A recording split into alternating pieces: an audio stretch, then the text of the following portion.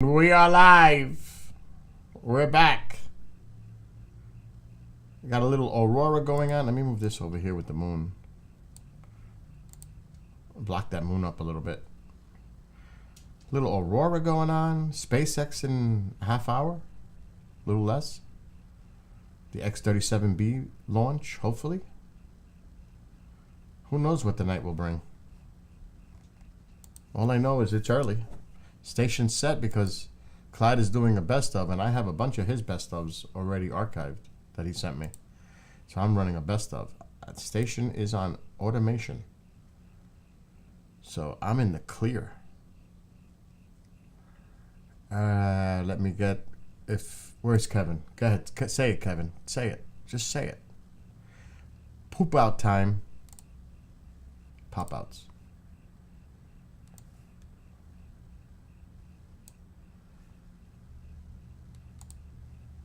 I ended up eating a meatball. Thank God I didn't get fast food today.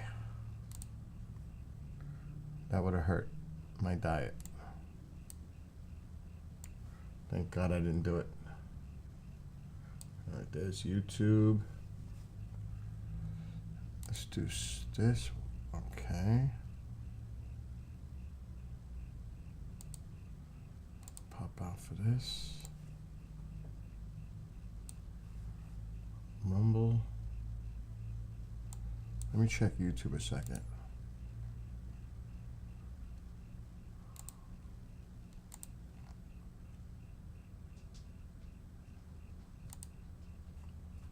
Make sure I'm muted on it. All right, let's kill this chat and open up this one.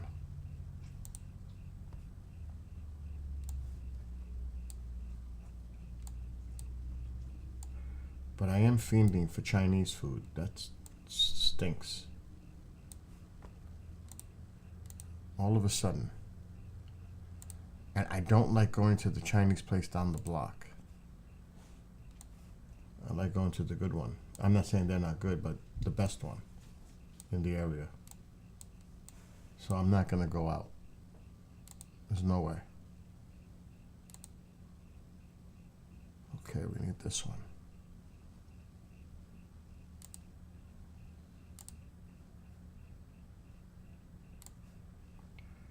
All right, all the pop-outs are now, oh my God, done. Mitchie, what's going on? How we doing? Are we doing? Made me some delicious meatballs. Did you, sir? Delicious. Yeah, I did. But they're not for eating. They're for the freaking lasagna for Saturday. That I got to take hours to make. So nobody's supposed to be eating the meatballs, but the meatballs are going down, so I might have to make more meatballs. I made 5 pounds. 5 pounds of meatballs. I think I have enough, though, for the lasagna. Plus, I'm making Italian sausage, sweet sausage, Saturday morning. And I'll be dicing that up. So it's not just the meatball that's in the lasagna. It's the sausage, too. So there's plenty of meat. There's only so much meat you could put. It really gets to that point. Because then it just gets way too heavy. Between the cheeses and the sauce, the lasagna noodle, and the meats. Are you kidding me? That thing piles up so fast. So you can't just go like insane, even though I do. That's just me. I always go overboard. So tonight, hopefully. Uh-oh, where is it? Uh-oh. Okay, time out. I have a problem here. 1, 2, 3, 4, 5. It might be underneath this. Yes. SpaceX. I knew something was going on. I was confused. So this says it's going to start in 20 minutes. So it is now 7:29, so 7:50. At 7:50 Eastern, this should start streaming. The X-37B launch. If it's on schedule, I don't know. But that should be awesome. It's the first time that's ever been launched by the Falcon Heavy. That thing must be huge. That's like... This is actually a good thing for them because they've already done the Starship twice with the weight of the Starship, but this is heavier, I would think. So this is going to be interesting tonight with that launch. Yeah, you're right. Everybody has to hit the stash. Like, I had hot chocolate earlier, but if I really wanted to, I don't know why Mom's cream cheese bagels tasted fucking nasty. I don't understand that.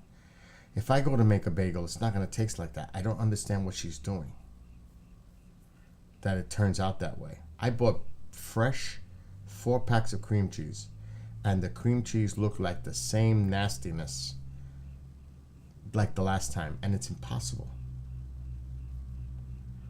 I don't know what she's doing. Is she putting it in the microwave? I don't know what she's doing. But something ain't right. Something is not right. So I could always have cheesecake with coffee, but I got to go make the coffee. So once SpaceX comes on, because I'm going to mute, I'm going to run and go make a fresh pot of coffee and maybe grab me a couple of those cheesecakes. A couple slices. I am in the mood to splurge tonight. Tycho, what is it? Stop looking at me like that. You freak me out when you start staring at me like that. And here he comes. My baby is here. The baby is here. You want to get up here? Oh, I put the stool out. So you hear him? He's coming. Wow. He wants to go out. That's what he wants. The baby wants to go outside. Right? I know what the baby wants. Especially when the tail is doing its thing. He just walked away from me though. But it won't be for long. He'll be back. Because I think he thought I was going to get up. Oh, shit. Anyway, I'm not going to mess with him. I'll take him out too while I'm making the coffee. So we got about 15 minutes before SpaceX starts the stream for the launch. The launch window opens, I think, at 8:07 Eastern. I think that's when the launch window opens. He's not going to leave me alone. Somebody's cooking in the kitchen. What's up, Ismail? Ismail.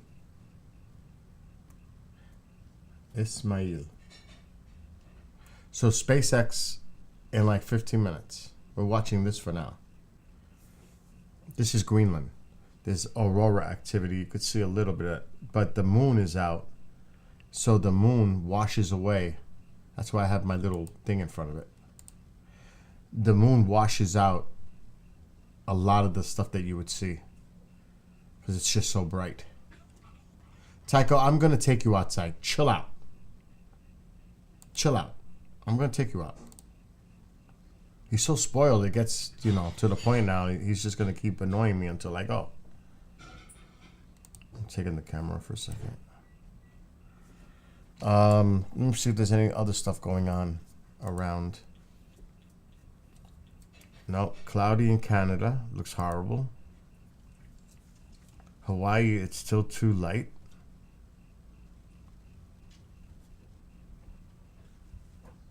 I don't see any other streams that look good.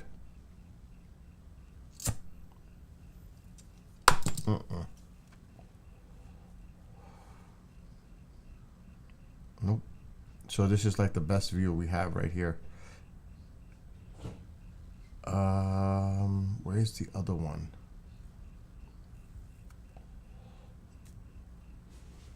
Oh, that doesn't look too good either.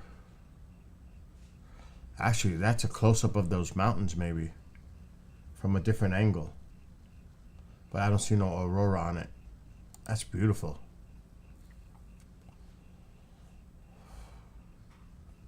Yeah, I'm not seeing... The airport looks cloudy, too.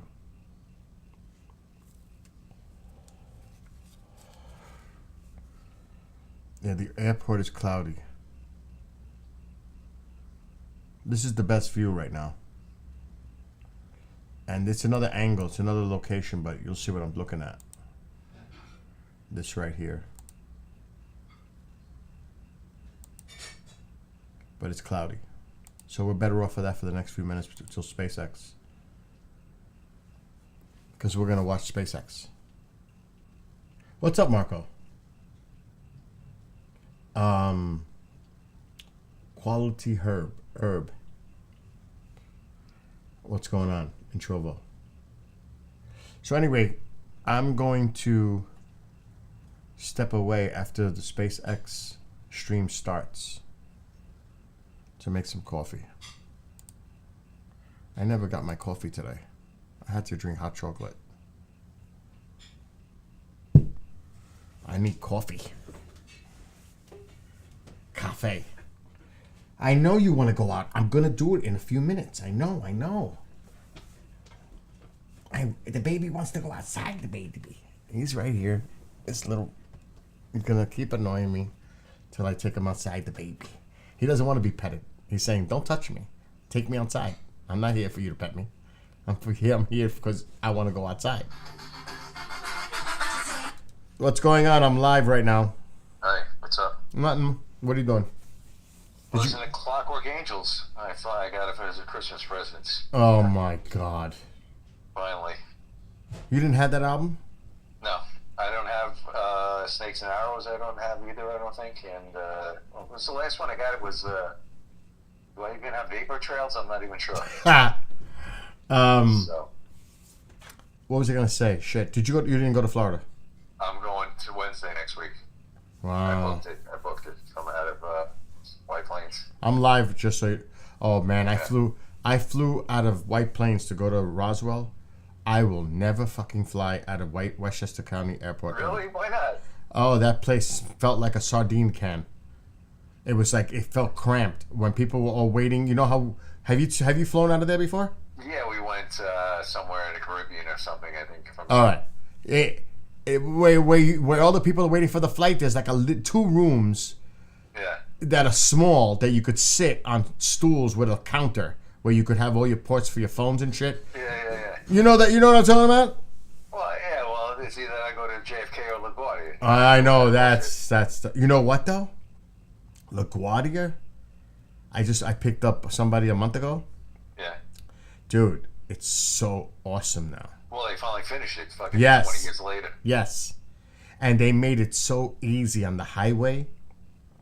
It's it's booked already, so. No, I'm saying. I mean, but it suck, but I wouldn't fly out of there because I wouldn't want to park my car in New York City. I do the Newark thing and park my car in a garage nearby, and I Uber back and forth. But if I had to pick of the New York airports now, LaGuardia is definitely the one. Definitely not JFK. Yeah, I always shied away. I would go to JFK. JetBlue, That's yeah. That's the reason. But, so he's hanging in there, but he's positive for prostate cancer. Yeah. So see how that goes. Oh shit, dude. He's gonna need some treatment, and wow. He's got to take some medication for a couple of weeks. Okay, so it's the early stages. Well, it's a 9 out of 10, but they didn't say it's terminal or they didn't say it's stage 4. So, I mean, it's treatable. It's gonna prolong him a little. Oh my God. Months. Yeah. It ain't.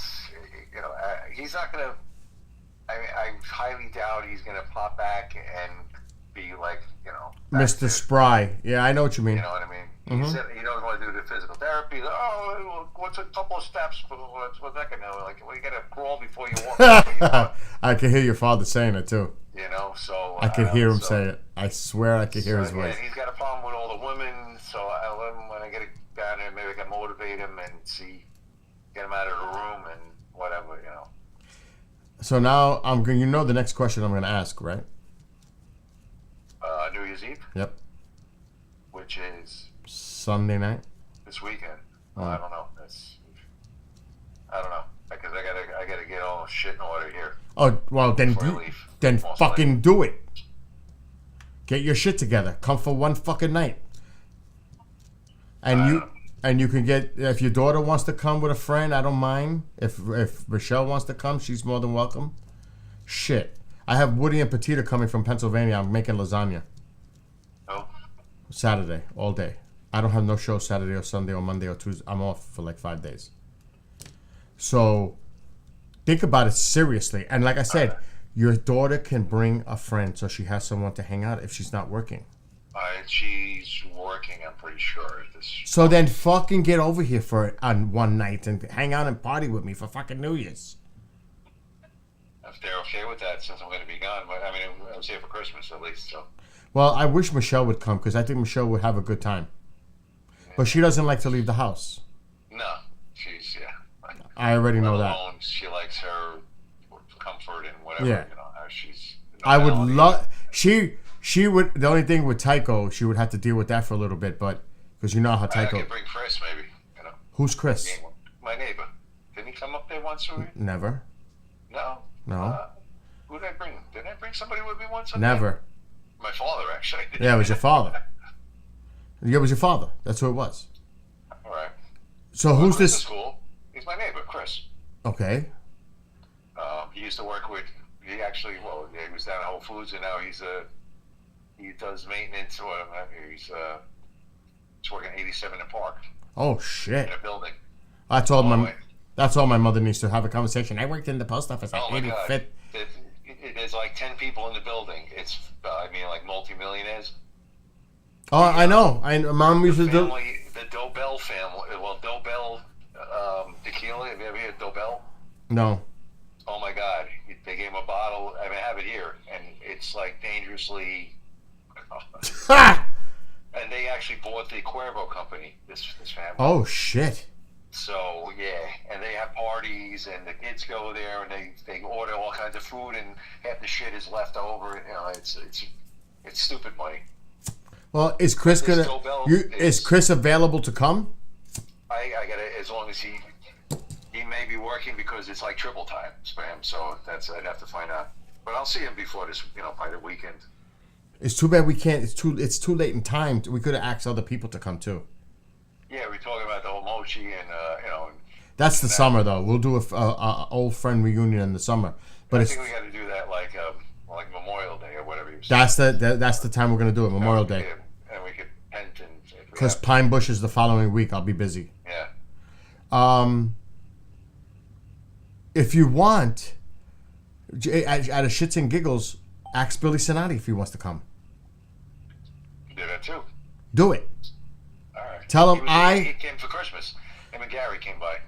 I don't know if Gary would come. Tell them I said my fucking house. I want to have a big New Year's party. The more the merrier, and I would love for them to come. Say it just like that. They can sleep. I got air beds. I got fucking, because if depending on, I mean, Woody and Petita. I mean, I can give somebody a room. Like, so Sonati came, I can give him his own room. But other than that, my mother's gonna. I should just call her. She's sleeping. But we'll figure it out, because I've got plenty of places to put fucking people. On the air beds. They're not air mattresses. You know the air beds. You've seen them, right? Yeah. They're fucking amazing. I know. We had one that my sister brought it to my father's place in Florida. So perfect. We can. I got the couch. Kendrick got the couch. Some people sleep near the fireplace on an air bed, or we could put two beds there. So like, if there's a couch over there on the side. Right? Yeah, that's a tiny one though. Yeah. That's not for like us guys. No way. Mom could do it, but not. But yeah, dude, I don't care. We'll figure it out. Let's just say that. Because nobody's fucking driving home on New Year's Eve. That's not happening. No. What do you know? So Yeah, no, whoever that comes, it's gonna be. whoever comes is committed to stay. Yeah. So It's a little stressful. It's still a mess here. well Still then, cleaning up from the last time I came back. I never went through everything that. I'm afraid to look at some stuff. well, start getting busy and start doing shit. You know me, I'm so busy every day. I don't even know what to do with myself. It's insane. That's me at work, you know. So I got when solar to work, panels. It's like the last thing I want to do is start fucking. Oh my God. Fucking around, at They're home. putting up fucking solar panels first week of March. Now you're getting them. I thought you. They made me a lower deal. I couldn't refuse. $145 for 23 panels. Okay. And then what I might do is take a loan out to get the battery. Right. Because that's cost anywhere from. All right. Well, yeah. Yeah, if I have to, I do that. That doesn't matter because I'm saving fucking money. Because the same money, my electric bill this month was $350. It's gonna get cut in half. I'll still probably pay $50 for the other stuff I need, but I'm still getting from a solar farm. I didn't cut that. So the power that I do get from the grid is still coming from a solar farm, even though it's not that much this time of year because we don't have that much sun. But it's still going to cut the cost down to say $200 a month. Do you know what I'm saying? You know what I mean? Yeah.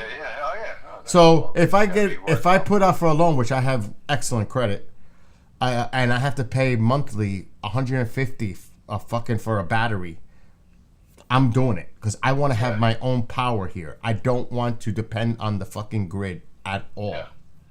And I'll pay whatever thousands it's cost to get me that battery to be put for the solar panels because that I can harness the power.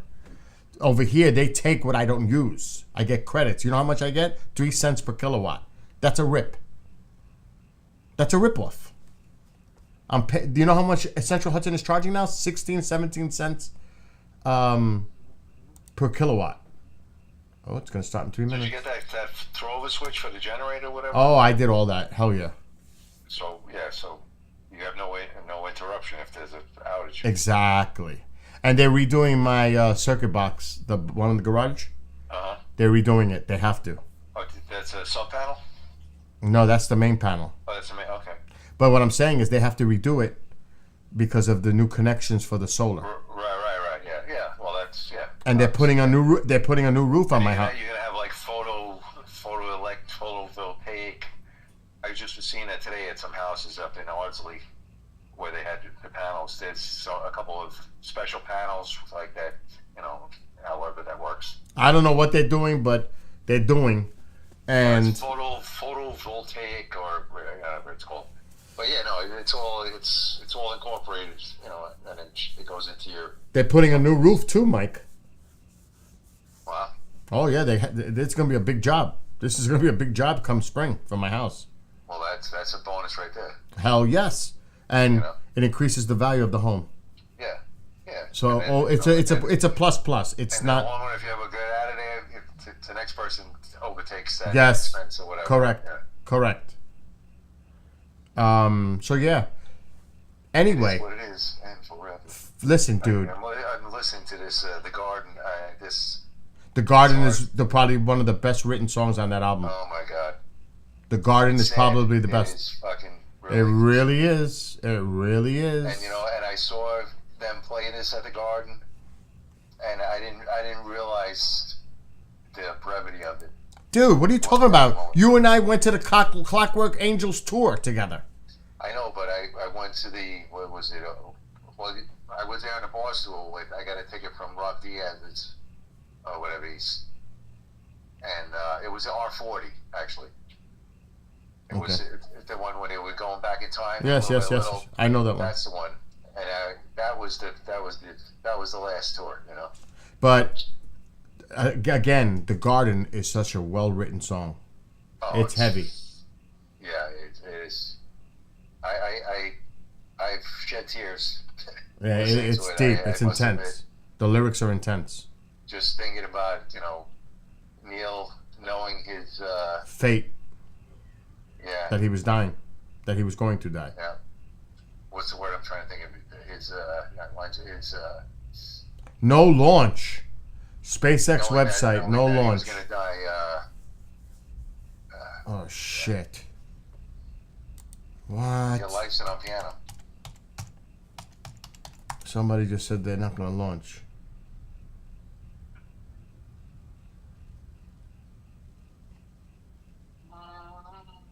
I don't know what mission. I think it is this one.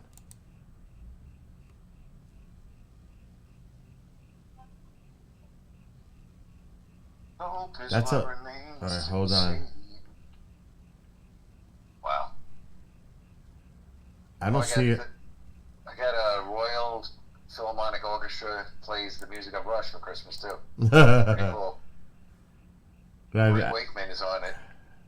Wow, that's interesting. Bonus track, yeah. Orchestral. It's funny too because I was playing a little bit along to it. It's you know I have another like classical CD where they play Rush music, but this is with the Royal Philharmonic, and then the bonus track they go into the 2112, and I was playing on, and all of a sudden it drops down to half a step to E flat. I was like, what? You can't just do that. I'm like, change guitars. They're like, what are you nuts? But he used to do that on stage. He would go change the guitars. Yeah, I know. Well, I mean, I usually it was like from an acoustic to his electric. You know, like. Yeah, but they don't change.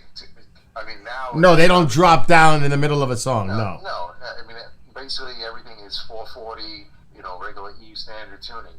Yeah. On the guitar, E flat is like Alice in Chains. Everything. Van Halen is all E flat, which is only a half step down. And I'm sure in the last tour they were probably tuning almost a whole step down just to. If you notice, you know, he's hitting the notes. They tune it down so you don't have to sing that. Mm. So who knows? I don't know. Well, listen. Let me know. Let me know about Sunday. And I said, let me think about it. Talk to Chris. I got the weekend to get shit together. Yeah, talk to Chris. Talk to Billy. Talk to. Sunday night is actually New Year's Eve. Yes, Sunday night is New Year's. So you would have to get here. I'm off Monday, so and then exactly. Tuesday, I have 4 days. Actually, I got 5 days. Well, listen to me. You have to get here like in the middle of the afternoon, like 3, 4 in the afternoon. Yeah. So Saturday night, I would suggest you sleep late to get a good night rest. Try to get it if you come, because it's gonna be a long night on Sunday night. We're going. Should I bring an April? A what? An April. Oh my God! I was like, "What are you nuts?"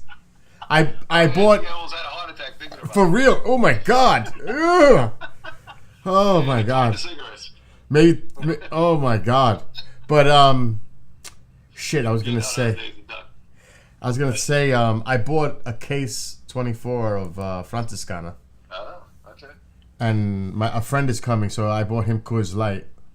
Okay. Oh boy. I got the tequila. I've got Corona. So if you come, you might want to bring some alcohol. Jägermeister for sure. Oh, I ain't touching it. I am not touching that shit. Oh, I am not touching that. No way in hell. You got it. Jägermeister cold brew. Woo-hoo. Oh my God. Anyway, do what you got to do. All right. And I'm gonna go because the stream started for SpaceX. So right, send love to my man. I will, but call them and find out. I'm serious. All right, let me see. It's I gotta make sure my ducks are in a row before I leave here. Oh, I know that.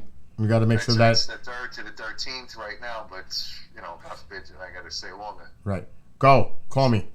All right, I'll talk to you, Bill. Later. All right, later. Bye.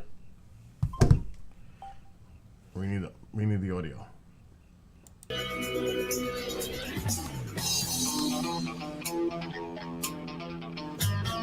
That's one thing. SpaceX's audio sometimes is brutally low. Brutally low. They need. I would fire their engineer, whoever does their audio. This happens all the time. You don't even know.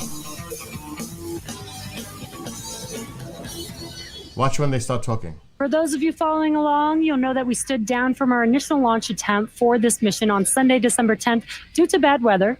On our second attempt the following day, during the count, our teams reviewed data related to system checkouts, which resulted in a no-go condition and decision to stand down from launch that evening.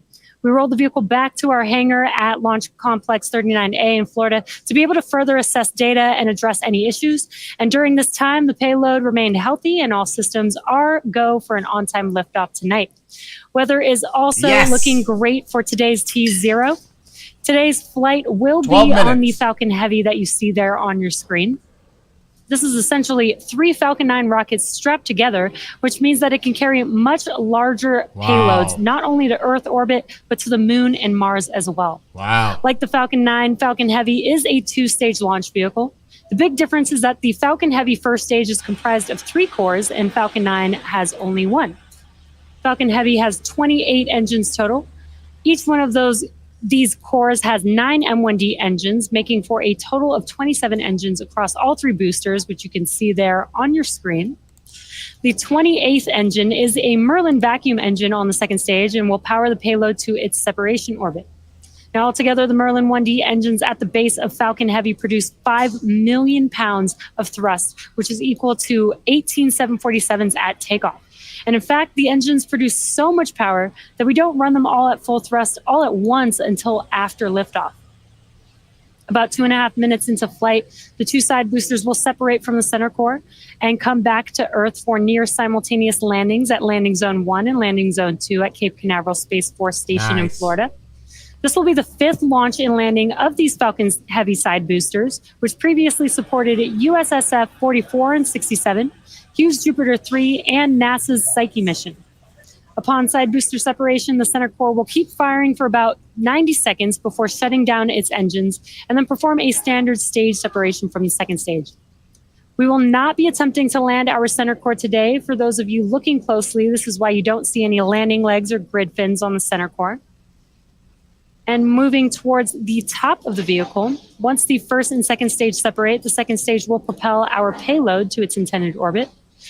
At our customer's request, we will not be showing views of stage 2, so immediately after the Merlin vacuum engine on the second stage fires up, we'll be directing all of our attention to the landing of our side boosters. Now, above the second stage is where our payload is safely enclosed inside of the fairing. The fairing protects the payload from aerothermal loads, heating, and contamination during ascent. Once we reach the vacuum of space, we will jettison the fairing as the second stage continues on its journey to orbit. We will be attempting to recover the fairing halves today with our recovery vessel, Doug. So they don't want to show you what the craft looks like. And at T-minus 10 minutes and 8 seconds, the SpaceX team continues to count down towards our 8th operational Falcon Heavy launch and 9th overall since taking flight in a demonstration test flight back in February of 2018. All systems are a go. Before we began the webcast, the SpaceX launch director polled the members of the launch team and got a go for propellant loading and launch. And we are currently loading propellant on all 3 first stage boosters as well as the second stage. You may be able to hear some of the live rocket sounds from our launch pad. Those pops and hissing sounds that you hear are from propellant loading, as well as the launch mount and strong back that the propellant is flowing through. Falcon Heavy uses 2 propellants. One is a refined form of kerosene called RP1 or Rocket Propellant 1. That's our fuel. The other is our oxidizer, which is liquid oxygen, or commonly called LOX. An oxidizer is a type of chemical that releases oxygen to mix with fuel and allows it to burn.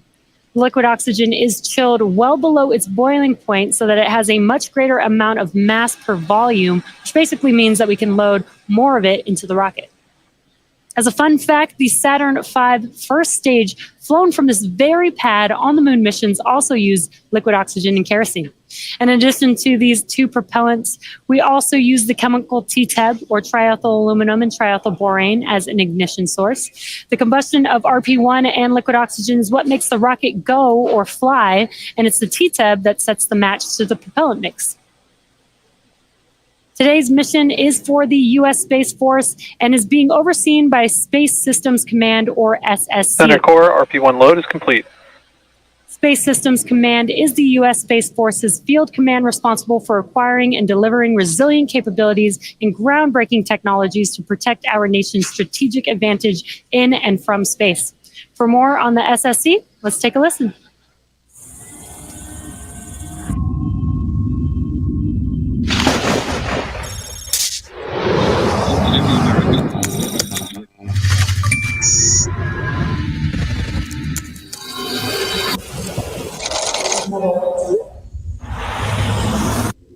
The ultimate high ground has no ground. The satellites in orbit around our planet provide the critical infrastructure we use to defend and protect the security and prosperity of this world we all share. But space is no longer a benign environment. Adversaries and near-peer nations are actively working to dominate the most critical battleground of our day. At Space Systems Command, the time to act is now. The race is on. Our adversary is out there. They are going to work every day, trying to work harder, smarter, faster than us. But we are making sure that that does not happen. The Guardians, airmen, and partners of Space Systems Command are working with unstoppable urgency to innovate and act now, delivering solutions to emerging threats, creating resilient space architectures we can all rely on, especially during times of crisis and conflict. The fight could happen tonight, it could happen tomorrow, it could happen in a couple of years, but we need to start innovating now, and that's exactly what we're doing. For Space Systems Command, working faster means breaking from the status quo, exploiting existing space architectures and capabilities in creative new ways, working with commercial industry, innovators and tech startups, and allied nations to exploit, buy, and build, to deliver better, faster, and more affordably. We are advancing the space architecture that we have up there right now, making sure that it's optimal, making sure that we get new space architecture set up, prototyping, experiments to ensure that we can outpace the enemy tomorrow. To maintain our lead in space, Space Systems Command has embraced a new culture, empowering its people to race forward, speak up, and connect with industry in unprecedented new ways. Our people are agile. They continue our partnerships. They are working collaboratively day after day in order to contribute to the big warfighter purpose. Space is a team sport. We have to work together to provide integrated, resilient capability and speed in order to fight through any contingency crisis. Space Systems Command is moving fast to maintain U.S. superiority in space, running a marathon of sprints, thinking differently, acting boldly, empowering at every level to make space work for us all. At Space Systems Command, space starts here. At T-minus 4 minutes and 45 seconds, all systems are currently a go for an on-time liftoff. Next up, the trusted structure next to the vehicle, which is known as the strong back, will begin to retract away from the vehicle, and that is in preparation for amazing. liftoff. The strong back retract has started.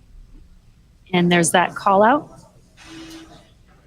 Now, you could see on your screen just below the fairing around the second stage are some clamp arms, and they're starting to slowly open up. Once they are fully open, then the TE can begin to recline away from the vehicle. Wow, already 4 minutes. And the vehicle is nearly fully loaded with propellants and will complete at T-minus 2 minutes. And there you can see on your screen those clamp arms are opening up there. The range is green and ready to support. Weather is 90% go for T0. So N1 lock float is complete. very great news with the weather. If for some reason we do not launch today, we do have a backup opportunity tomorrow around the same time. And there you can see on your screen, the clamp arms are now fully open. So that TE to the right of the vehicle that you see there, to the right of the fairing, is beginning to slowly move away from the vehicle. Additionally, TY lock float is complete. Additionally, it is worth noting that at the request of our customer, we will, again, not be showing views of the payload. So we will be ending the webcast just after Falcon Heavy's side boosters make their way back to land on landing zone 1 and landing zone 2 around the T+8 minute mark into flight.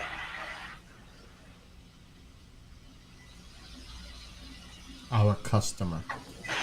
Center core, lock float is complete. And we just heard that call out. Spacecraft is on internal power.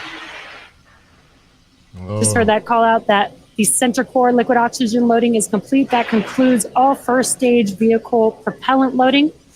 We are still loading liquid oxygen on the second stage, and that should conclude at the T-2 minute mark, which will also conclude all propellant loading for Falcon Heavy. I don't know about everybody else, but I always am nervous when these launches happen. Always. Always nervous. And you can also see these white clouds on your screen. This is normal. This is us just venting out the boiled off liquid oxygen at the liquid. Stage 2 lock float is complete. And there's that call out that stage 2 LOX load is complete. That concludes propellant loading on Falcon Heavy.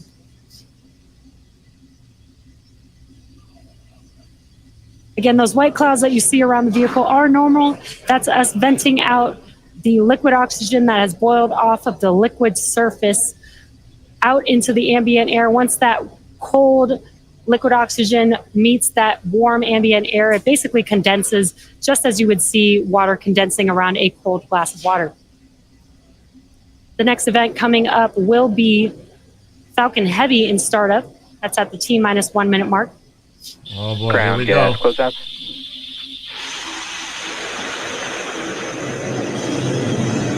And now that we have finished propellant loading, we are also clearing out the liquid oxygen line on that transporter erector, and that's why you see a little bit more of those white clouds there on your screen. Again, at the T-1 minute mark, Falcon Heavy will be in startup. This is an autonomous vehicle, so the internal flight computers will take over the launch countdown. Amazing. Falcon Heavy is in startup. There Great we go. news. There's that call out. That Falcon Heavy is in startup. Now just waiting for the final call from the launch director. This is the mission director. Go for launch. Go for launch. And great news with that call out. All systems are go for launch of Falcon Heavy with USSF 52. 30 seconds. T-minus 30 seconds.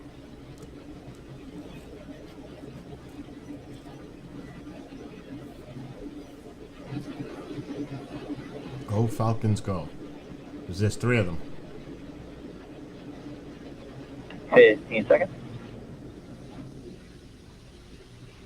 T-minus 10, 9, 8, 7, 6, 5, 4, 3, 2, 1. Engines full power. And liftoff of Falcon Heavy. Go USSF 52. Beautiful. Look at those engines. Oh my, look at that. 28 of them.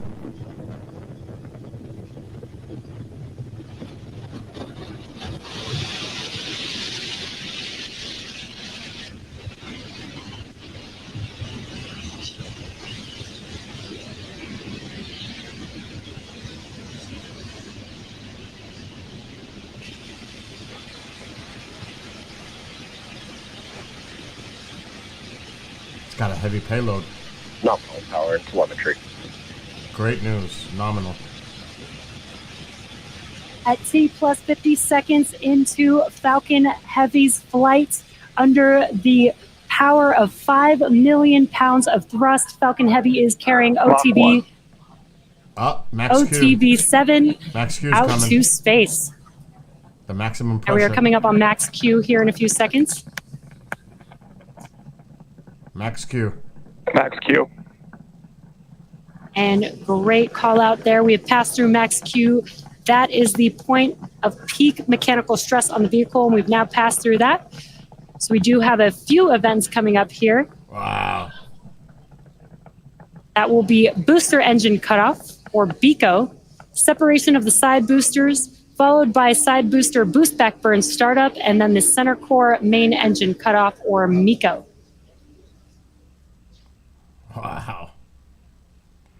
Now again, those are a few events coming It up looks here. like a MECO phoenix. side booster separation. That'll like be a the phoenix. separation It from really the does. center core. The center core will continue to carry stage 2 with the payload until it shuts down its engines with MECO and performs a standard stage separation like you see on a Falcon 9. And there you can see on your screen, on your right-hand screen, some views from the side boosters and a really awesome view of Falcon Heavy on your left-hand screen with all of those engines burning really bright there. That's amazing. Coming up on BECO in a few seconds here. Here comes Pico. Booster engine cutoff. Side booster separation confirmed. Nice.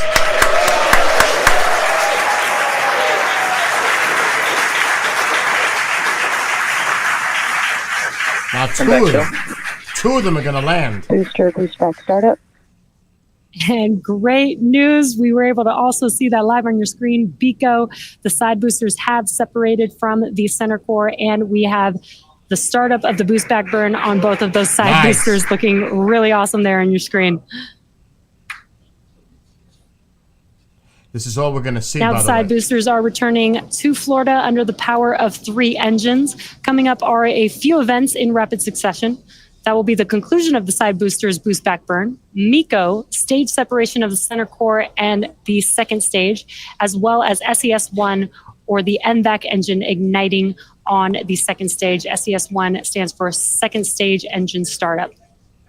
And as I mentioned previously, per the request of our customer, we will not be showing second stage views after SES-1. Additionally, our center core, or stage 1, is expendable today, so we will not be attempting to recover it, but we will be following the side boosters back to land, so you can continue to stay tuned for the side boosters that. are going to land, 2 of them. The center core is We're going to coming up on the splash conclusion down of the side boosters burn. somewhere. Booster boost back shutdown. Stage separation confirmed. Good. Fire up the engine. And back ignition and full path.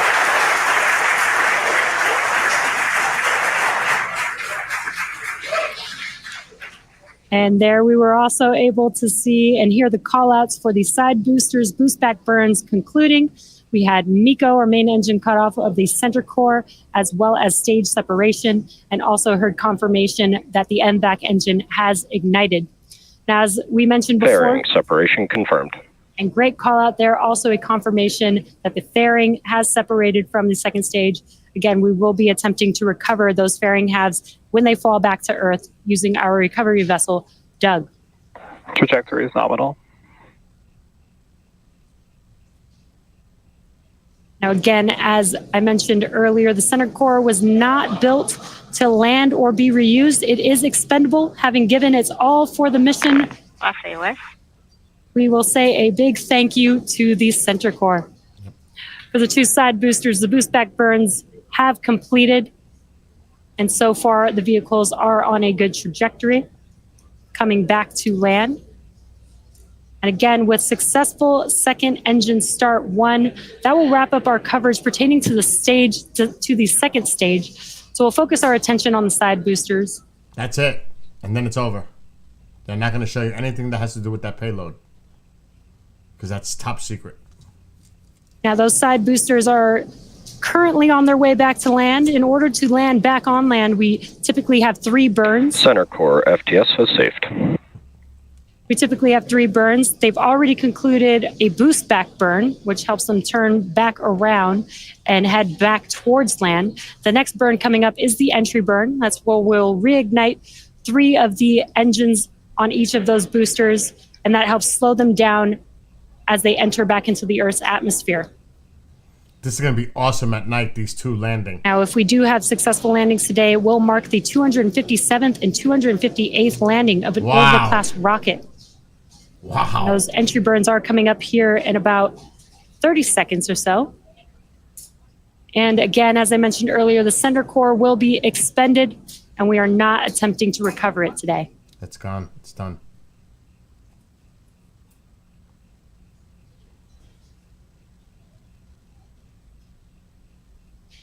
Again, the entry burn is coming up here for the side boosters. Booster entry burn startup. All right, show us the images. And there's that call out that the entry burns have begun on the side boosters. There they are. And there you can see on your screen. Stage 2 FTSO saved. You can see on your screen the engines have reignited. Booster entry burn shutdown. PY FTSO saved. And a Look short at burn, this. FTSO saved. Look at this. short Oh my burn for God. both of those boosters, That's just under wicked. 20 seconds. All vehicles are on nominal trajectories. Nominal. Great call outs there. All vehicles on nominal trajectories. Look at Now, this. again, we do have one more burn for each of these side boosters coming up in just about 30 seconds. That is the landing burn. It's a single engine burn for each booster. And just one engine is powerful enough to slow the vehicles down and safely land back on land. Again, we are Booster targeting landing zone 1 and landing zone 2 for today's landings. That's wicked. The burn has to be coming soon. Booster landing burn. And we heard that call out, and you can see on your Look screen at that the this. engines have Look at reignited. this. Landing leg deploy. Let's watch as these side boosters touch down for landing. Stage 2 is in terminal guidance. Oh my God!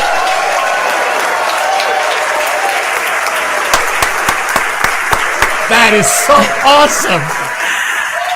And there you can see on your screen and hear the crowd here, very excited. We have successfully landed both Falcon Heavy side boosters on landing zone 1 and landing zone 2. With these two side boosters, this marks the 257th and 258th overall successful landing of an orbital class rocket.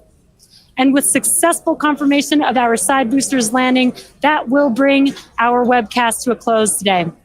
We'd like to thank the United States Space Force for entrusting us with today's mission. And we'd like to thank all of our viewers for tuning in.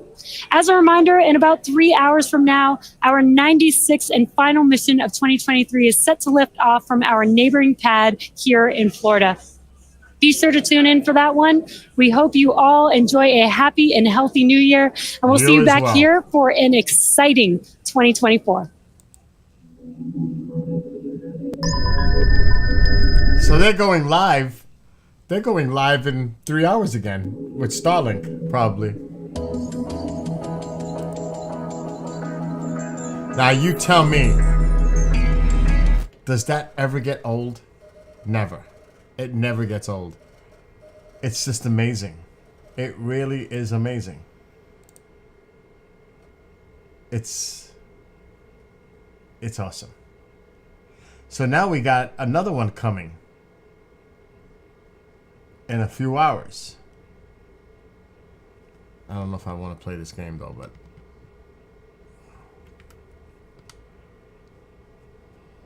I'm just gonna keep it on pause. Let's see what the skies are looking like. Cloudy.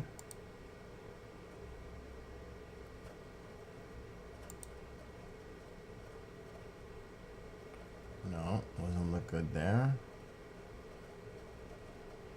Not looking very good.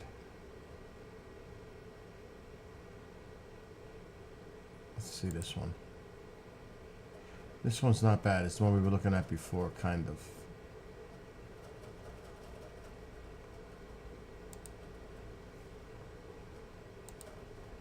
Let's just keep that up for a minute. I need to chill out for a second. Wasn't that cool, Bob? That was amazing. It's always amazing to see them land, two of them. And I knew the nighttime effect would be awesome, just to see them both coming in, landing, almost at the same time. It almost looks like something out of a science fiction movie. It really does. It looks like something out of a science fiction flick. But you know, I never get tired of watching that.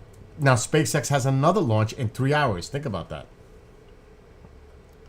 That's probably just for Starlinks, if I had to guess, because they're always launching Starlinks. So They're very busy tonight, but they're happy on this one. I can tell you that. This was a big deal for them because they were entrusted with the X-37B. There had to be some nervousness with that one because now you're carrying that payload. You don't want nothing to happen with that payload on it. And not only that, moving forward to be entrusted with these type of payloads is important for SpaceX. If that would have been a catastrophe, it would have been a catastrophe for even thinking about them in the future. It causes doubt. But there's no doubt right now. It was completely successful. So that's a great sign.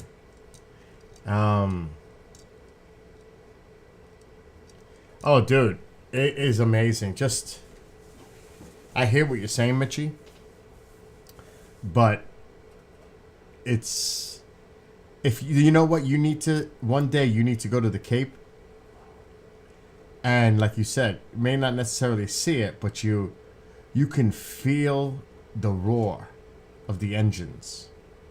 If I was at Cape Canaveral, it's so intense.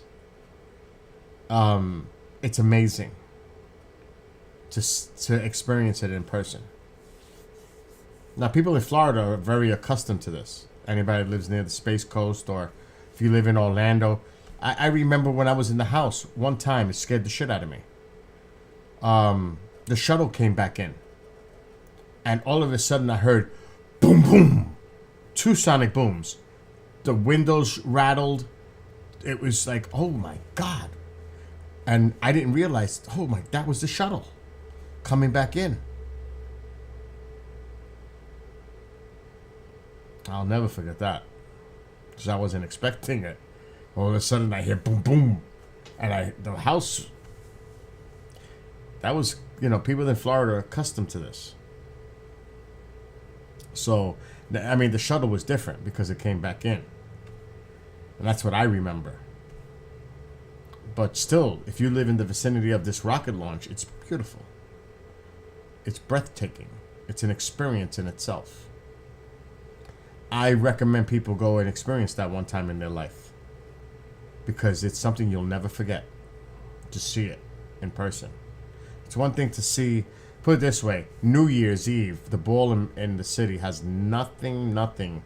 I would rather be waiting for days, camping out at the Cape and waiting to see a launch than to go to New York City. Let's just say that, for sure. Hands down. No doubt. That's something I would be willing to do and have done. Because right near Cape Canaveral, for people that are familiar, you have a lot of the cruise ships over there. They leave port from there. And there's, at the end, it's to the left of Cocoa Beach. There's a big giant pier. But before that pier is a campsite. And that's where a lot of people will stay to watch the launches. And then Cocoa Beach is right there. It's right next to it. It's like... But it's beautiful. And like I said, if you ever have the opportunity to experience it, I highly recommend you do. And it also depends on what the launch pad is. Because there's multiple launch pads. But it's usually the 2 big ones that they use in Florida.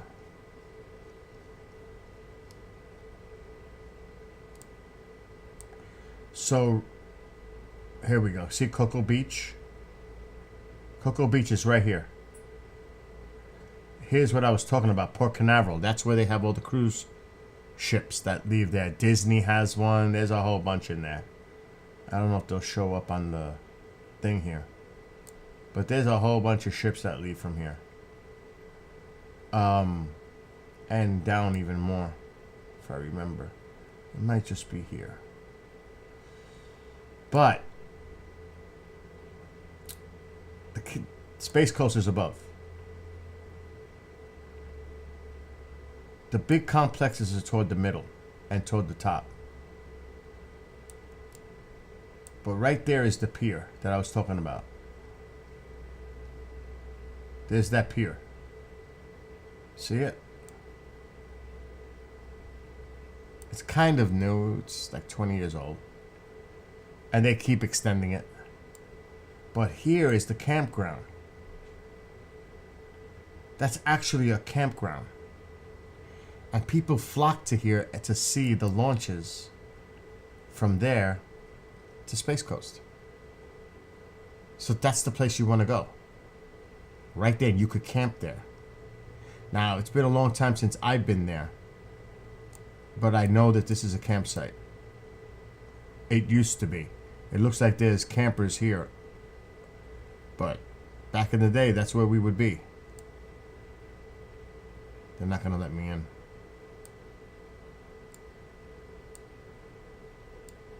I don't know how close we can get. That's as close as we're going to get.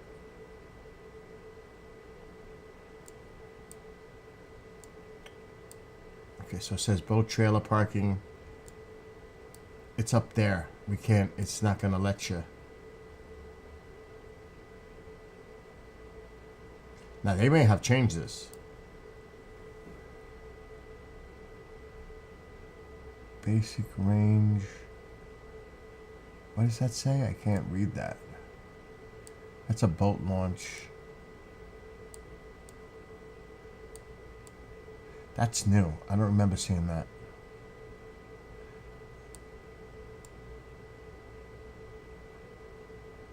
That's a trailer park. They closed it off? Is that possible? They may have. Wow. No trespassing. I seen that sign. It's gated. Yeah, but there's a cafe there.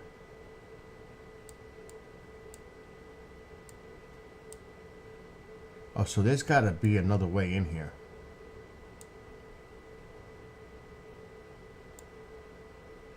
I can't highlight anything. Wow. That's bull. Launch. Viewpoint. I just saw that. Launch viewpoint.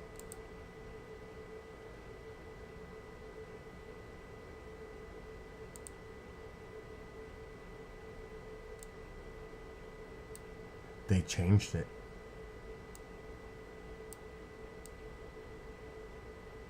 Campground circle, see?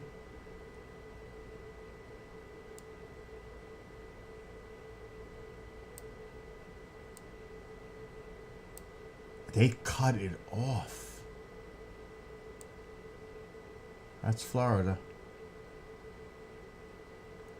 Wow, that is messed up.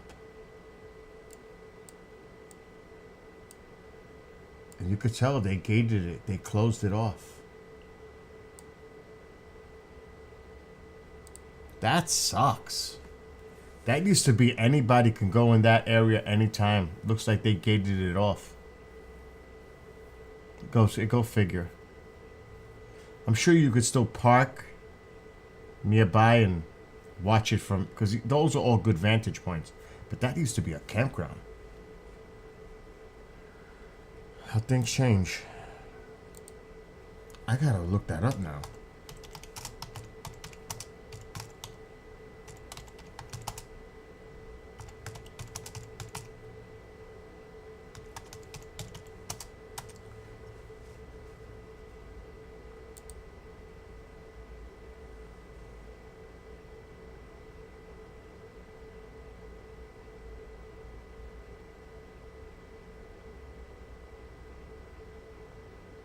Okay, so the place we just seen with all the trailers, it just makes sense now. They want you to pay to get in there. And you got to make reservations. Good luck with that. I got the website. They're slick. They are slick. What they did. This is what they did. That is slick.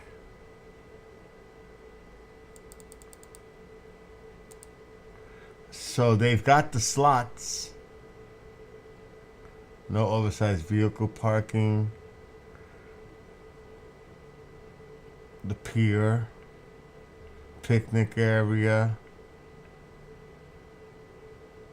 And this is down here is where you can reserve. Okay, there's a tent area here. And all the spots to reserve. And it tells you what it provides electrically, all that. Sewer for the trailers. It's actually nice. But there's the gate. They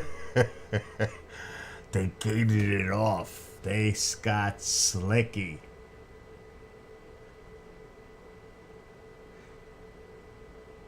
Campground reservations can be made here. Only registered campers are permitted to bring pets. Okay.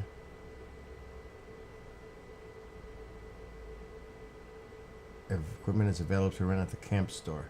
That's this one. So it's not bad. But can you imagine trying to get a reservation now? For people must have that shit booked up for every SpaceX flight, everything that goes on. It's probably so booked out you'll never get a reservation. It's probably so hard to get a reservation there. It's like impossible. But years ago, like this is years ago, it was like 2 decades ago. You used to drive to the Cape, park. It wasn't like that. You used to just walk on the pier. Definitely was not like that. And you could tell it's new. You could tell that's recently renovated. Because I don't remember it looking like that.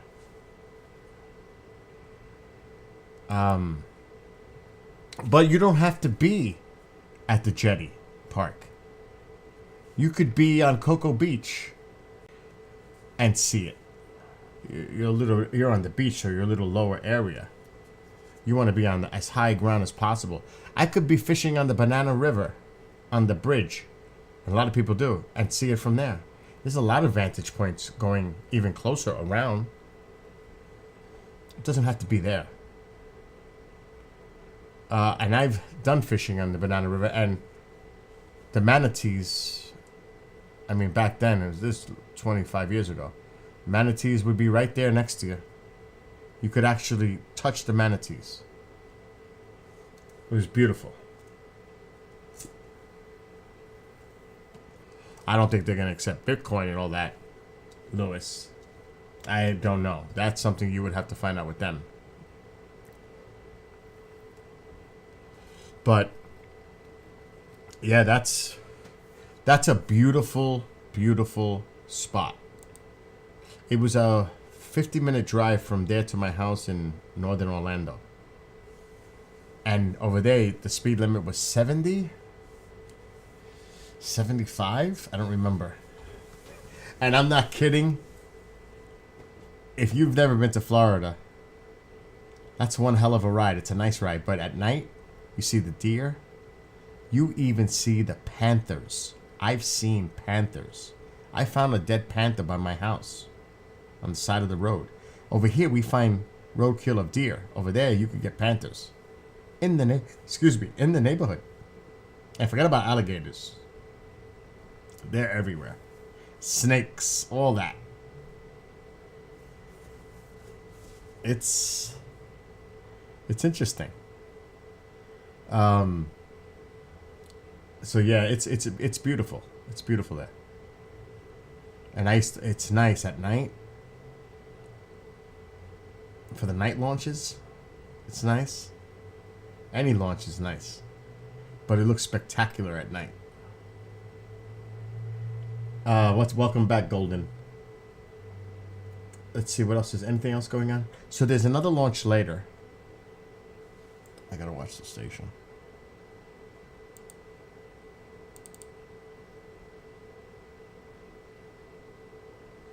I'm good till 1 o'clock tomorrow afternoon. Tomorrow there are a ton of shows. Everybody's live tomorrow. Everybody's live. And then I'm off for the weekend. So tonight's my easy one. Because there's no live shows going on. Clyde's not live. UAP's not live. I wouldn't be here if they were live. So it's an easy night. And I'm preparing for my New Year's Eve party. The more that show up, the better. I like parties. I don't like the cleanup after the parties, but I like parties. And it's just, it makes it more of a festive environment when there's a lot of people.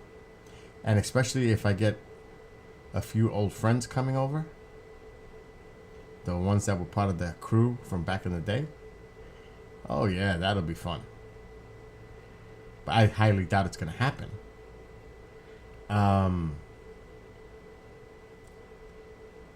What kind of panthers? Not the Pink Panther. Black Panthers. They're all over in Florida. You see them. At least I seen them. It's funny because you'd just be driving to see an alligator on the side of the road, especially over there because it's all open. As you're driving to the Cape, it's all open. You got the water on the right side. Like it's awesome. You know what's awesome? Daytona.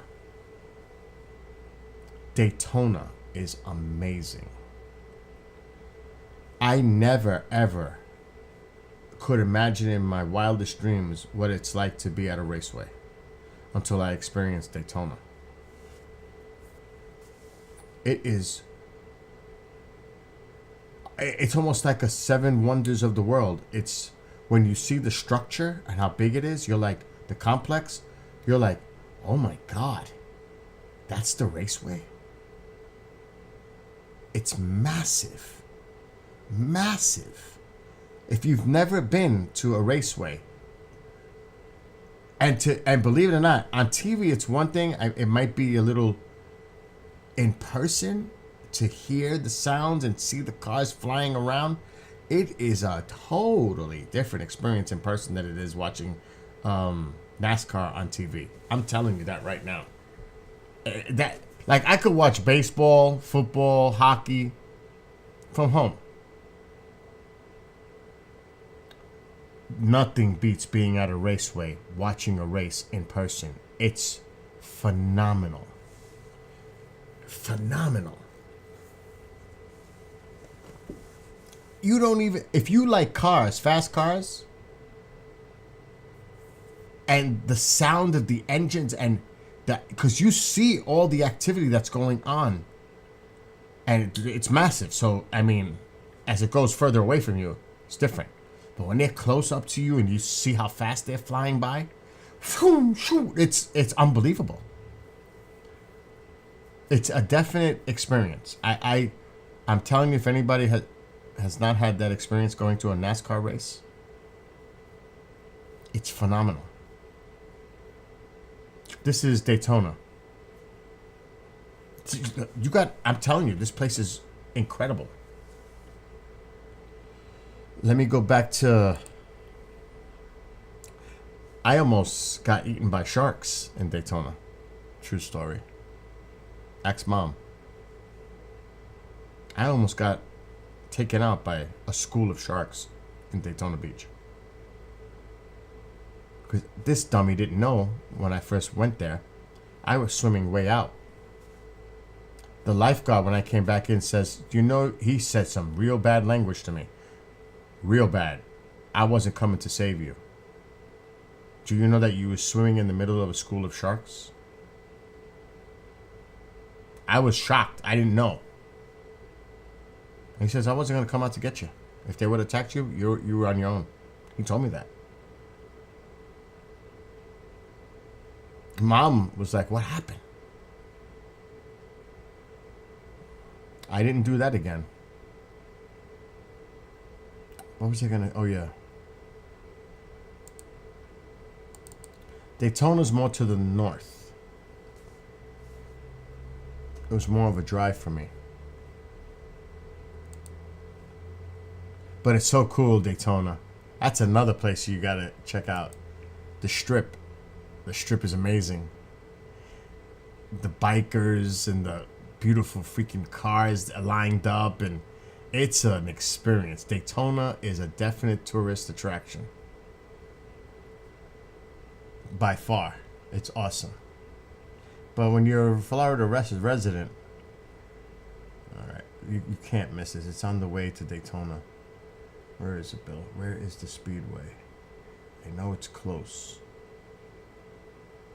Fuck, where is it? It's right near it's not far from the beach.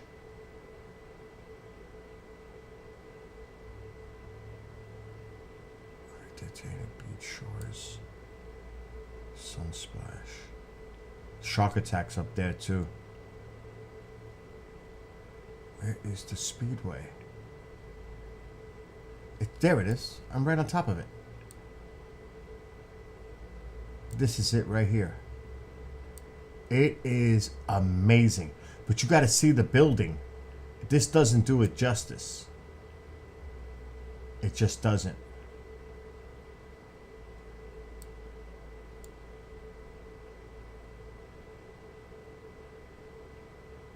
Let me see where I can get down. I think it's this side where you see the structure. It is. When you're driving toward Daytona. It's massive. That's not even a good angle. It's so big. You have no idea. It's massive. I'm telling you, it's massive.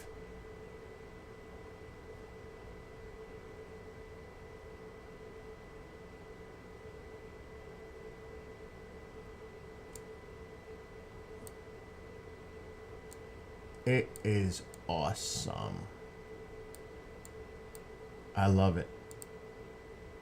If I go back to visit Florida, I'm going to make sure that there's a race going on when it happens. Just imagine sitting there and watching this race.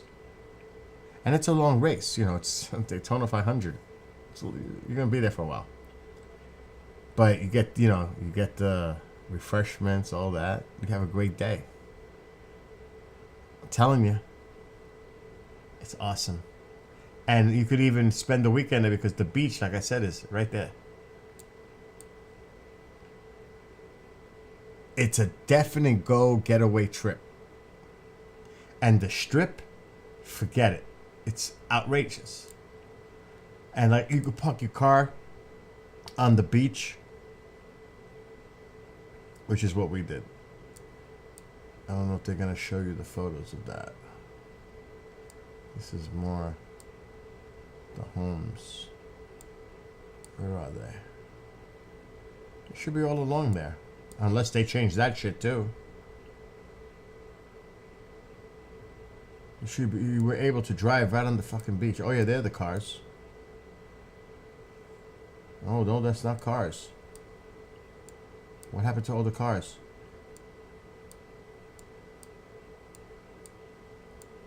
Okay, here we got some cars here. Yeah, I remember this. Okay. See, you could park your car right on the beach. That's the way. See? And that's the Strip. That really is the Strip. You can tell with all the hotels. Look at that. I am telling you, that is a great time.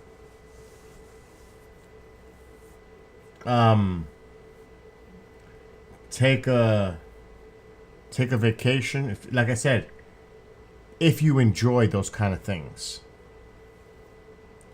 Time goes so fast. It flies. You need to spend like a week there. It's expensive, but you need to spend a week there. Because it's going to go too fast. You need to enjoy everything about it. Now, me, I could stay at family's house. Because I have a lot of family in Florida. And just go to Daytona for the day. Or the night. And drive back. It's like an hour and 20 minutes back to where they live. It's not bad at all. But if I'm gonna party, I'm staying over somewhere in Daytona. That's for sure, because I don't drink and drive. But that's a great getaway place. So, yeah.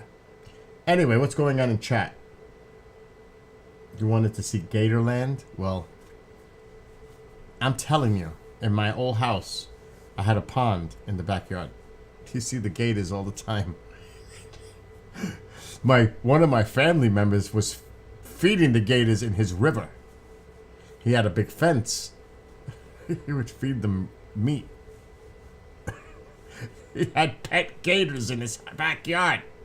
I'm like, really, dude? You got pet gators? And he had a swimming pool in ground, but again, it was well fenced to the river. Because it was a big river. This was not a small river. He had a big river in his backyard. And, want to see something cool? Come with me. Where are we going? We're going to go feed the gators. What? What are we going to go do? We're going to do what? Because I'm thinking, how are we going to feed these gators? How safe is that?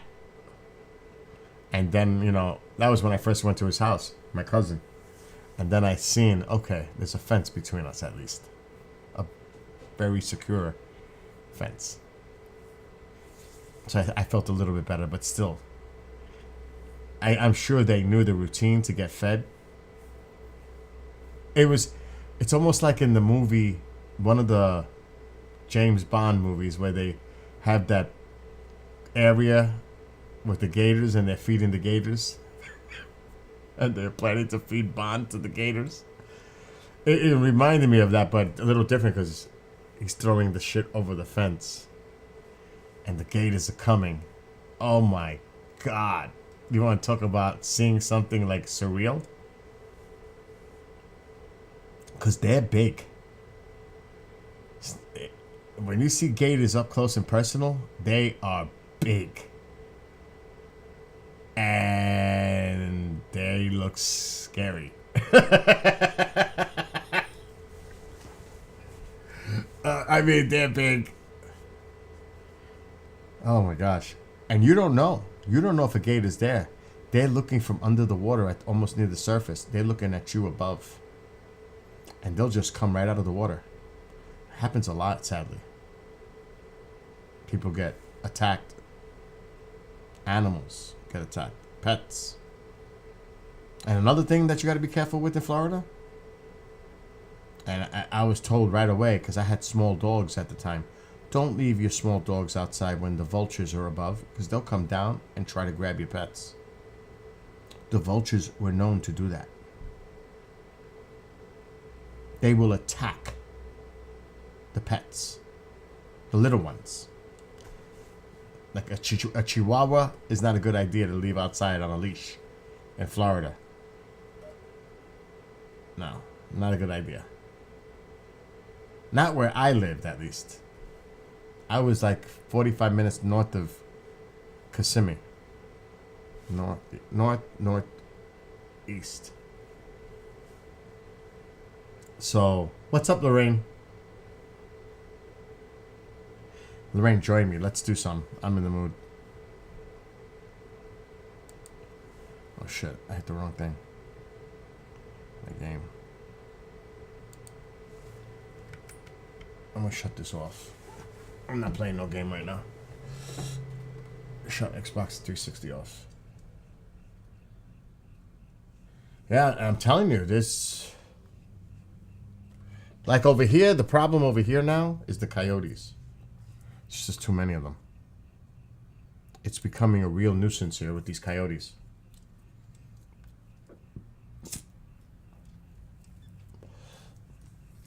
I don't think I've heard any reports of bear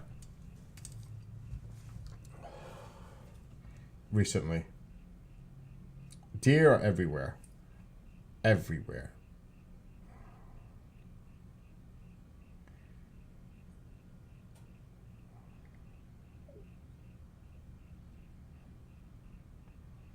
Just checking messages.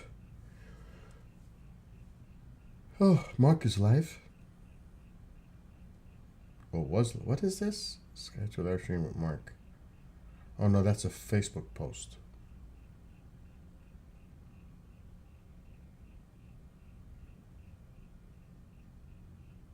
Oh shit. I fell asleep earlier for an hour. I feel pretty good. Alright, no messages. Good. So, I am planning to go absolutely nuts on Sunday night. Now, depending on how many people are here, did you get to hear them sing? No, I just heard them howl. Not sing, just the howling in the pack. Mark told me that that's when they make a kill and they're like they're celebrating the kill. That's what Mark D'Antonio told me. I don't know if that's true.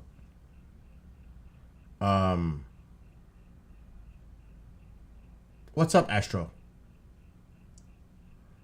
So I don't know about the singing part, but out there you just never know what's going on. Now I disarmed my cameras because they were just going insane outside. High usage on garage, driveway, woods, of course, because that's where all the traffic is. I had 200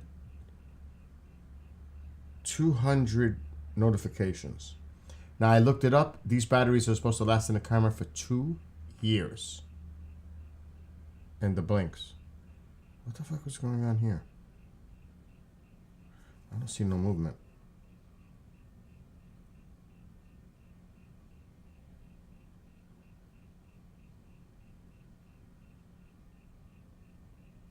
I don't see anything.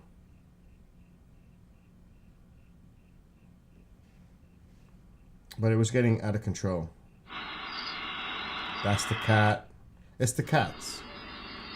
UPS driver. There goes the UPS driver. That was yesterday when my sneakers came. So it just got to the point I had to shut these cameras down. Now is a good time to put them on at nighttime. But during the day, there's just too much traffic. It's going to kill these batteries. So I'm going to arm them now. The Ring doorbells are always on. There's 3 of them. House is armed. Now, if this goes off, then we have activity. But I got to clear out the old videos because there's too many.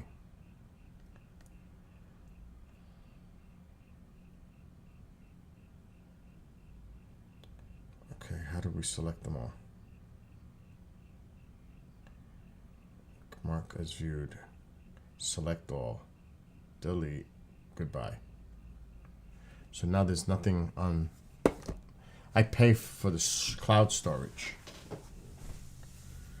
Okay.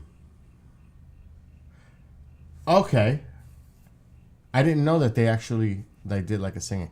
But they do kind of, even when they're howling, it's like a weird howl. It's like it kind of almost sounds like they're doing different keys in their howl. It does. Now that I think about it. That is true. No, but they do. They have different, I'll say it like this, different pitches in the howls. The pitches. You know what I mean? It's different. Now that you say that, that is true. Now that I think about it. Oh my God, look who fell into chat. Heidi. Heidi, I was talking about you today on a show.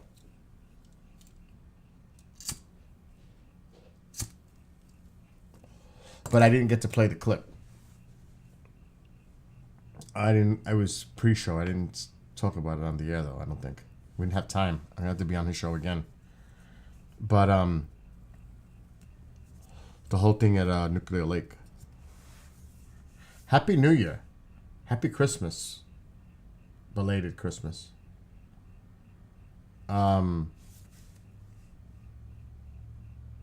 Just chilling out. Oh, that's what I was talking about before I got sidetracked. I can't do it now because Mom is sleeping. I want to run one more light test with the lasers for New Year's Eve. But I can't play loud music right now because Mom is sleeping. Because it's loud. You won't hear the loudness. You'll hear it through the mixer board. We hear the loudness. And it's loud. But I want to tweak the lasers for New Year's Eve. Because I am definitely going to enjoy my New Year's Eve. That's why I kind of warned Woody to bring earplugs. You're going to want earplugs. Because it's going to be a party. New Year's Eve. The one day out of the year that I can party and play loud music that I don't feel uncomfortable doing it for my neighbors is New Year's Eve. So a lot of other people are doing the same thing, and people are doing fireworks too. So New Year's is the night of celebration.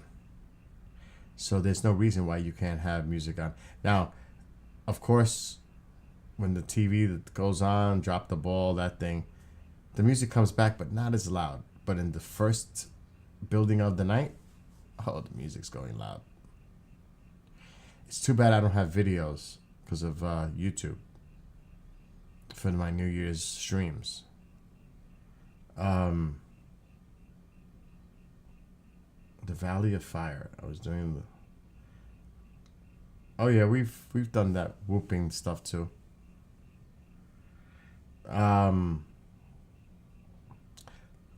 But I can't. In a way, I can't wait. But I'm not ready because I have a lot of prep to do still.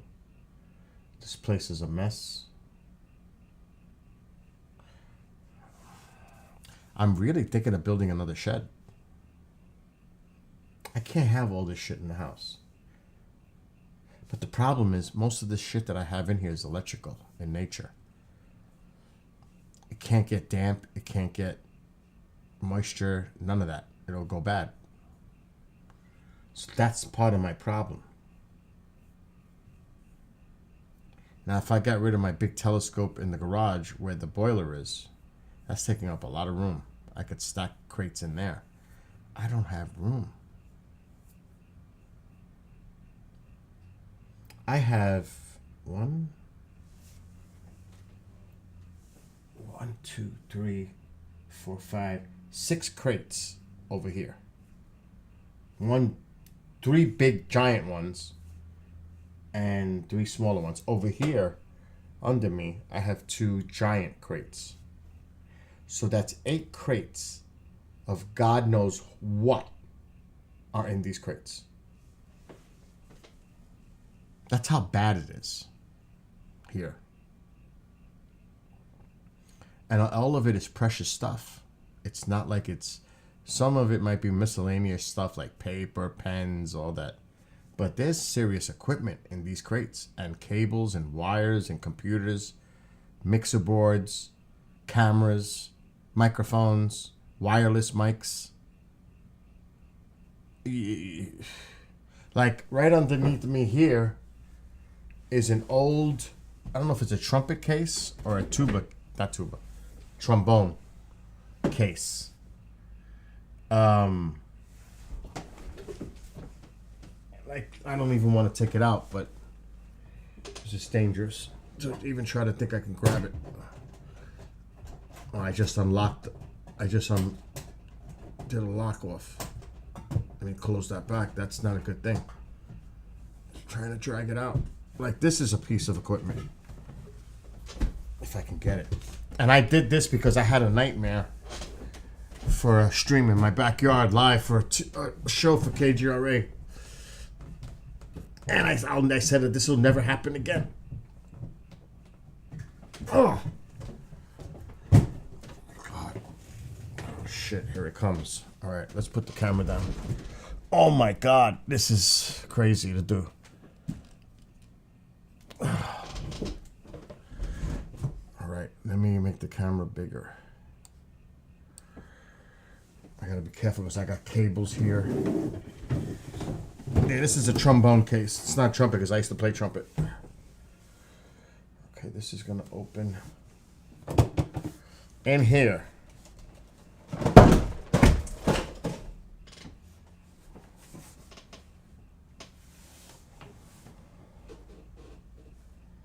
Soda bottle.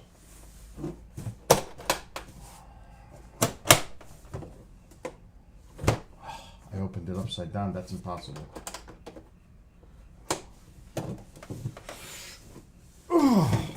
Why would that be that way? That's upside down. That's not right. Okay.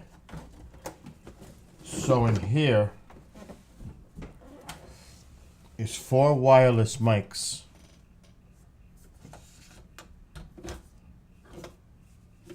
That plugs into a mixer board with the piece that runs it. And there's 1 box of stands if I want to put them on tables. The other stands are in another crate. So this is a wireless microphone set. Not cheap. Just in this crate. So if I'm somewhere at a conference or something and I want to have professional mics wireless into my mixer board, this is what I use. That's just an example of the stuff that I have. Oh, I just got tangled. This is bad. All right, we're gonna have to do this way.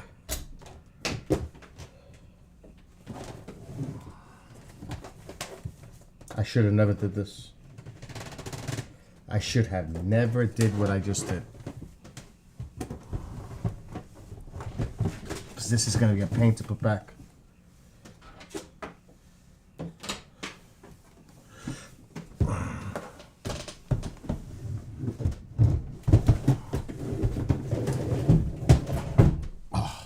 God.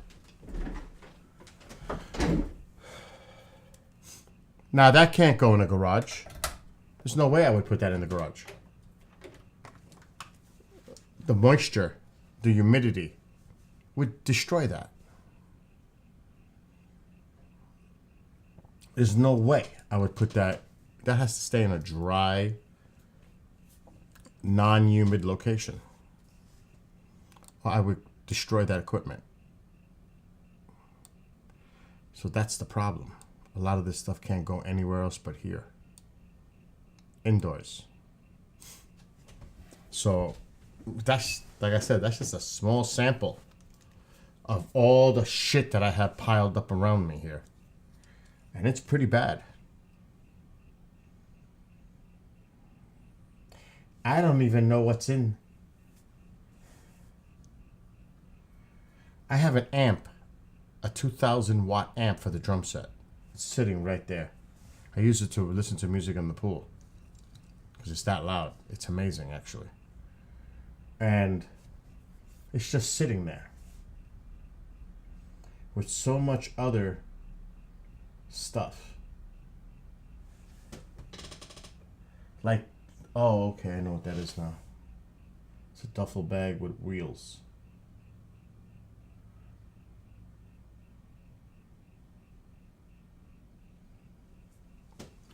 And the thing is, to try to go in those and organize it is a nightmare. Yeah, right? Right, Astro? You think that might be a trombone in there, and it's a set of wireless mics. Oh, he's bowling? What's going on now?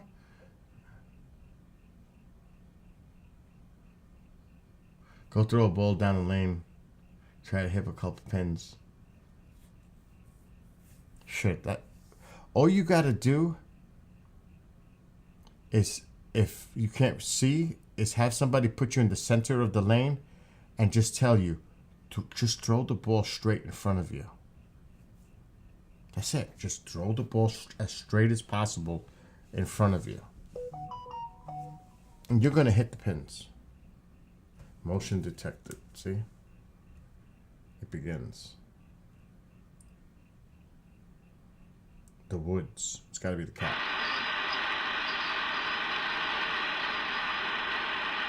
I don't know what it is.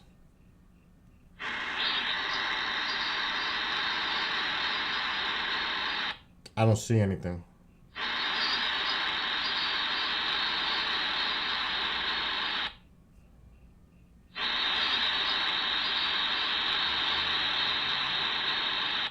I still don't see anything. Oh, I saw something in the bottom corner. It was the cat? Some animal. It's, you can't even tell. It's in the bottom right corner at the very beginning of the clip. It's moving. I caught it, but it could be the cat. Yeah, Heidi was in here. I don't know where she is now. I don't know if she's still in here. She was just here. But, like I said, that's just a small sample of the insanity that's around me. Like, I ran out of CO. I didn't run out. I don't know where my CO2 cartridge is for my small burner. And it's driving me nuts. And I need to find that. Because right now, that is not armed at all. And I don't like that. But, and this place definitely needs a fucking cleaning, to be honest. A serious 3-hour revamp of everything here. Like, I don't even know where I would begin. It's that bad.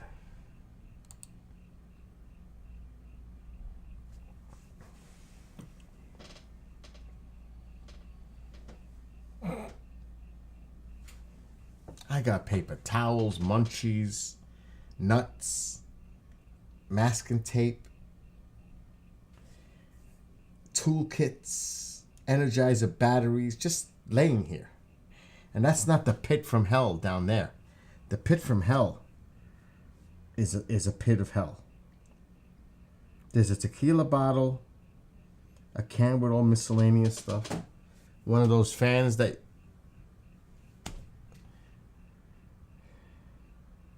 I even see ink for the printer. Brand new in a box. This is a fucking wreck. I'm telling you. It's a wreck. Like, I don't know what the fuck is this. This is... I can't even imagine what's in here. It's supposed to be a... It's 2... Oh my God. 2 foot... What do they call those? Like a stepping thing. In this box, I've got a toolkit set. This is very important. That is a document that has to be done with taxes. And this, you know what I saved? This is an empty box of cigarettes. You know why I saved these? Because I used to put the rolled cigarettes in these and take them with me. That just shows you I don't take cigarettes like that anymore. So this is bullshit. Shit. Okay, that's for the... masking tape.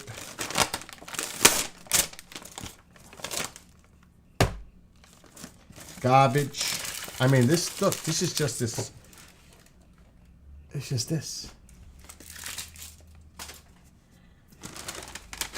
Sunflower seeds. Because I save all these little Ziploc bags. That's the way I am. So I could put stuff in it. I don't even know what the fuck this is. Oh, I gotta mute. How to set living room to that setting. What are you talking about?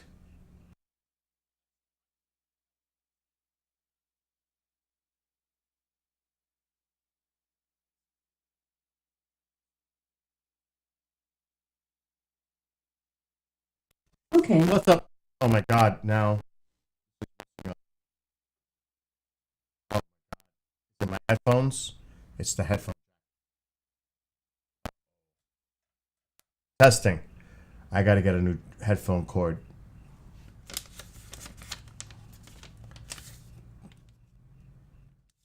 The fuck! I should have never messed with it. That's important.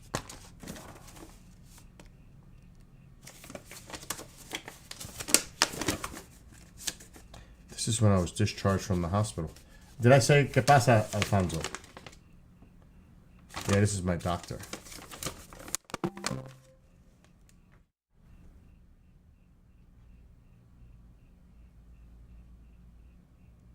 Oh shit. That's crazy what I just seen. Remember the Chinese spy balloon? They used an American internet provider to communicate with it. Can you fucking believe that? Maybe you could believe it. I want to read this. It just came in on a message, an email. Where'd it go? Testing. U.S. intelligence officials have determined that the Chinese spy balloon that flew across the U.S. this year used an American internet service provider to communicate, according to two current and one former U.S. official familiar with the assessment. The balloon connected to a U.S.-based company to send and receive communications from China, primarily related to its navigation. Ain't that a bitch? They used an internet provider from here.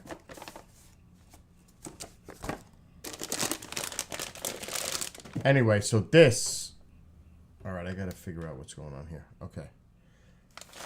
Reduced sodium sunflower seeds. Look at this. This is a nightmare.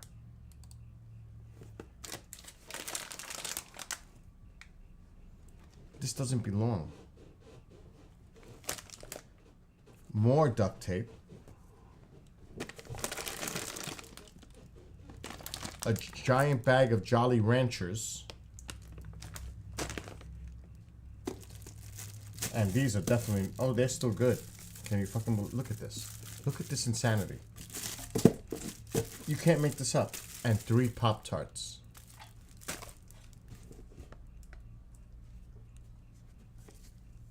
An old cigarette, which is garbage.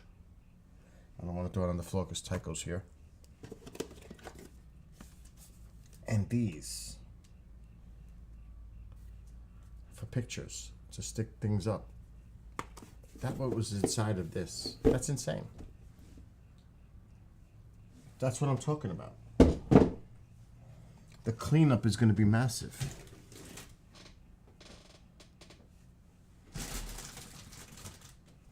We haven't even hit that box back there. This is where the thing goes in. The burner. Let's take a look.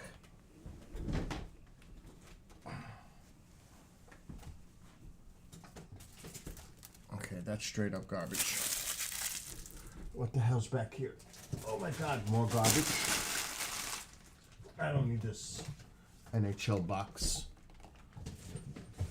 Oh, I found my Yankee hat. How nice. Oh, what the hell's in here?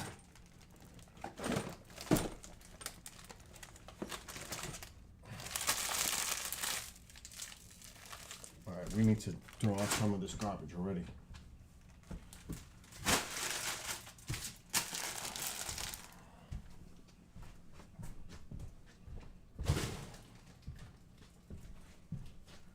What the hell's in here? Oh, these are brand new. These are pellets. I have another one over there. So let's heat that together.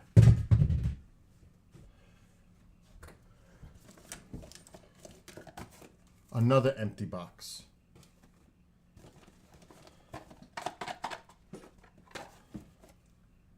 My KGRA cards. I found it. Thank you, God. Kraken cards.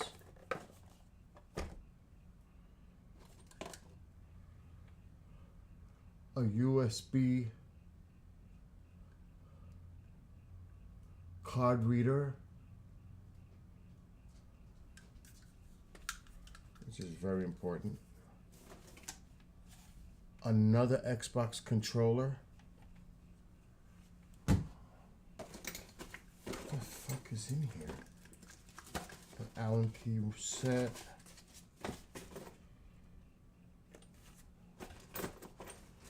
I don't even know what that is for.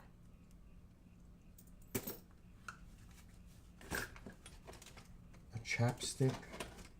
Okay, more projectiles. Where's the other one? I want to put that together. Family Feud cards. What the hell is this?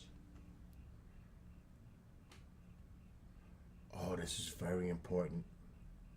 This is from my phone, my S22 Ultra, so that I can put music going as an output. So like a stereo or something. This is very important. And I have 2 of them. This is what I was looking for. The cartridges for the gun. Oh, I found them. So that was good.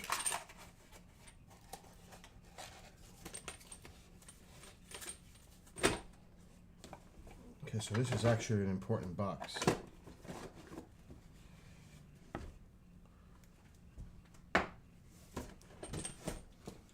I'm gonna keep that just in case. I'm gonna put this here. So I like to have duct tape nearby. Now where's my gun?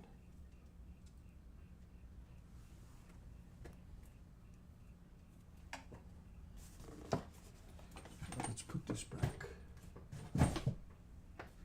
I'm putting, there's a cartridge in there the whole time.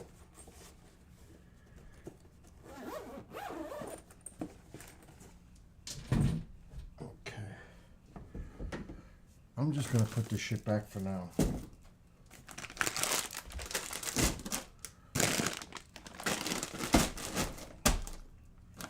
I can put that up there. That's actually good. But now I need another box.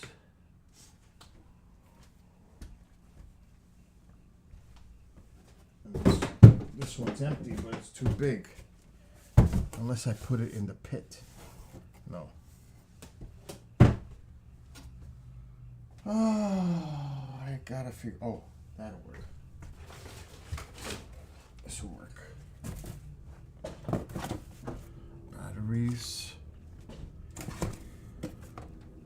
This is very important. This is medical papers. This is very important from the hospital. So everything ends up back where they were.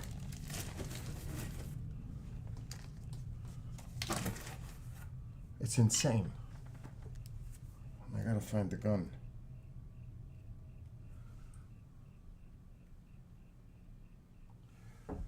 Where did I put it? Who? I'm cleaning. Kind of. Let's make sure the safety's on. Safe. Yep. It's loaded too, but this is a non-lethal, by the way.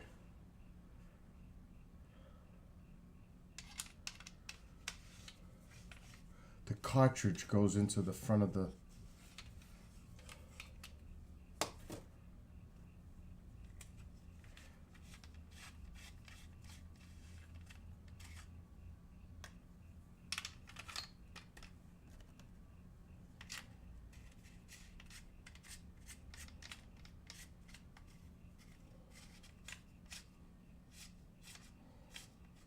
magazine is not in.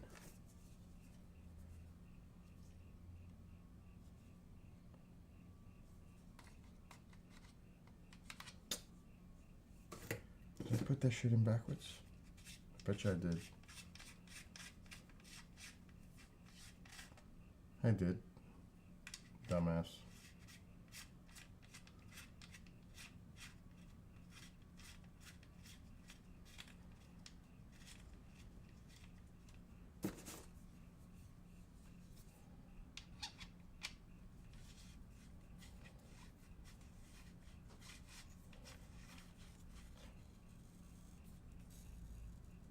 Now, when I take that first shot is when it punctures the CO2 cartridge.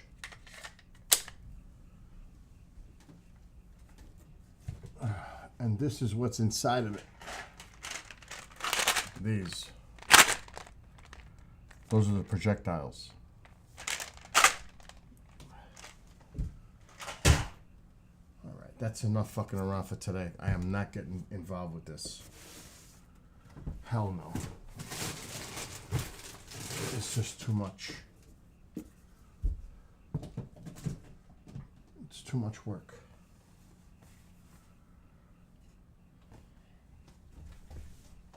Soda. I mean, I need to spend a day to go through all this. A definite day. I didn't even touch the crates. I didn't touch anything. And that probably took a half hour just to mess around with that. That's crazy. Hoarding with Bill? Oh my God. No, that's a CO2.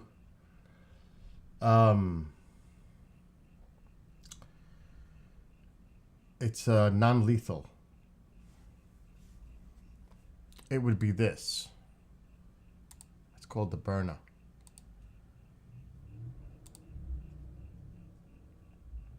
But I have both versions of the burner.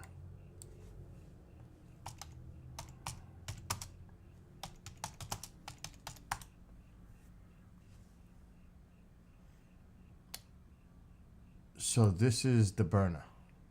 This is mine. You just seen it on the screen. You just seen my case too. That's the burner. 68 caliber chemical filled projectile using a patented pull pierce technology where the CO2 canister is only punctured on the first trigger pull, meaning your launcher is always at the ready. It's capable of incapacitating an attacker for over 30 minutes and is accurate and effective at over 60 feet. It requires no permits, no background checks, and is interstate travel friendly. With Byrna, you will be prepared to defend. So that's the burner. I don't know what this guy's doing, but... Hey, how's it going? Welcome back to Bob's Big Boom. A Picatinny rail on the front, that way you can put a flashlight or something like that. This is also CO2 powered, and to load up your CO2 cartridge, you have to remove your magazine, and there's a little notch on the back of it. That's actually a tool. You just seen me do right that. Here. And then you can loosen that. You put your CO2 cartridge in right there. What's up, NASA? And then you tighten that back down. After that, you load up your magazine, and you're ready to rock and roll. There's a variety of different projectiles that are offered for both of these less lethal handguns, and today we're going to try them out and see just how effective they would be. So I was just looking for my CO2 cartridge for mine, and I found them. So I literally just showed how I put that together with this, because that's what you just seen on the screen. It's a burner. It's a non-lethal. It's a CO2 in here. That this comes out. And you, like he said, you take this little notch here and you unloosen it from there. So it's a non-lethal. It's legal everywhere. You don't need a permit, background check, none of that for that. Because it's a non-lethal. It's projectiles. And they come in different varieties. But like these are the ones that are in there. These are the projectiles. See, burner. Now, this is just in case, like, I'm sitting here doing a skywatch and something happens. But I got the Mission 4 burner locked up in my bedroom in a closet. That's a little bit more powerful than that. It's still considered non-lethal. It's the Mission 4, and I got all the accessories for it. I got them all. This is the Mission 4.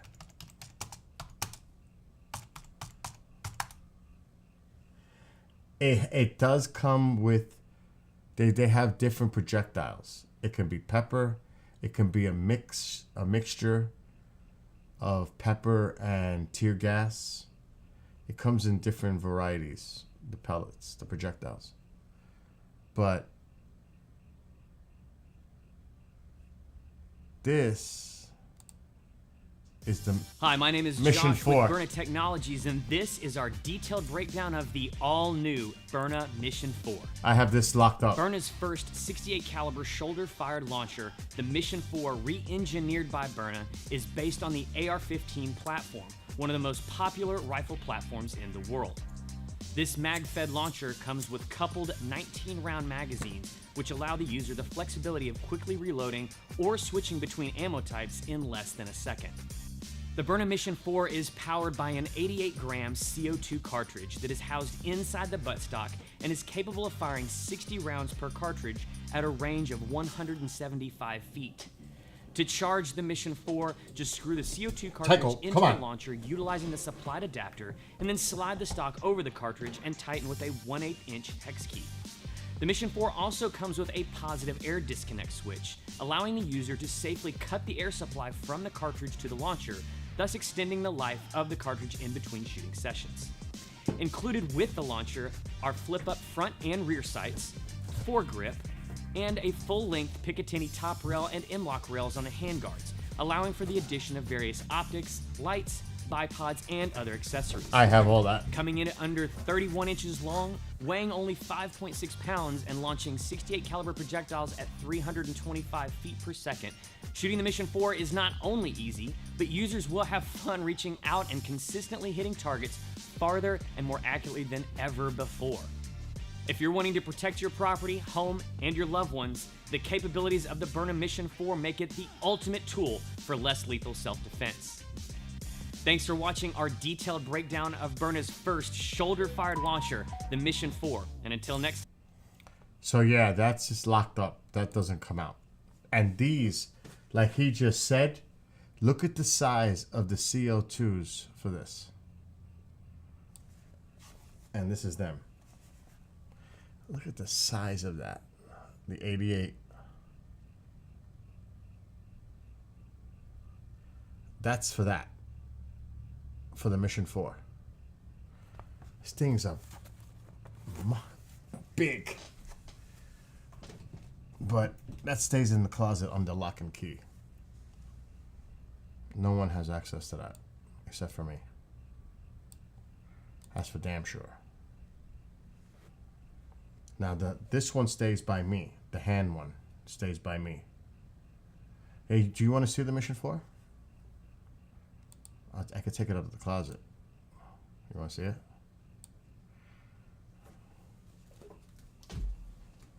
This badass. It's badass. Think about that. 38 rounds. 19 in each magazine.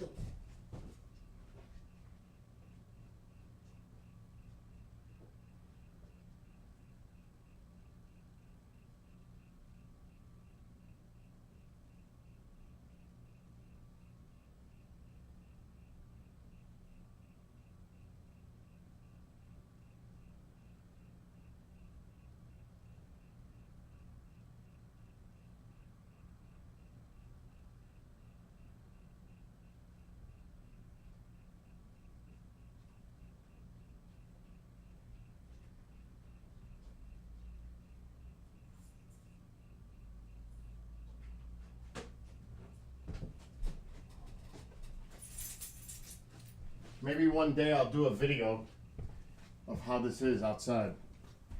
Maybe that's what I'll do. So this is the Mission 4. What you just seen. So yeah, it's got the 2 magazines like he showed you in the video. The cartridges is in the back. This is non-punctured. It hasn't. This is a brand new one. Look at the size of it. I got the sight on it, which I paid $100 extra for this. And it's battery operated, but I'm not going to put it on. But it's beautiful.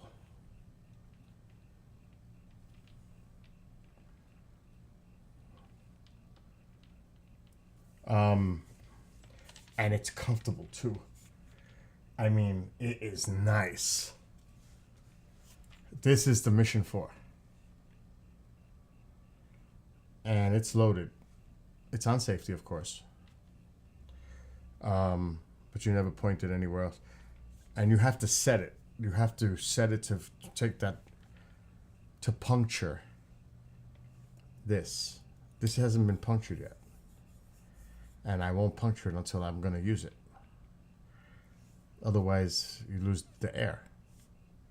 So yeah, this is the Mission 4. Exactly. NASA, you're absolutely right. As a non-lethal means of deterrence against a lethal crowd, this would be a good choice. Especially if you use the pepper tear gas combo or the plain old pepper, because they have different projectiles. And you do not want to get hit with one of these, with those, because there's videos out on that. It messes you up.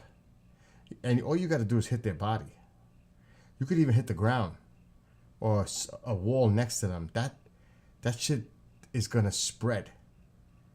Now, if it's loaded with those, if you had this with 38 rounds of those peppers, all you got to do is fire around them. You could hit them too. It's going to take them down. It's going to immobilize them. So absolutely what you said, NASA. It's an excellent point as a deterrence. But this stays locked up. Nobody touches this. Because it's still a dangerous weapon. You know, it's still dangerous. So this is not something that's why I had to get my keys and open it up, the closet. So it's going right back right now. But this is, I keep this in my bedroom. In the event of a fucking emergency, this gets out. This comes out. Because it's New York after all. But, I mean, you can have upstate where I am at, anybody, you carry up here, it's different. New York City is different. But, you never know when the shit's going to hit the fan. You really don't. And you have to be prepared for that. If the my dog's down there, I never point it. Now he's right here.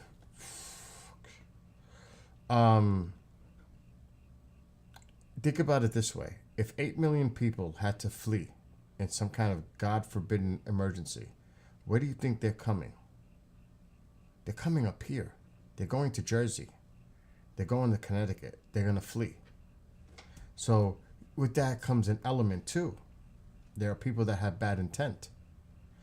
That's just based on the law of averages. There are going to be people that are out there that intend to do harm. Not only that, they want to manipulate and control where they're going into.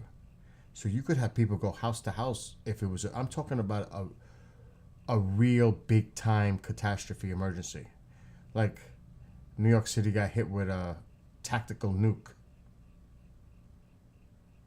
You know, like something crazy, or a widespread power outage throughout the whole fucking East Coast. Think about what that would do. Chaos.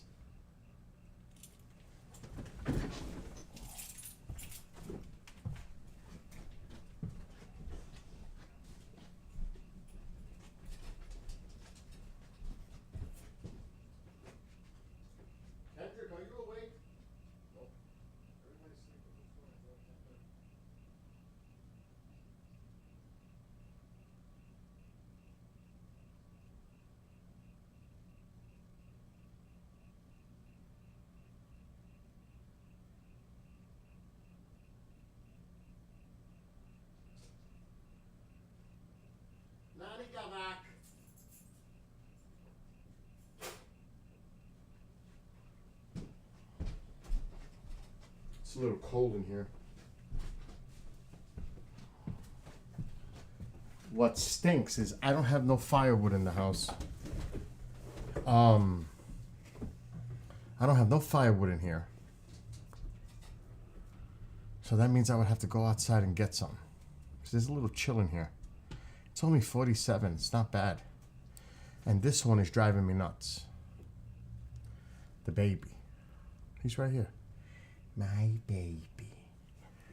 He's the baby. Look at the baby. He is my baby. I know what the baby wants. You know what the baby wants, right? I know what the baby wants. He's standing up, by the way. The baby wants to go outside. I know what the baby wants. He wants to go out.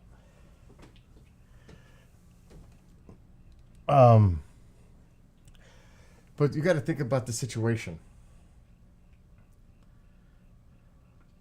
That's true too, the crossbows. See, in New York, you better have a real good fucking case if you're self-defense. Do you know what I mean? Otherwise, you're going to be the one that ends up going to jail.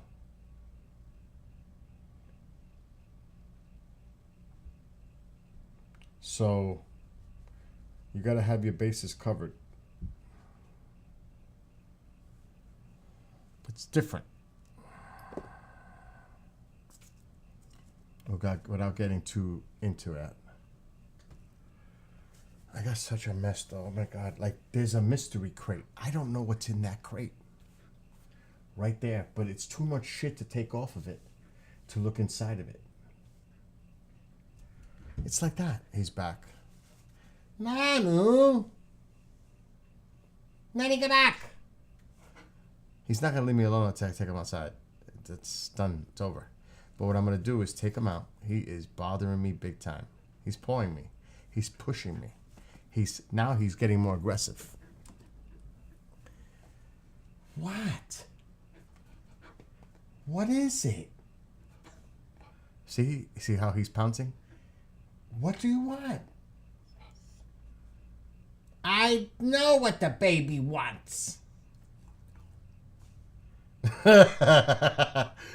I'm telling you, and I gotta take him out. It's not nice. It's not right. Let's do a camera. We can do that. I gotta open up the blink. What should I use? The blinks. Tycho, I'm taking you on in a minute. We could put the camera outside. The one of 11. I have 11 cameras outside the house. 11. This is called Stacks, BlueStacks 5. If you have a Android phone, you could tie your Google Play account and grab all the shit that's on your phone and add it to BlueStacks. Now, it does have advertisements, but this is pretty cool. Like, I only added the blink to it so I could access the cameras. But I can access my cameras through a phone app on my computer with this, which is brilliant. See, it's got the Google Play thing here. It's got my shit. My account is assigned to it. So let's go full screen. And it's going to have the ads on the sides. There's nothing you can do about that. It's incorporated into the platform. It's free. So what the hell? Tycho, I'm going to take you. I'm going to take you. I promise I'm going to take you. I'm going to take you outside. I'm going to take you outside. He's waiting for me to make the move. Blink detected motion at the woods. And it's armed. High usage on the... See? All right, so we're going... Shit, I don't know if I have a camera like that. You know what? Let's get out of blink. Let's go to ring.com. That's a better view. The Ring doorbell will be better. So what I'm planning. Okay, dashboard. Main door, front door, back door. All right, so this one. Ah, really? It's asking for the password. Okay, we're in. Now let's see if it works. So that is the front of the house. Now, I don't know if it's gonna stop playing, so I gotta be careful. I don't have the microphone on. It's raining, Tycho. It's freaking raining. It might say continue. I don't know if this is gonna work. That's the live view. It's gonna kill my battery, but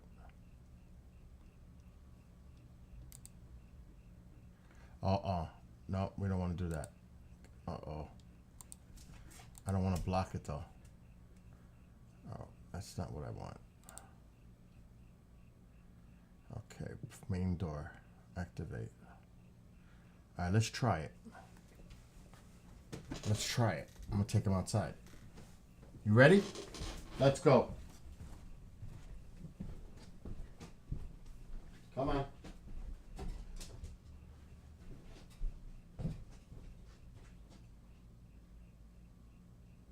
taking him outside. He's driving me nuts. Anything else? Come on. Come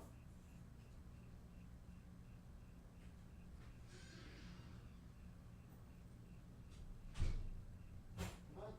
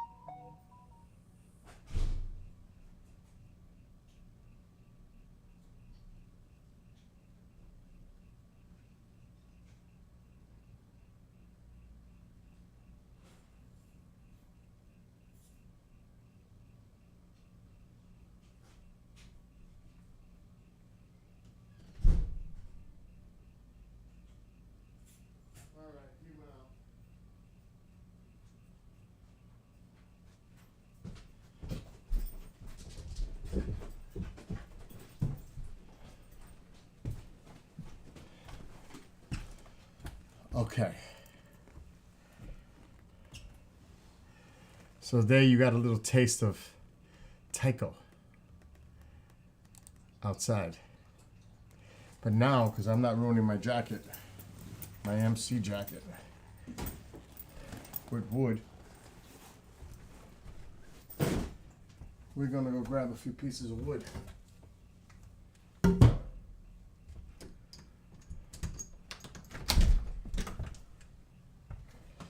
Sucks.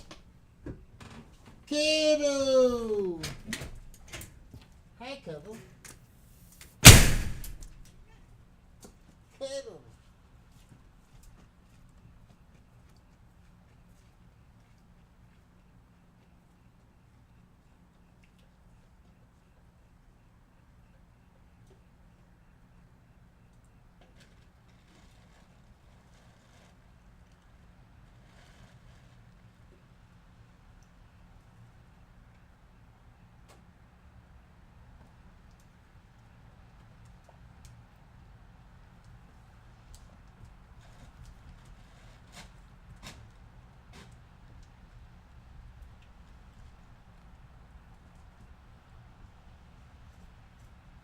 Hi, Kevin. The kiddos. Hi, kiddos.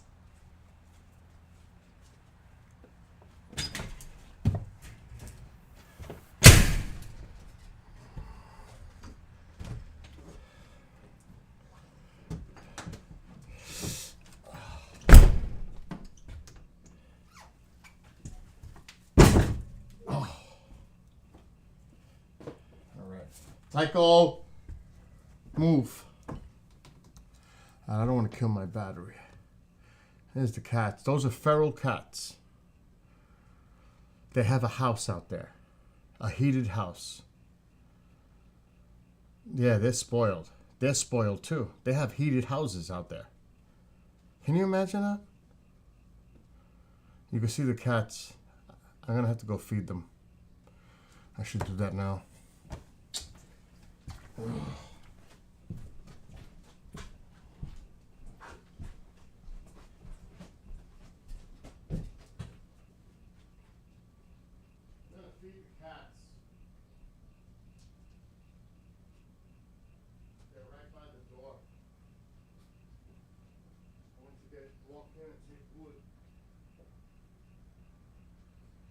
Kendrick, do those dishes.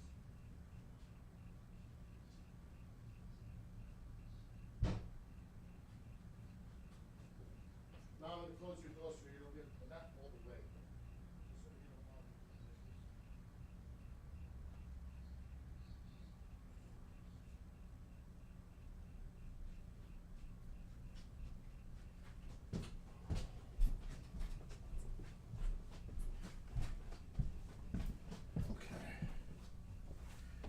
Let's feed the cats. Kiddos! Hi, kiddos!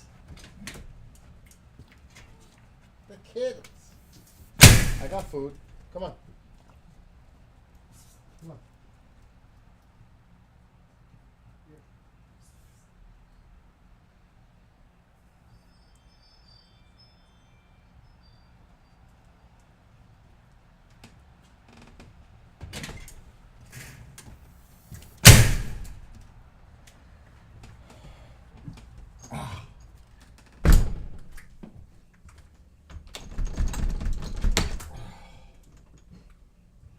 That's enough of that.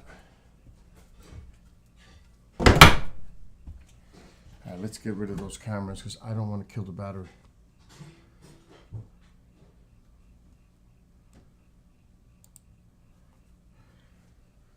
Alright.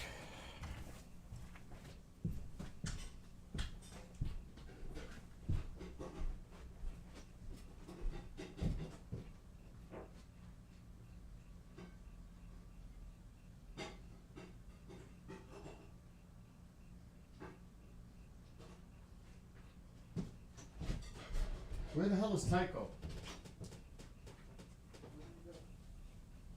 Get out of his room. Come on.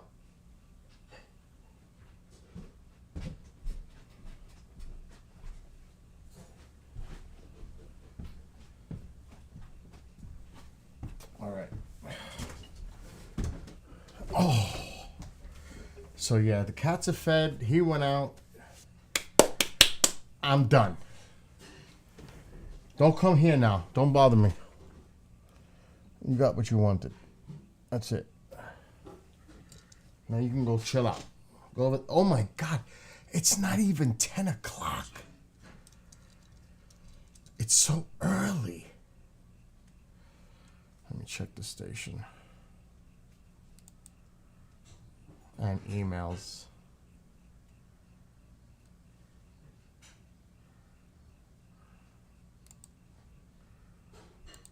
Okay, all is good. All right. I need to just chill out for a second. For real. I just need to chill out. Haven't stopped. I still keep looking at that crate. Because it really is bothering me. I have no idea what's in that crate. Oh, don't hit my hand. What do you want? What? You just went outside. What? Oh my God, he's back. I don't know why. What is it? You got water? You ate. You hungry? What is it? I should just do liberty, liberty, liberty. You want to see it? Watch this. Off the phone. You're going to hear him howl just listening to the commercial, not just seeing it. Just by listening to it.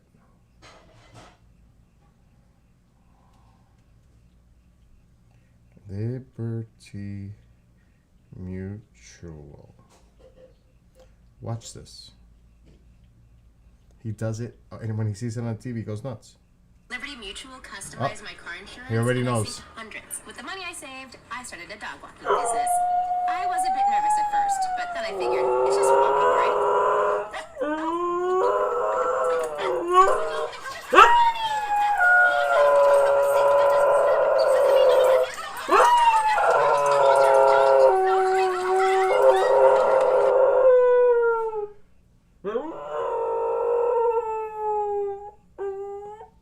Mandible. Yeah, that's a good idea. Give Tycho one of your bones that you sent him. But you see, when that comes on the TV, he goes right up to the TV and watches it and howls. The Mandibles! The Mandibles! Is it the Mandibles? Where's the Mandibles? See? My Namu. You're the baby. You are the baby. I'm telling you, he's a trip. Let me see if I find those bones. I don't know where I put them.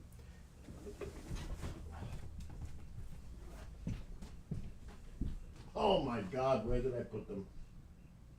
Oh, they're here. I got something for the baby. I got something. He knows when I say that, it's a treat of any kind. This is the ones you sent, Kathy. Look, he's here now. I got something for the baby. He's gone. He won't be back. He won't be back. He's got his treat now. And anybody that goes near him with that treat except for me is getting bit. For real. When it comes to his treats, he doesn't let nobody get near it. You are going to get snapped at. That's the way he is, except for me. You don't bite the hand that feeds you, do you? Did you just see him take it? Yeah, he likes them. He just went and brought it to the big room. Probably he's going to go on the bed or under the bed and mess with that bone. He just left completely. I just heard him leave. That means he's really going in on that bone. He took it to the room. So yeah, that's the real deal right there. Oh, now he's pretending to scratch on the floor to what? Bury the bone?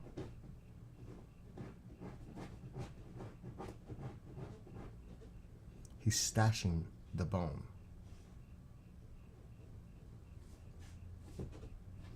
Do you hear it?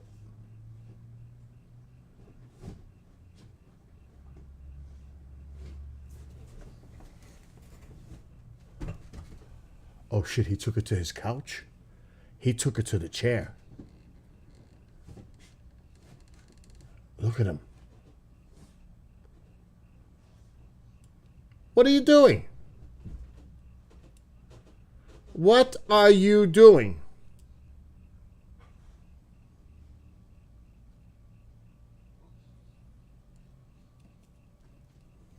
The Huskies are very mischievous, but they're super intelligent.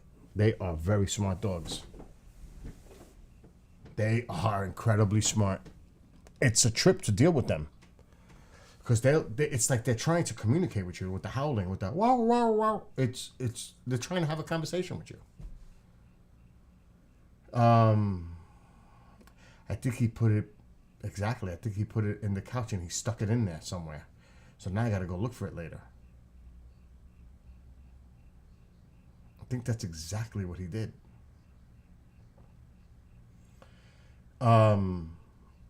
It's a trip. Like did you see he won't leave me alone? Uh-oh, that means Kendrick's in the room. He goes after Kendrick's Crocs. He hates his Crocs. Bro, can I BBB some weed, bro? No. Can I tell you What something? happened to the thing? It's there, but it's, that's like special for the gym, bro. Oh, really? It's not special for Bill? Bill hasn't even had it yet. I'll bring it over. It's no, I don't pretty want it good. now. No, it's actually pretty good, bro. I But don't the want thing it is now. that I'm not gonna lie to you, bro. I'm just like, I like weed, too. It's like, it's not the same. Not the natural stuff. Legal in New York. Should I bring it over? You want to hit the pen? No, I don't want to hit the pen. The flavor is pretty Kathy. good. You gotta try it. The one, this is pretty fucking sweet. What? No, I'm thinking. I'm assessing. Mm. Kathy says hello. What's up, Kathy? Let's get off camera. You have to go outside. Okay. You have any more Doritos? There's not much. Don't take my fucking Doritos. Give me your Doritos, bro. No, you're not. Yes, I am. Give me my Doritos. No, not even one. I only have one Dorito, bro. One Dorito's enough for you. You got at least a hand of Doritos. That's it. Anyway. I should bring the pen. I want to try it. You want me to bring it over? Yeah, bring it. All right. I'm curious. The taste. Cycle. I'm an old school guy. I'm a roller. I'm not into that pen shit. It's not me.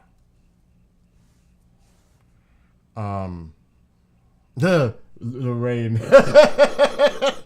I'm with you. I'm with it. I'm with it.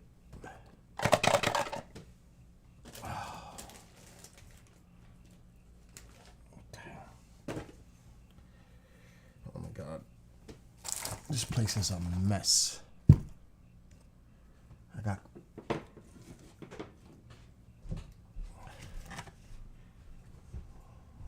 Oh, wait.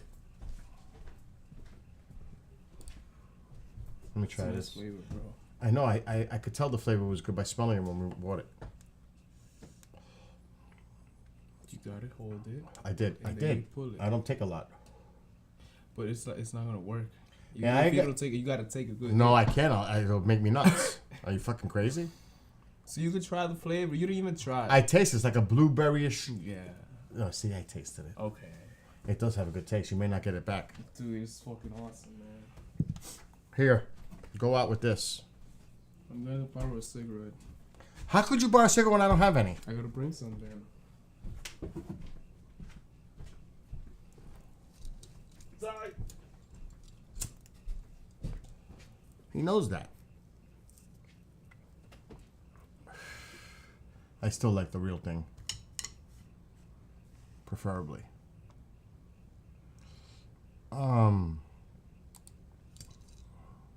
Listen, he knows the rule.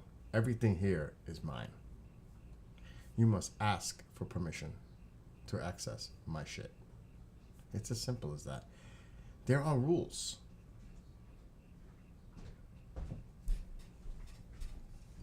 He knows it too. When he wants something, he asks me, Bill, can I have? That's the way he is. Right? Yeah. See?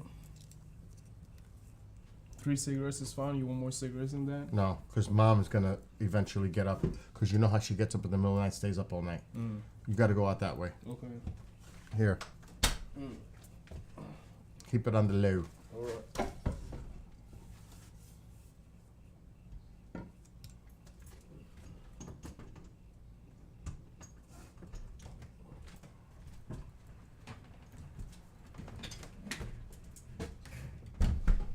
That's one thing about me. I'm a soft guy. I'm an easy guy, easy getting along. But there are rules. In other words, it's like you don't allow people to walk all over you rules. You understand? Because once you give leniency on those rules, then they'll try to get over on you. So you must put your foot down and create rules you don't break. This way, once you make that rule broken, it's forever compromised. Because now you lost that. It's almost like if you were a commander and you did something to bend the rules. Well, now you're going to get a reputation as the one time I bent the rules, now they're going to think I can bend the rules all the time. And that's not the, you don't even go there. You know what I'm saying? I see you, Michael. Shit. Oh, I did call Shrat last night about that. About the plane. So that's my philosophy. Like my other rule is, and this is a true rule, anyone that comes to my house, mi casa es tu casa. In other words, don't ask me for anything. You are on your own in my house. You don't ask me for food. You just do what you got to do. You get up in the morning, you want something to eat, feed yourself. I make sure I go over all the things that are available to them that they could do. There's waffles, frozen blueberry pancakes, hash browns, breakfast sausage. It's all in the freezer. Bagels with cream cheese. There's a toaster there. There's a microwave there. There's also a stove. Depending on how much you want to make your breakfast, because I am not getting up to make everyone breakfast. I do it sometimes if everybody gets up at the same time. But I'm not gonna wait for each individual to wake up. When you guys get up, do it yourselves. Make your coffee. Make believe you're home. There are no rules here when people come over.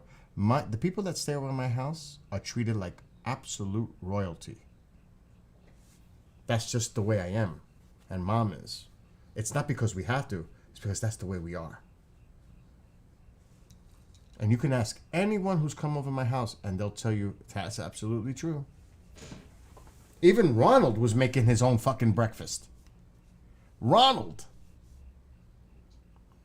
He was making stuff. I said, oh shit. He caught on. And he started doing it. Of course, with his, like this, with his 2-liter bottle of soda next to him. If not 2. I'm surprised that didn't pop in my face, because remember when I was moving shit, that fell off. Yes, it could have exploded. If the bottle was fuller, I could have been in trouble right there with an eye injury. Or covered with soda. But it's, let me tell you, if you, now this bottle will last me days because I'm not a soda drinker hardly no more. Dr. Dunder's Diet. This is a Walmart. If you like Dr. Pepper, this is amazing stuff. It tastes excellent. It tastes just like Dr. Pepper and it doesn't have a diet taste. It's amazing. And what's the other one? The Mountain Lightning. It's Mountain Dew diet. Oh, again, to kill for. And their lime soda, like a Diet Sprite, is excellent. And it's Walmart. Oh no, that's dangerous what I just said. I forgot that the bottle fell. When you open that up, those fly sometimes, depending on the pressure. You have to be really careful. It's like opening up a champagne cork. Yeah. Oh, nice, Caesar, to say that would have been nice. Kind of funny. Dude, the one thing, that's one thing I fear. Spilling anything near my equipment. I fear that's like absolute fright. If I know what stuff is in there, that's the stuff that I was preparing for my camping trip that never happened in New York City. I think that's what's in that crate. I got a sleeping bag, but now he uses a sleeping bag. So like a minus 30 sleeping bag.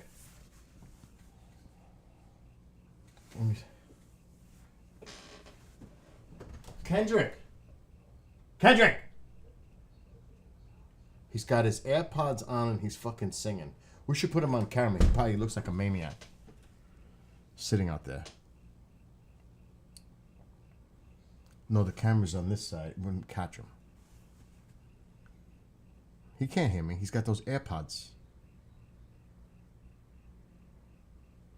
It could be an explosion. He wouldn't hear it. But, Bahama Blast is what it's called. A soda pop, literally. Bahama Blast. But no. That's the one thing that scares the shit out of me. Spilling any kind of beverage anywhere here would be bad. I still don't understand why I have a fucking timer over here. I'm looking around and I'm seeing shit like I haven't even done my Ancestry new kit. It's just sitting here. Brand new. I paid for this. It's an Ancestry kit. The DNA. I gotta do that. And I paid for that. Almost like $100. And it's just sitting there. And another thing too is you don't have to worry about eating in my house. Ask Caesar. Well, Caesar's in Rumble. He's not on YouTube.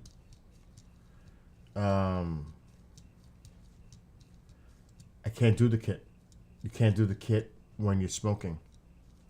There's rules. You can't smoke like a half hour before you do the saliva. You just can't do it. It's stupid shit, but you can't. It'll ruin the test. This is my third test. I already tried 2, and they failed. They couldn't do it. So this is brand new. It's sealed. It's not even opened yet. It is now. Activate your test. Collect your saliva. Mail your sample. Explore your results. But that's not... See, this is the special one, plus traits. I paid extra for it. It's like a ultimate. I don't want to take it out. Because then I'll have to do it. And I'm not going to do it right now. But there are guidelines you got to follow before you do the saliva. And then you got to activate the test. That's the first thing you got to do is scan the QR code. And it activates the test so they know on their end it's active. So then I would have to do it and send it in. What I'm going to do is probably tomorrow morning when I first wake up. Then I'll do it. But I need to do it. I'm still 13% Native American no matter how I look at it. And maybe there's new results. Who knows? God forbid. Tycho, what are you doing now? This dog is too much. I don't know if I have it in here. Damn, Lorraine, I wish I had that picture with the claw marks on my ankle that time. You know that? I don't... What was I thinking? For real. That was crazy. I don't know if I'm gonna find this shit. I think I know where it is, though. I think I know where it is. It's in the build folder. I'm in the wrong drive. Let's go to E. Pictures. 2% reptilian, 7% gray. Oh my God. That's great. Lorraine. Here he comes.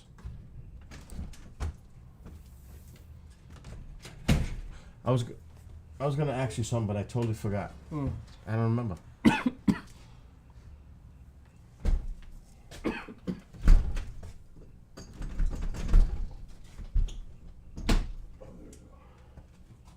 Are you playing? Closest door? Yeah. Okay. Are you playing Xbox One? I was going to. Just Go ahead, do it. Go ahead. Go ahead. You sure? Yeah, positive. Okay. Yeah. What? No. I was talking to myself. Okay. It's getting contagious in the house. Okay, yeah, that's what I was doing. Looking for this thing. I know it's here somewhere. And I have a gut feeling it's in here.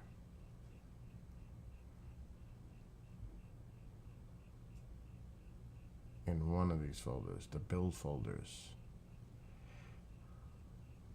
This is Amanda. Oh shit. Oh, that's when she got her phone back that we found it. That's right. I remember that. That's when we found the phone. And she got it in Canada. X, you want to laugh, X? You want to... Is she here? She's here. Who do you think this is? You don't think I... X lady. Look at it. Look at the cap. X lady. I got her that. So that's Kathy in chat.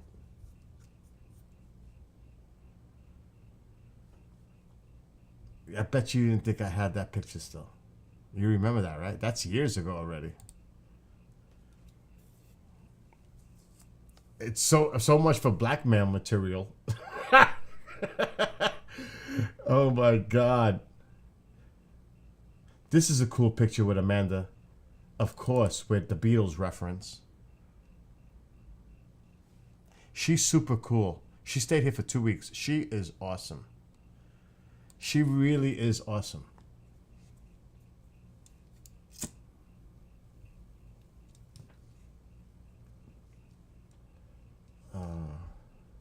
This was taken from, and Kathy, you were here. There was an aurora in Canada. Check out these stills that I pulled from it.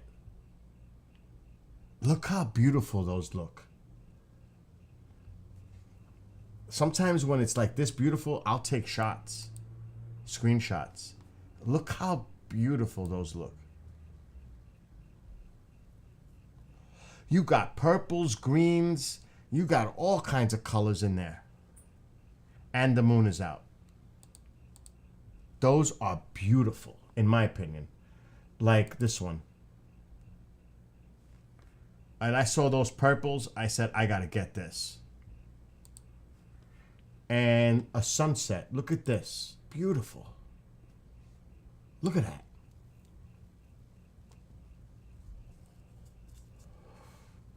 His Tycho when he was... Oh, I got a picture of C. There's Tycho when he first was here as a puppy. And I had him in there. Oh, shit, I got rid of it. Oh, there it is. To make him as comfortable as he could. There's the little runt. Look, that's you. Tycho, look. That's you. That's you on the screen when you were a baby. Spoiled. Is C still around? Nah, I won't do that. I don't want to do that. Let's see. I don't know what the fuck he was doing there too, so I think it's him. Alright, let's move on. Damn, man. See, I gotta work out. This is what I was kind of like, when I was really working out, I started to get big. And I mean built big. That's why I gotta lose this weight. It just irks me to see that. This was Amanda dressed up. I showed this picture before. Her Sailor Moon. The kids went nuts in Pine Bush. They went nuts for her. This is when they stayed over. Ronald, Amanda, and Charles in my backyard. Ron Squatch. And this is Amanda laying down in her favorite place in the world. Does anybody know where that is? Who knows where that is? Anyone? Want to guess? Where is that photo taken? Where do you think that is? Let's see if anybody got it. Lennon is right. What's the name of the place? Strawberry Fields. So that's where she took that picture. I was with her. I was the one who took that picture. Yep, Central Park. Correct. I took that picture. This is my, you can't really see it. This is my Space Force jacket that I made. Look at me. Oh my God. That's my Space Force jacket. And that's still in my closet. It's got the patches on the sides. Yep, I went nuts. Okay, I'm still looking for those stupid pictures.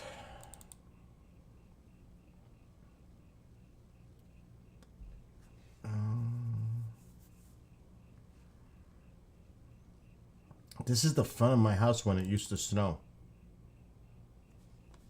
That's when it used to snow.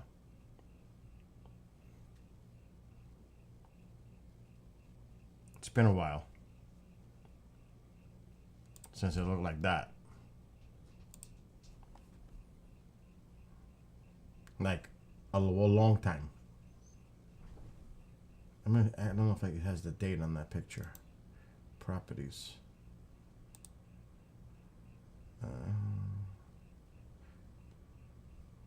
It says January 20th, 2021. Maybe. Maybe. Alright, let's try this folder. Fucking owl.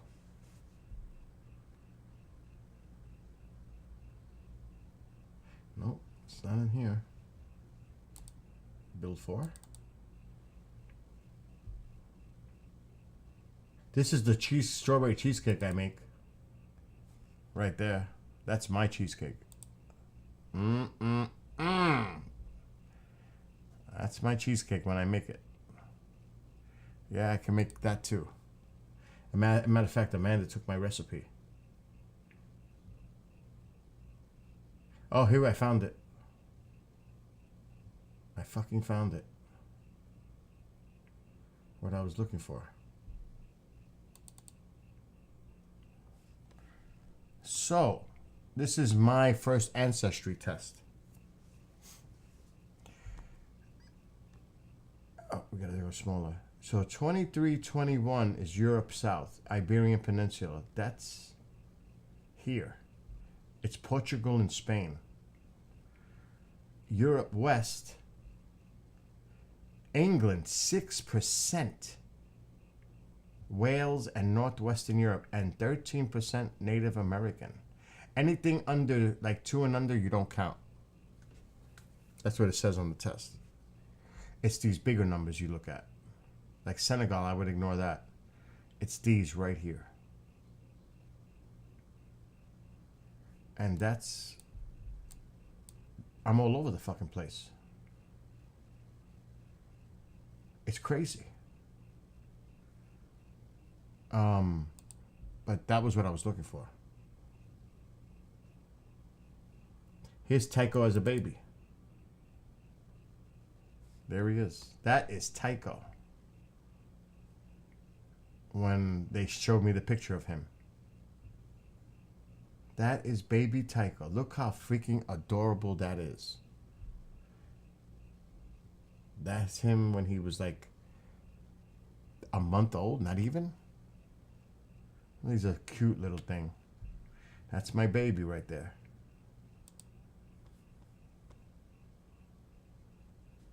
This is a picture of the front of the house in the summer when the roses are blooming. Mom's got a little lighthouse. That's the front of the house. It looks like that. That's just one area of the house, though. She's got so many little garden areas. Craziness. Mom's a nut when it comes to all that. She does a lot of like gardening. It's good though. It keeps her busy. Keeps her away from me. I think that's basically. Then I sent them. We love Life is Strange, those games. So I bought her this T-shirt and I sent it to her. Hot Dog Man. I sent her that because she's a big fan of Hot Dog Man. So I said I got to get it for her. What other crazy pictures are here?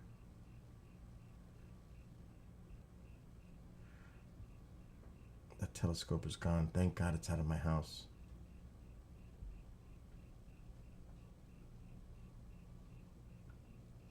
I got a lot of weird pictures.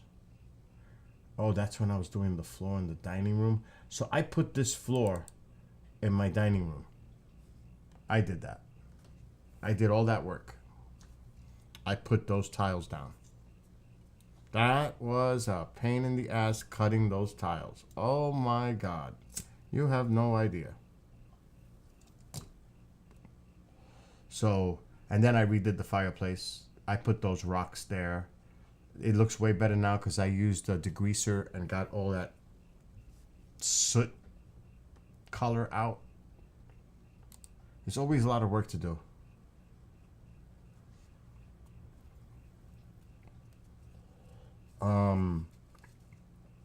What other pictures are in here? I don't know what this is. I want to see. Baked chicken parmesan, maybe? Yeah. Yep, that's chicken parmesan.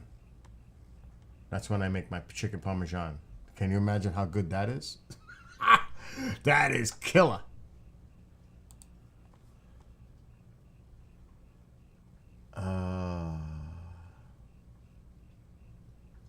Let's see. I don't know what the hell. Oh, those are the fireworks that I bought. Okay.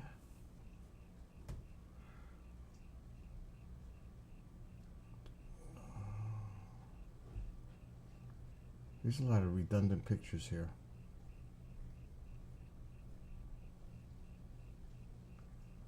They're like the same. They're repeating. Because I save things on multiple drives in case one drive dies. I put the same stuff in another folder in case the drive dies. So I duplicate. It's a habit I have. I think it's in D drive. Is it D? I think it's D. I think it's in this one.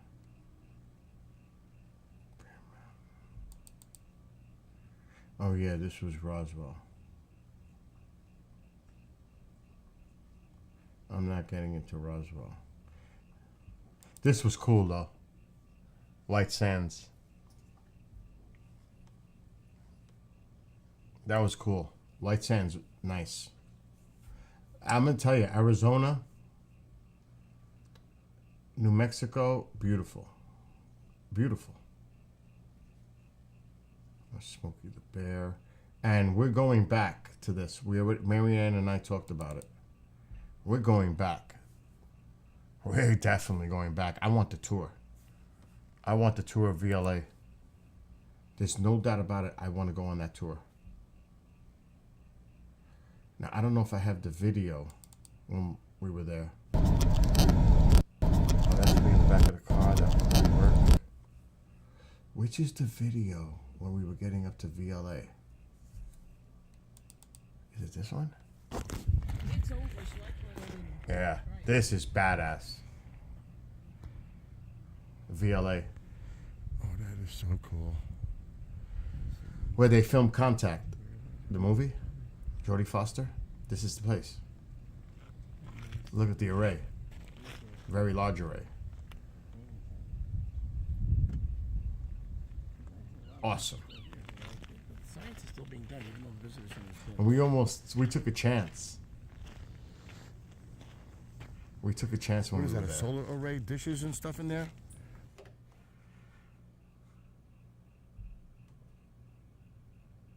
It's beautiful. Then Mark is making rattlesnake sounds, like trying to mess with my head. And then we saw a big anthill.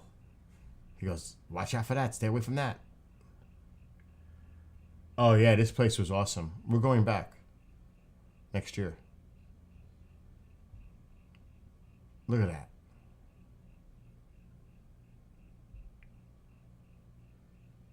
It's like so many of them. Look, I'm doing it now. Look how they keep going. The other way's longer. And I'm zoomed in. So you could see them.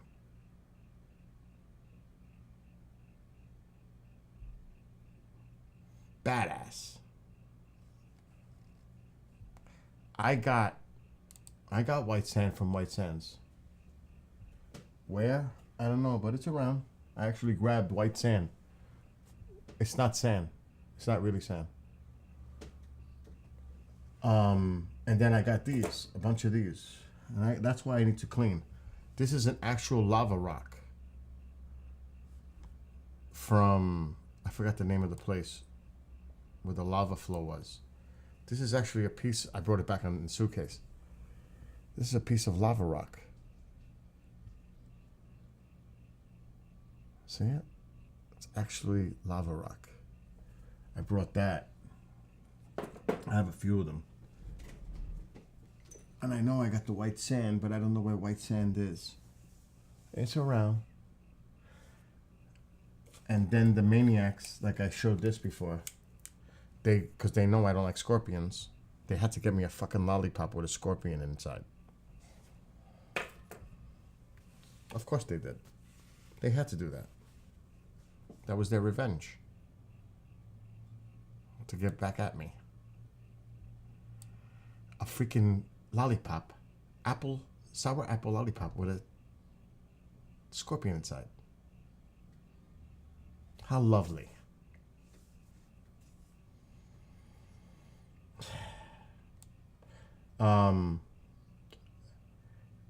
I think it is the Valley of Fire. Watch Contact to see the VLA. Oh my gosh. Were you allowed to remove our rocks from that? No. Those rocks did not come from the national park, and I got video of that to prove it. We pulled over on the side of the road, on the highway, and there's still lava rocks formed everywhere. And I just picked a few right off the thing. I actually have a video of that. Where? Now, did we get the lava rocks before that? I think so. Oh, what video would that be?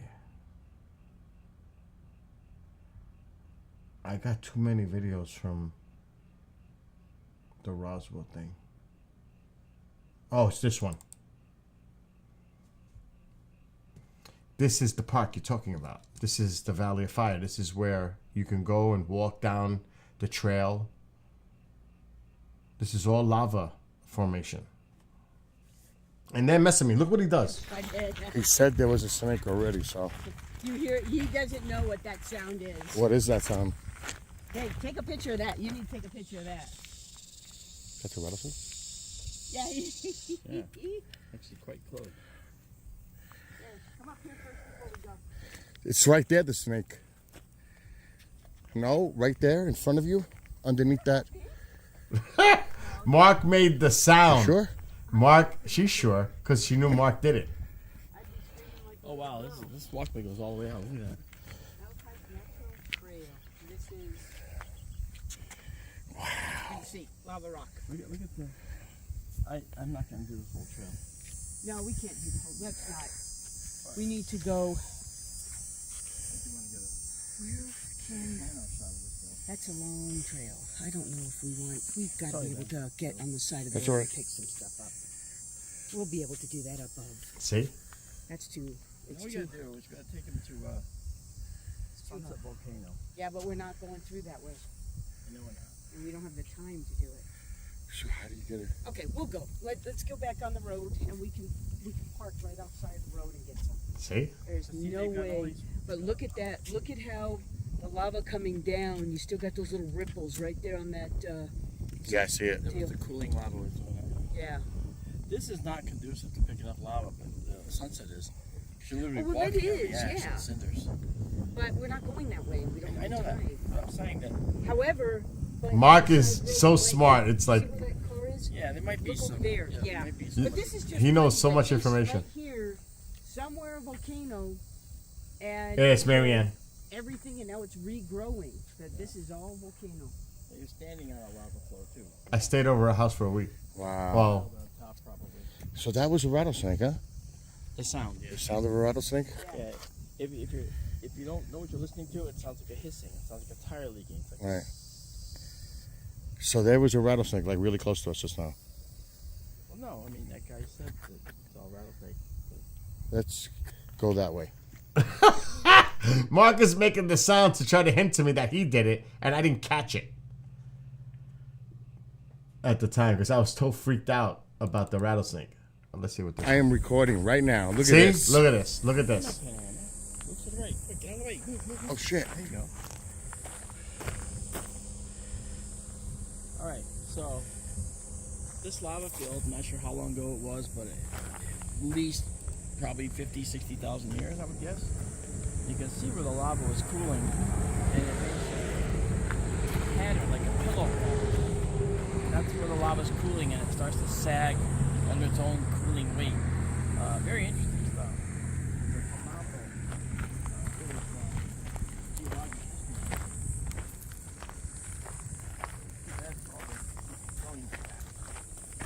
Look at this lava here. This is really something. So are the flies. Yeah, I know, right? Pear blooms are coming along with the fruit. Say what? If you look to your left, you see that big prickly pear. There is fruit. That is the red fruit on that prickly pear. Oh, I see it. Right in front of us. Yeah. She brought me that syrup too, prickly pear syrup, And make. and she was here last week. We got the agaves here. There's the fruits at the tip of them. See it? The red, the prickly. So the agave is plentiful, huh? Wow, these flies are these little gnat-looking things. Yeah, they're bad. They are bad. I don't know why.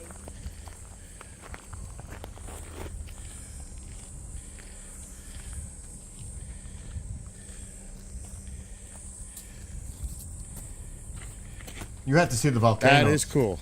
So what is this area called again? Valley of Fire? Valley of Fires. Valley of Fires. It's incredible. Probably the same ones that polluted and left all their. Yeah, that's horrible.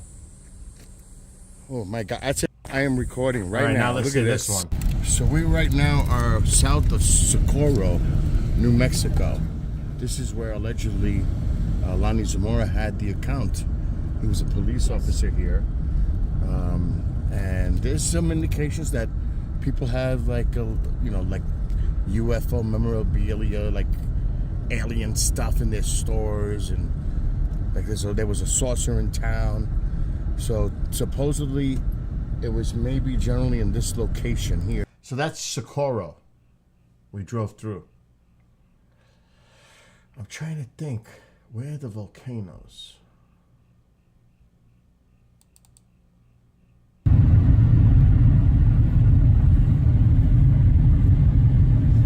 I don't know what the hell I'm filming now.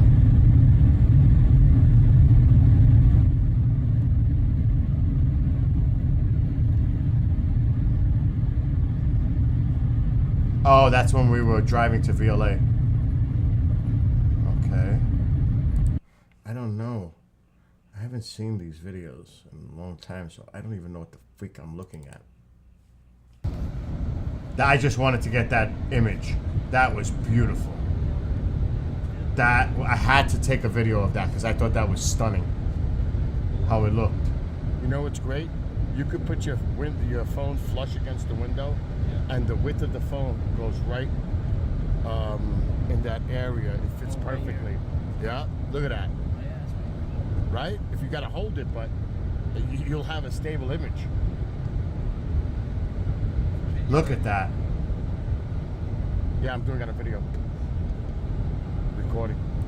So, like I said, such beautiful scenery in a lot of these places. Let me see if I have the volcano. I think this might be the volcano. This is a remnant volcano. That's a photo. That was a volcano at one time. So were these.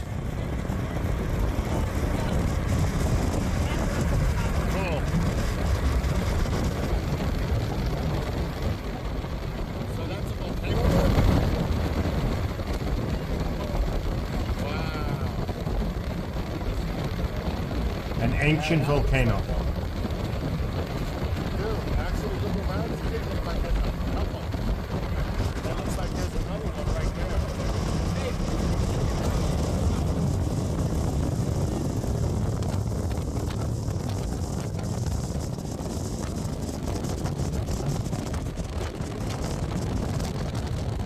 Wicked. Wicked. Look at that. Look at them. These are all little dormant volcanoes.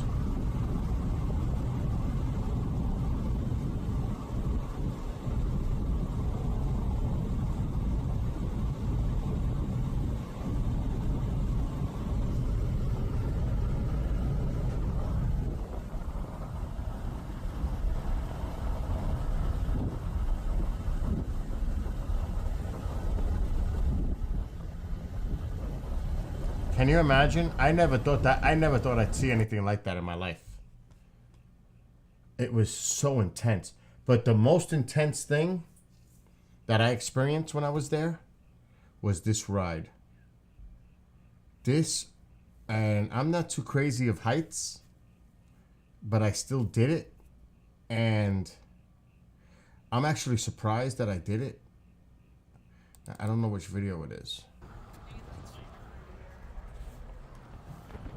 Listen, we got here.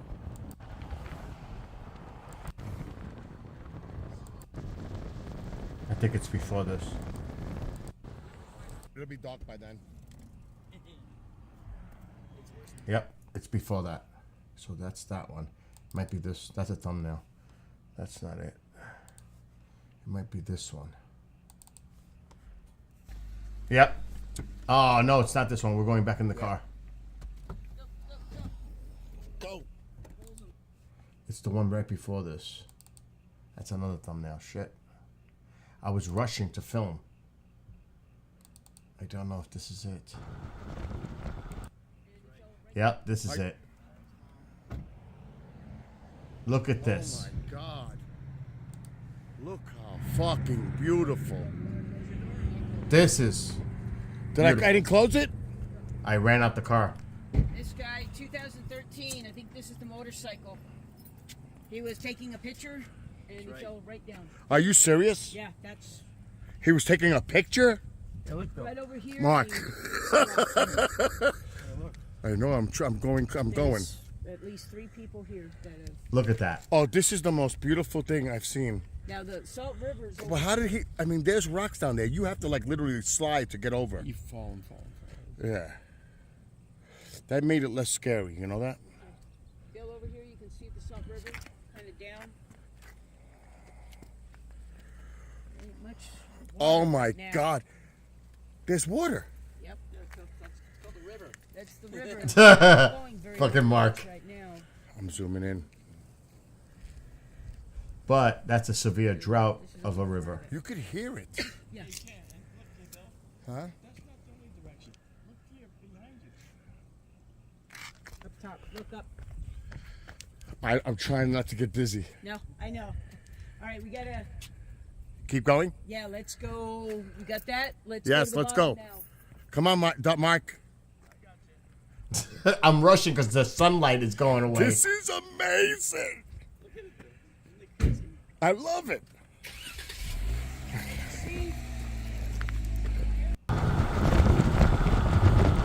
So that was crazy.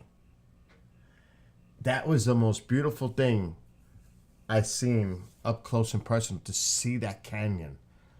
And you can't imagine what it's like unless you're there in person. It's just unbelievable. And it's all Indian reservation land. Like, I don't know what this one is, even though there's an aurora going on. Well, she wants to. Indians, watch your footing.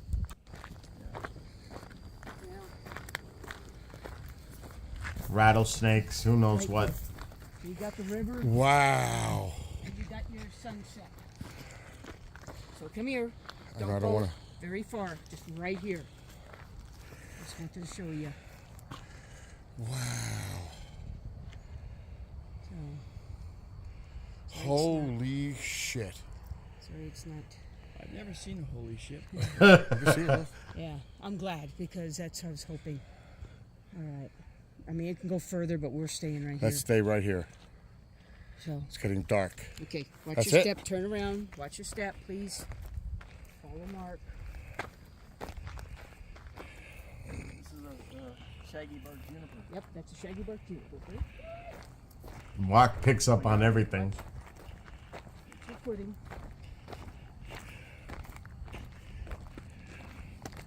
I will not make snakes now.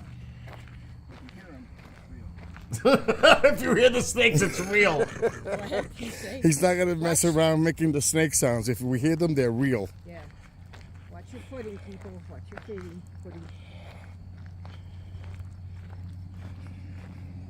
Yeah, that was intense, let me tell you. And I can't remember the name of the place. I can't remember. But it was wicked. Wicked driving.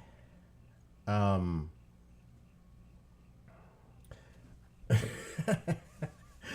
Mark is a trip. I don't know what sign this is. Oh yeah, the very large array. And I don't know, this might be where Smokey the Bear is buried. Yep. Capitan, New Mexico. Look how fat I was. And that's why Bill's working out and losing all this weight, because that is a disgrace. And look how much weight I lost. That's a disgrace. That's probably why I sounded sick. That is an utter disgrace. And then, of course, the infamous what they did to me at the Texas Roadhouse, Steakhouse, whatever the fuck. Here's me and Nick Pope.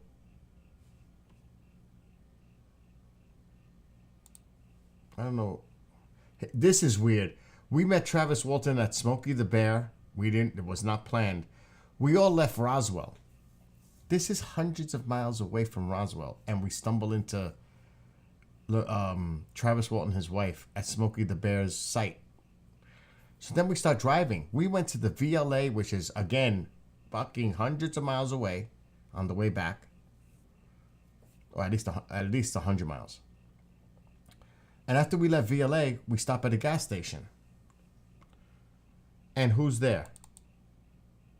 Travis Walton, again with his wife.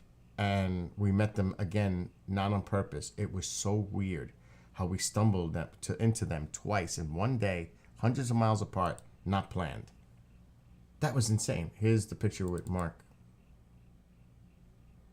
The four of us. I just talked to Travis 2 weeks ago.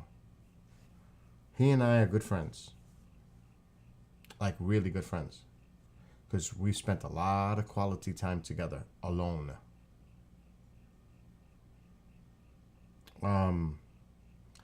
This is, I was talking to one of the paranormal rangers in this photo. And that's Marianne's backyard. That was 4th of July. So, I was just talking and hanging out with him. I don't know who took this picture. But we're all just chilling. Which was pretty cool. I've never shown that picture. This is my favorite picture from the VLA. Or the whole trip, really. I like that picture. That's a cool picture.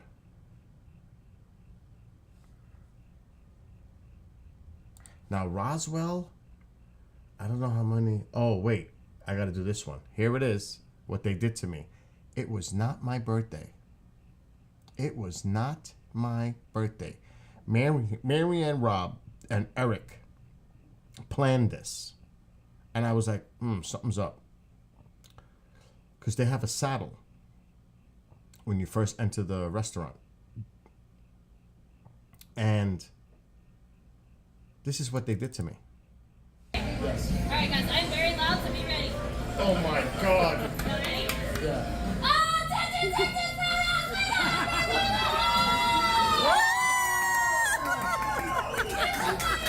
Oh my God.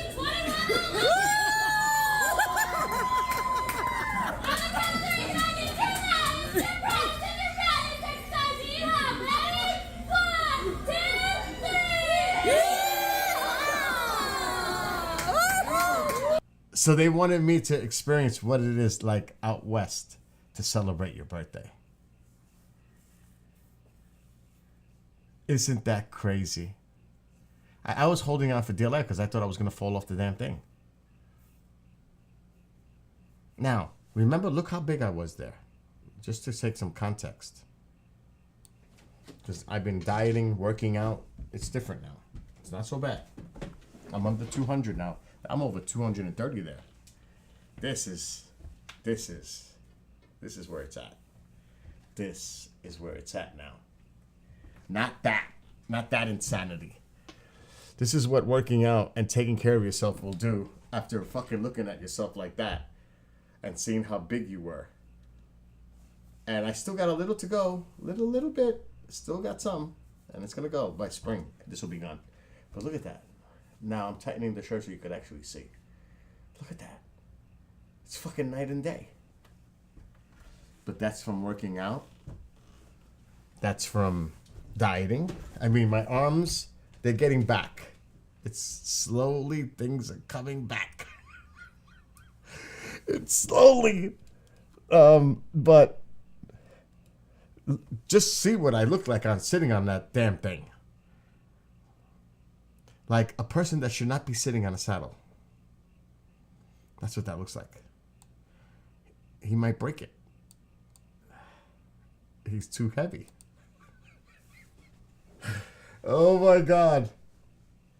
Oh my God, a mechanical bull, I'd be dead. Oh my God, you said the same thing as Lewis did, Michael. But it was still fun.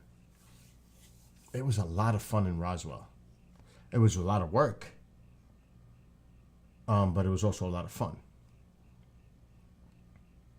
I ain't gonna lie. But it was work. Like, this is me and John Alexander. He's up there. A lot of people are half and half with him. He only brought one book, and he gave it to me, and he signed it for me. He only brought one book, and he gave it to me. It's in my collection. I don't even know what the fuck this is. Oh, this is Warren looking at the KGRA thing for the tape where the table was.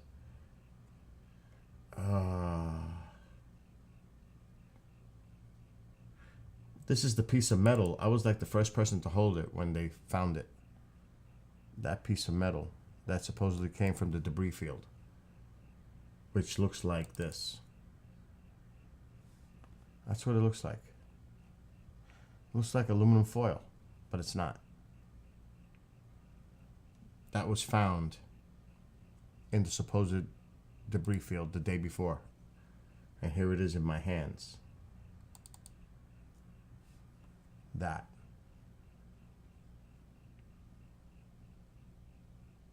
was found, and it's an uncommon alloy. Here's a shot of the drones in Roswell.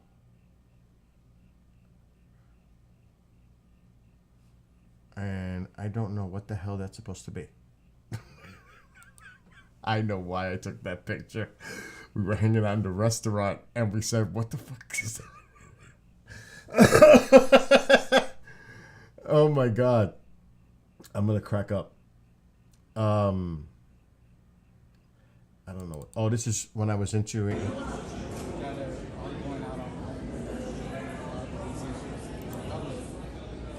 They're coming soon, by the way. I've been promised that these interviews that I did, 16 of them, are coming on the station soon. They're working on it. And I did 16 interviews with people. About 15 to 20 minutes each. That's a lot of content over 3 days I recorded doing interviews. It's a lot of content. I'm telling you, it's coming. And I'm good at asking questions. I'm good at interviewing. Because I'm really good at shooting off the hip. I have to call him. I'm worried about him. Land. Him right there. That's Graham Rendell. Land. Land. I'm going to kill that. Land. I don't even know if I could stop it in time. Look at this. That's Graham Rendell from the UK. He is brilliant. Brilliant. The research that he does. I don't know what this one is. Oh, that's Bryce. Now, you won't see me all with that shirt looking messy. They get us from, when you see the videos, when they come out, they're going to be the upper body. It's not going to look like that unbuttoned shirt. I had to borrow their shirt. Obviously, it didn't fit. Because, again, I was ridiculously obese.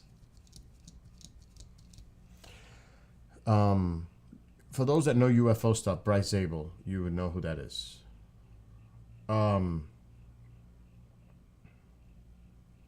So yeah, there's 16 interviews. I even interviewed Marianne Robb. And share their stories, whether or not they want to remain. Like I said, I interviewed 16 people at Roswell. And they're all damn good, in my opinion. Not because it's me, because they are. So it was a lot of fun in Roswell.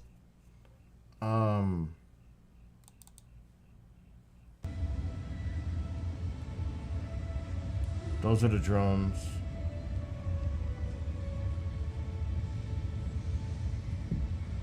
They were landing. That was the end. I don't know if this was cool.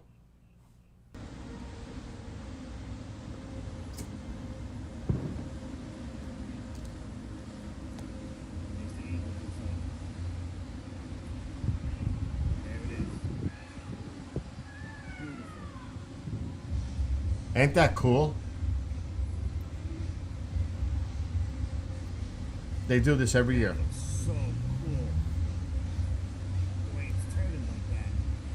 Or the illusion of it turning.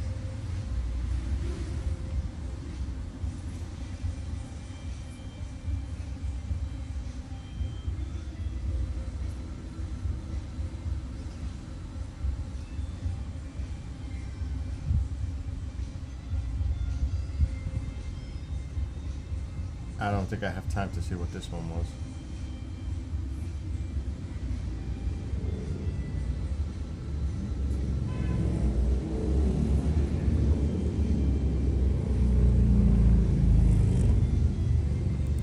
I filmed that live on YouTube.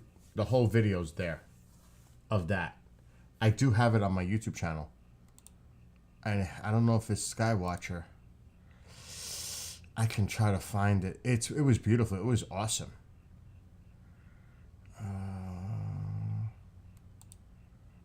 Let me see. View your channel. Your videos. I don't know. It was live.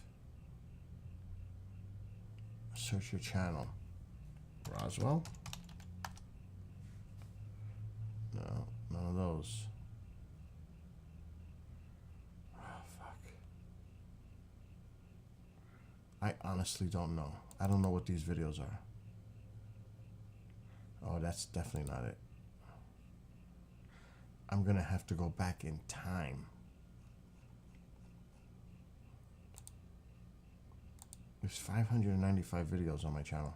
So that was this year, July 2nd. So I just gotta look at my videos. Okay, we're in August. July. Next page, maybe.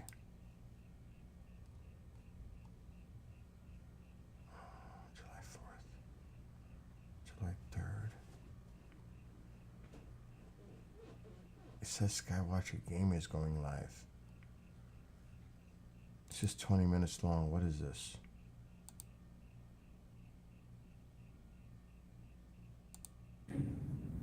Oh, that was Mark's presentation. It was after this. That was his presentation in Roswell. So it's after that.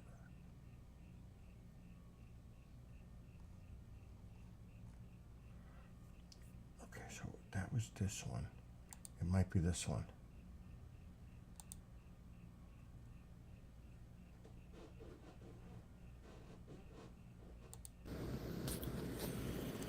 Nope. That's the day after in the hotel. It was before that. It was before that. That's right, because we came back in to see the rest of Mark's presentation. That's right.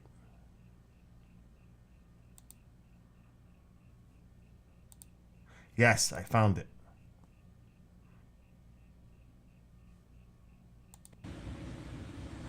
Oh, look at the alien. Cool. This is it.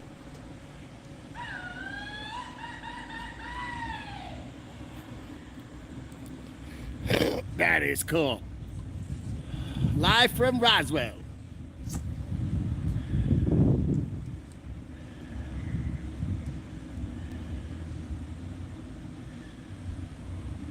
This is the drones.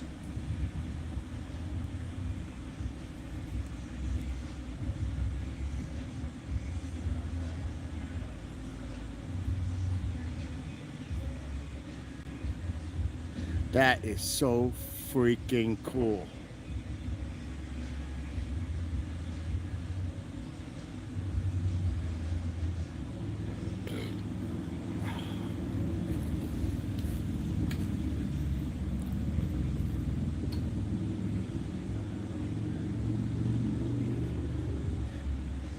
What's up, Petita? And Bob? This was a live stream. Obviously. When I was in Roswell. Oh, that's cool.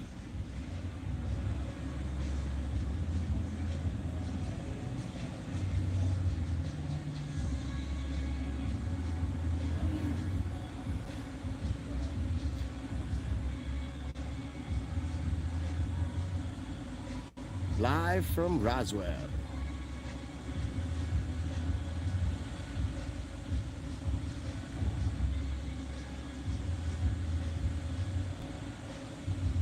It's such a great time. You don't even know how many people were there in that parking lot. It was insane. But we walked away from all the commotion. That's a different type of museum. But there was bands, there was all kinds of partying going on. This was a Saturday night. And then we went to Applebee's. That is so cool.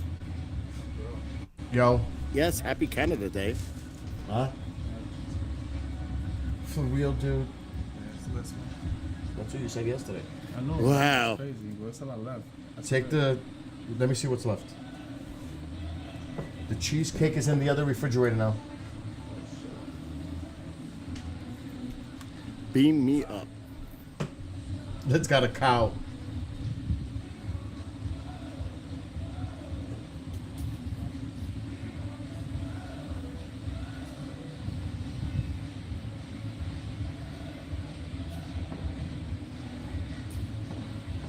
Pretty cool, right? Wow, you can hear them.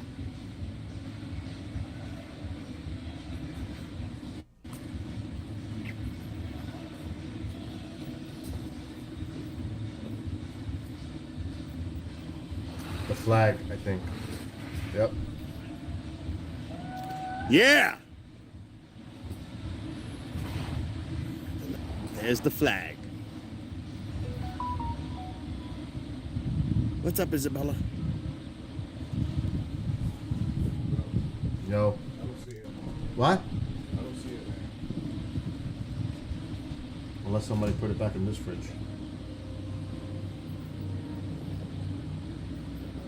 It's in the other refrigerator. It's stuck in there somewhere. You gotta look good enough.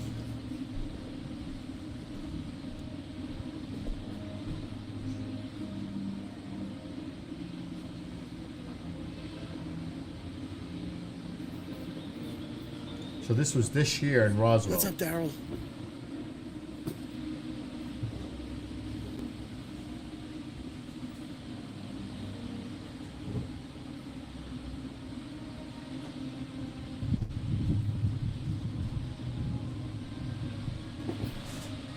Nice. Oh, okay. So you found it. I did find it. Oh my God. Take this chocolate one. All right.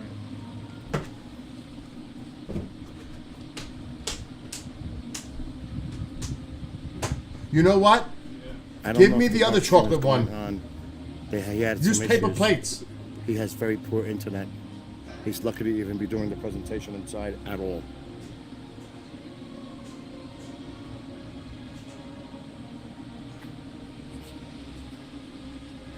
Yep. He's right, Daryl. But they had fireworks here too. Yeah, both.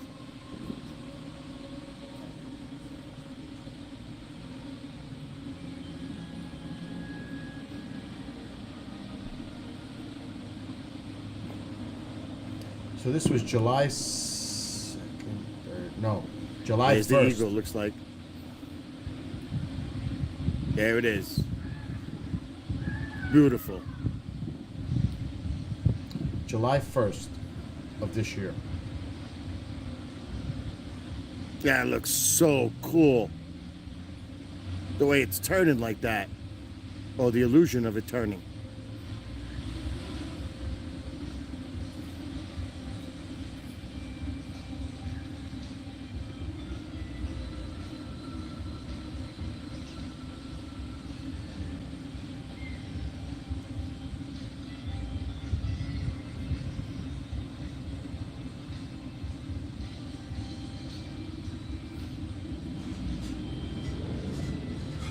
Uh-oh.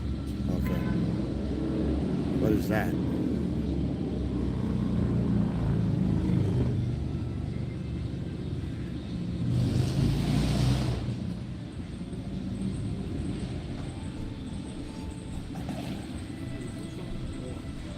Huh?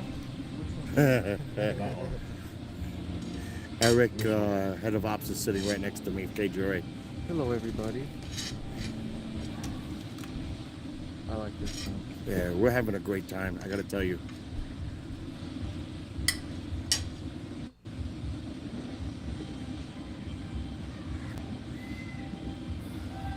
it's cool when they turn off.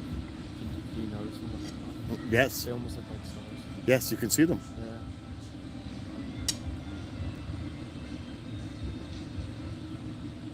Especially that it's clear and they got that color against the darkness. Yeah, they cleared up a lot. It did. There's a lot Yeah, of cool. Roswell. That's the logo. That's cool. That is freaking Huh? cool. Wherever you could fit it. That's the Roswell logo. It's late back east. It's after 1 a.m. Not here.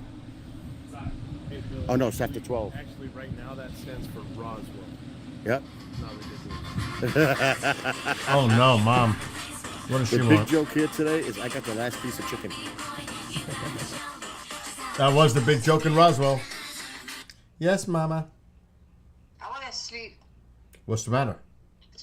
All the more noise. What noise? You got that TV on slow? What TV? I don't have a TV on. I'm on the internet streaming live. Oh, that's what it is. All right, I'll try to keep it low. It's 11 o'clock, man. I want to sleep. It's only 11. All right. Yeah. Bye. Thank you. It's early.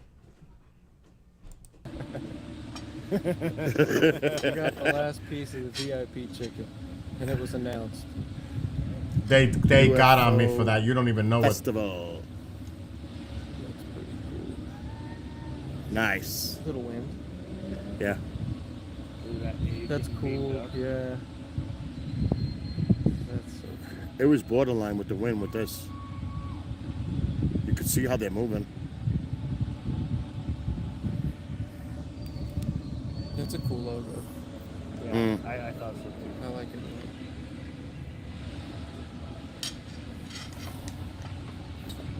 From this distance, you can hear them too, easily.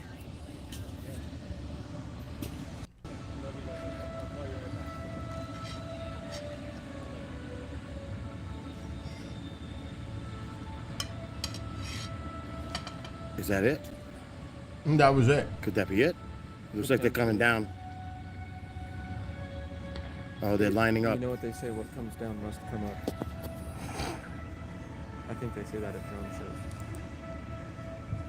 So that was it. But you got to see you got to see the drone show. I didn't catch it from the very beginning because I was inside with Mark. Because Mark was having all kinds of issues trying to do his presentation with Ben Hansen. There was issues. You don't know. KGRA staff saved, not that Roswell, the other Roswell, because I went to Roswell twice this year. One in March. I saved that one personally in a lot of ways. You have no idea how I saved that event. Me. It could have been a catastrophe. I'm not joking. And the people that were there know that to be the fact.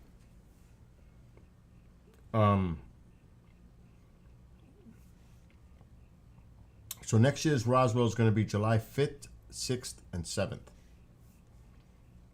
It's not publicly announced yet, but I can tell you those are highly likely the dates that it's going to occur. July 5th, 6th, and 7th. And it's going to be awesome again. I can't wait to go back. I can't wait to experience this all over again. And I did it twice this year.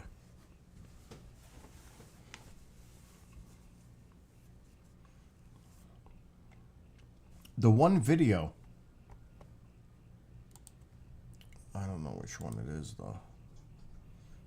It's private because I had to make it private.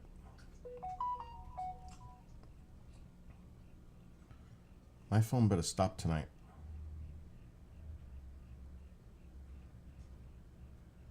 Unlisted. It's not that one. It's way longer than that.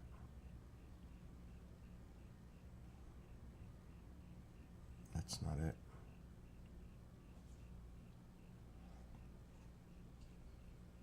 These are all private.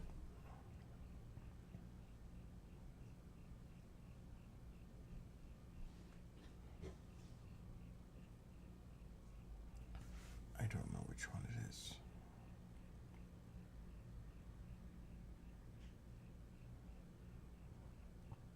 Can't be after that.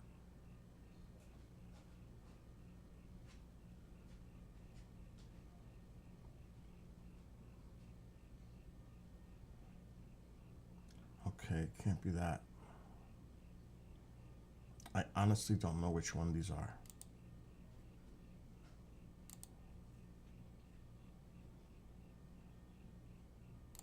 I just want to get these torches on before they all turn off.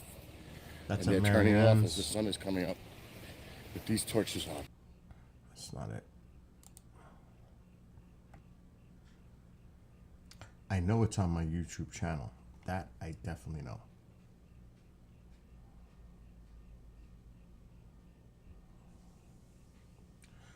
Oh, maybe it's party time? I don't see that video.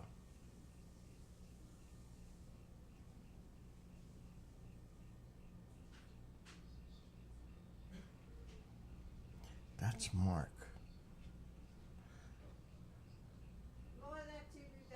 I don't have a TV on. Is it him? Yeah, I want to sleep, you know. So then tell him. No, I thought it was you, but it's Kendrick here. Tell him. I told him. The fuck, man? I can't even do shit in my own home. All right, Ma, I'm live.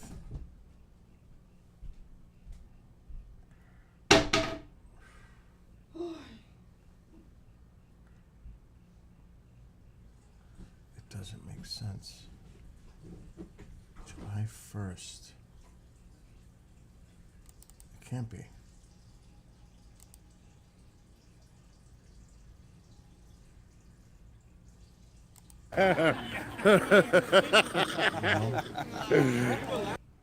No, it's not that.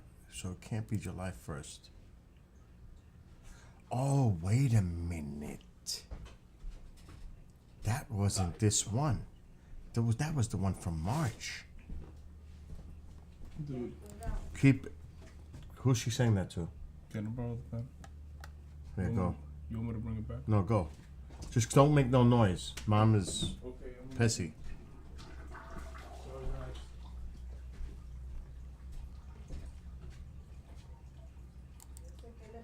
Ma, I'm live. I know, but I'm live. And he doesn't have an attitude. You're making an assumption he has an attitude. Oh shit! What just? She fell. Got punished. What? What? What are you trying to? What were you coming here for? What did you say? What did you say? I'm live right now. No, you say something different. I'm live. They could all see you on camera. I don't care. All right. Okay? I'm sleeping. This is my house, and I I'm know. sleeping. You said okay? that already. And I trip over there because you always put all that shit there, and I told you not to do it. Okay. Tired of this fucking life that I'm going through. Mm-hmm. Because of you. Okay. Fucking poor.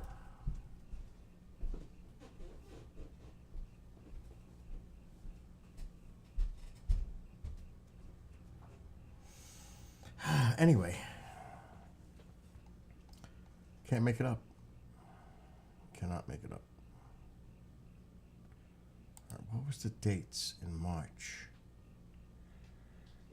for Roswell? I don't remember the dates. Okay, there we are. I found it.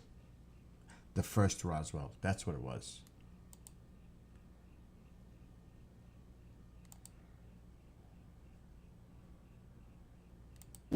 What time is it? We have to wait a minute. Okay. We have to wait. I'm going to play it one last time, if that's okay. Thank All right, so it's after that. I'm in the right place.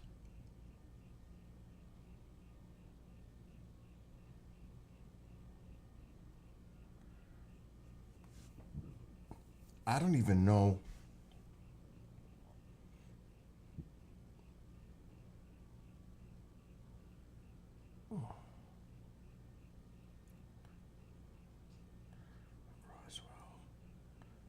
So it's not party time. Oh, it's this one.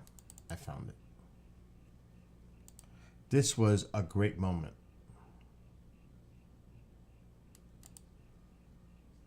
Some boat riding. I got guns. You got guns in your. Why? Well, you just a Texas don't even know it. Awesome. It's crazy because So that's Travis. We're sitting in our in front of our hotel. This was the Home 2 Suites in Roswell. And we all were done for the day at the convention center. And this was the hangout. In front, nobody knew, that we were going to do this. Otherwise, there would be people coming because we're all out there. Not to see me. But if people knew that this was going on, people would have showed up. Because, Travis Walton is well known throughout the world. And he's playing guitar with Tony Angiola, who's an actually brilliant guitarist and a great guy. They all are. But look around for those who know their UFO stuff. One or two BB guns. What'd you say? I get along really good with Daryl. Better be careful about what you're saying. Well, Daryl, I live in the Commonwealth of Massachusetts. Thank you. I hear you. I hear you. And I have enough guns where I can take over where I I bet you could own that place if you wanted to.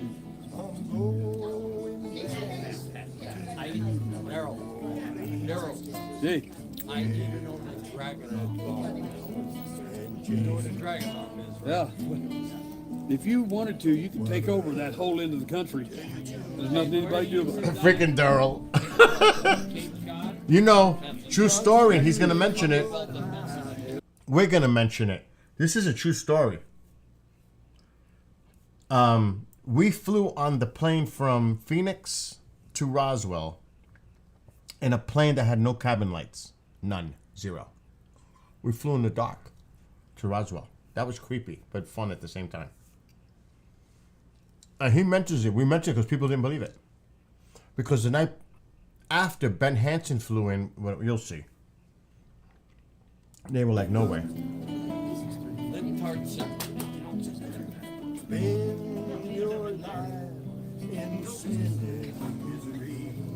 I know, right? If I played my drums now, the police will be here.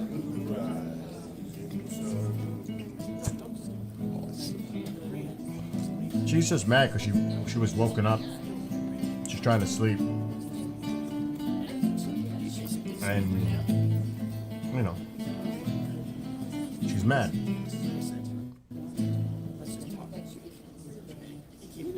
That was good.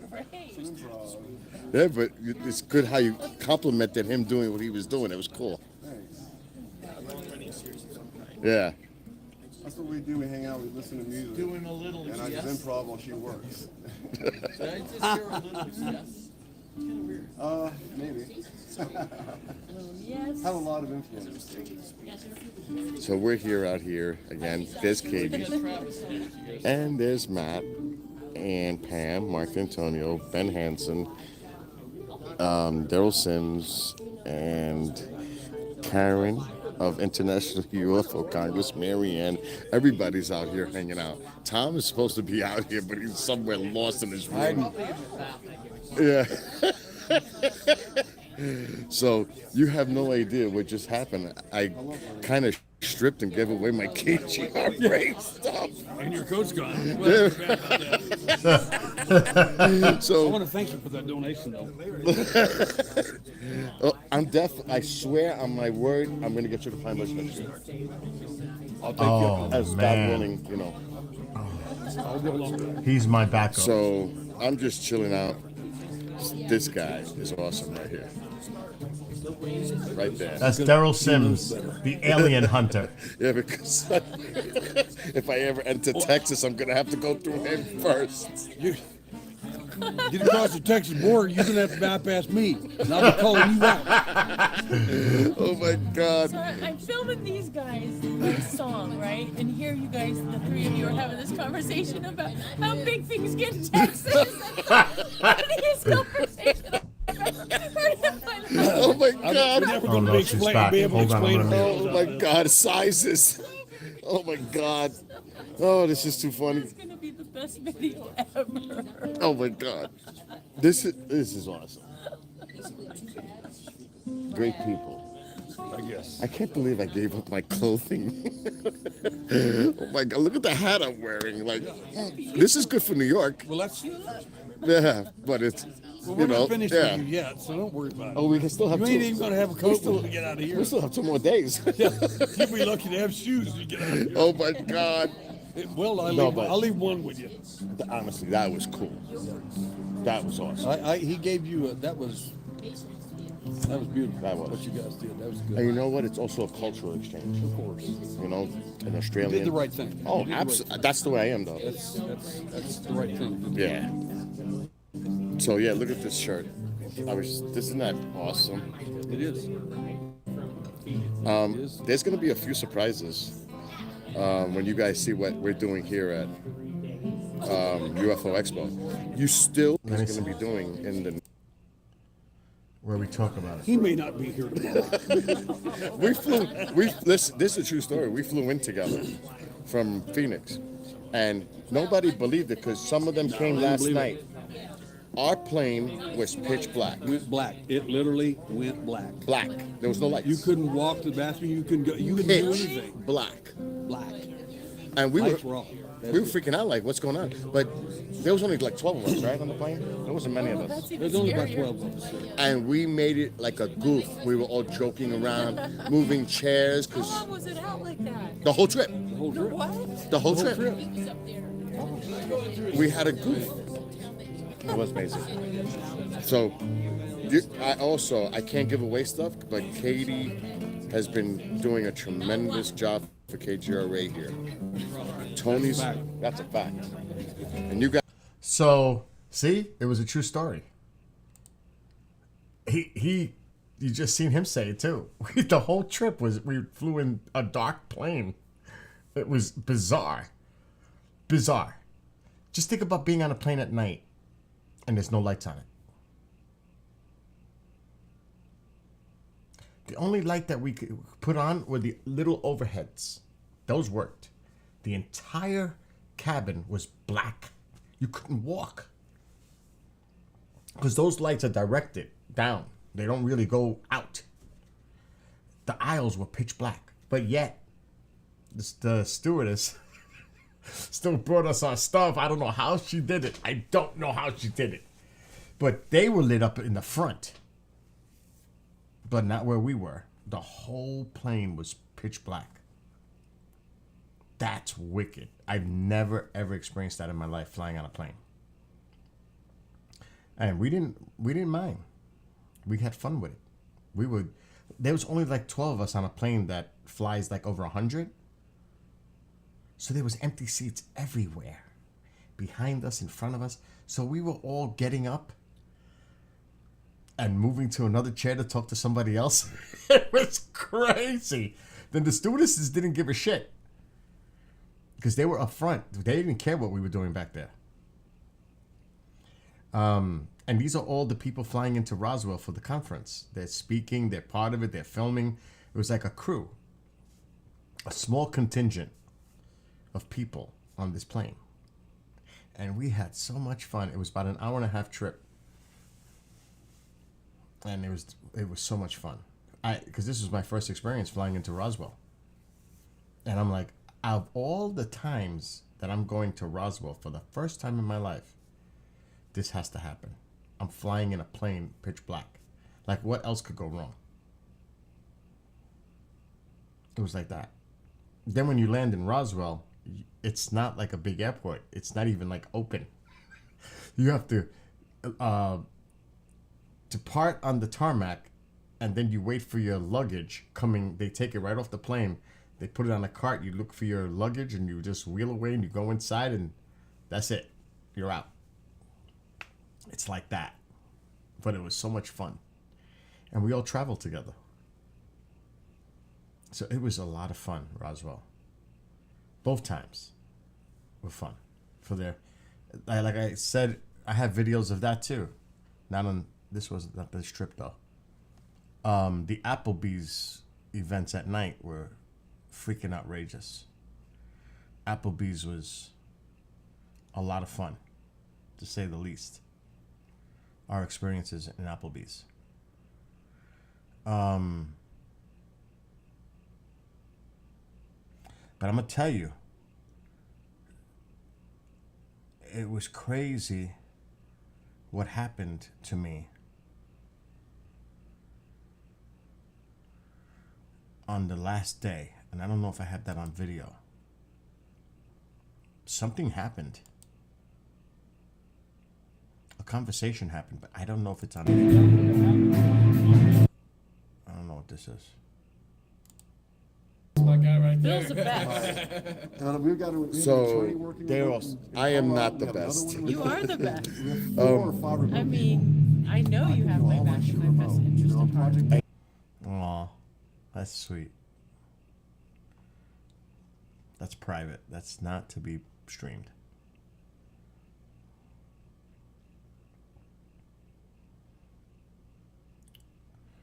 Which one is it? It's not party time. We are back. No, good morning.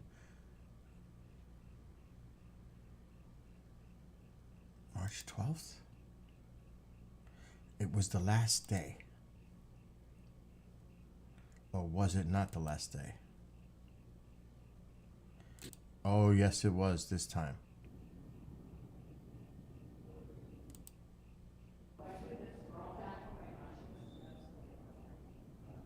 I think it was when I went back inside. Just don't have the time. You know, as a No, it was before this. That goes a long way. And I'm a natural, and that's just my personality.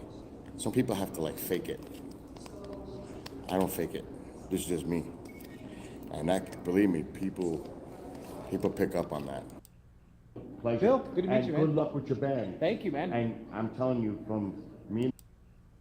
Before we go and hit the road, or we'll play when we get back. I thought it went great for us, for the station. Great.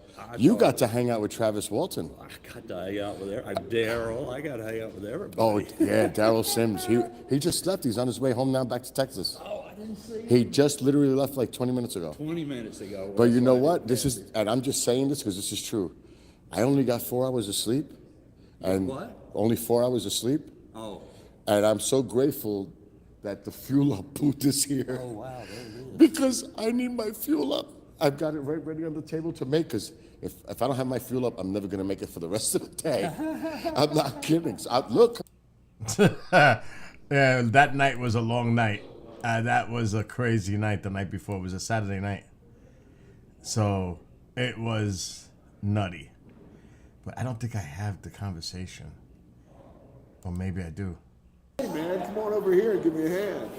I really, and for those that are part of KGRA or a member, he's going to, what was the date again? April 15th, I think it was? 15th. April 15th. Oh, that was John Yost. West, no lights. They're all IR cameras. So you're in the dark. And waiting. Is that what you're planning to do? Oh my God. And I must say, thanks to Renee. God bless her. For making Oh, that's still John. I used to go to I think it was When called. did you leave? Wow. 2009. Okay. Well, we had bought the house in the 90s, right? And it was right. I don't know what the fuck I'm talking about. That's like Florida. Cases is MUFON.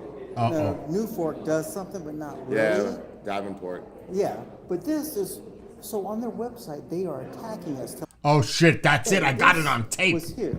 Now, I talked to, what's her name? What do you mean Ryan- this was Ryan? here? That just. What's her name? Rylan? Yes. It's, like the status quo, Nordics. Well, have you reached out,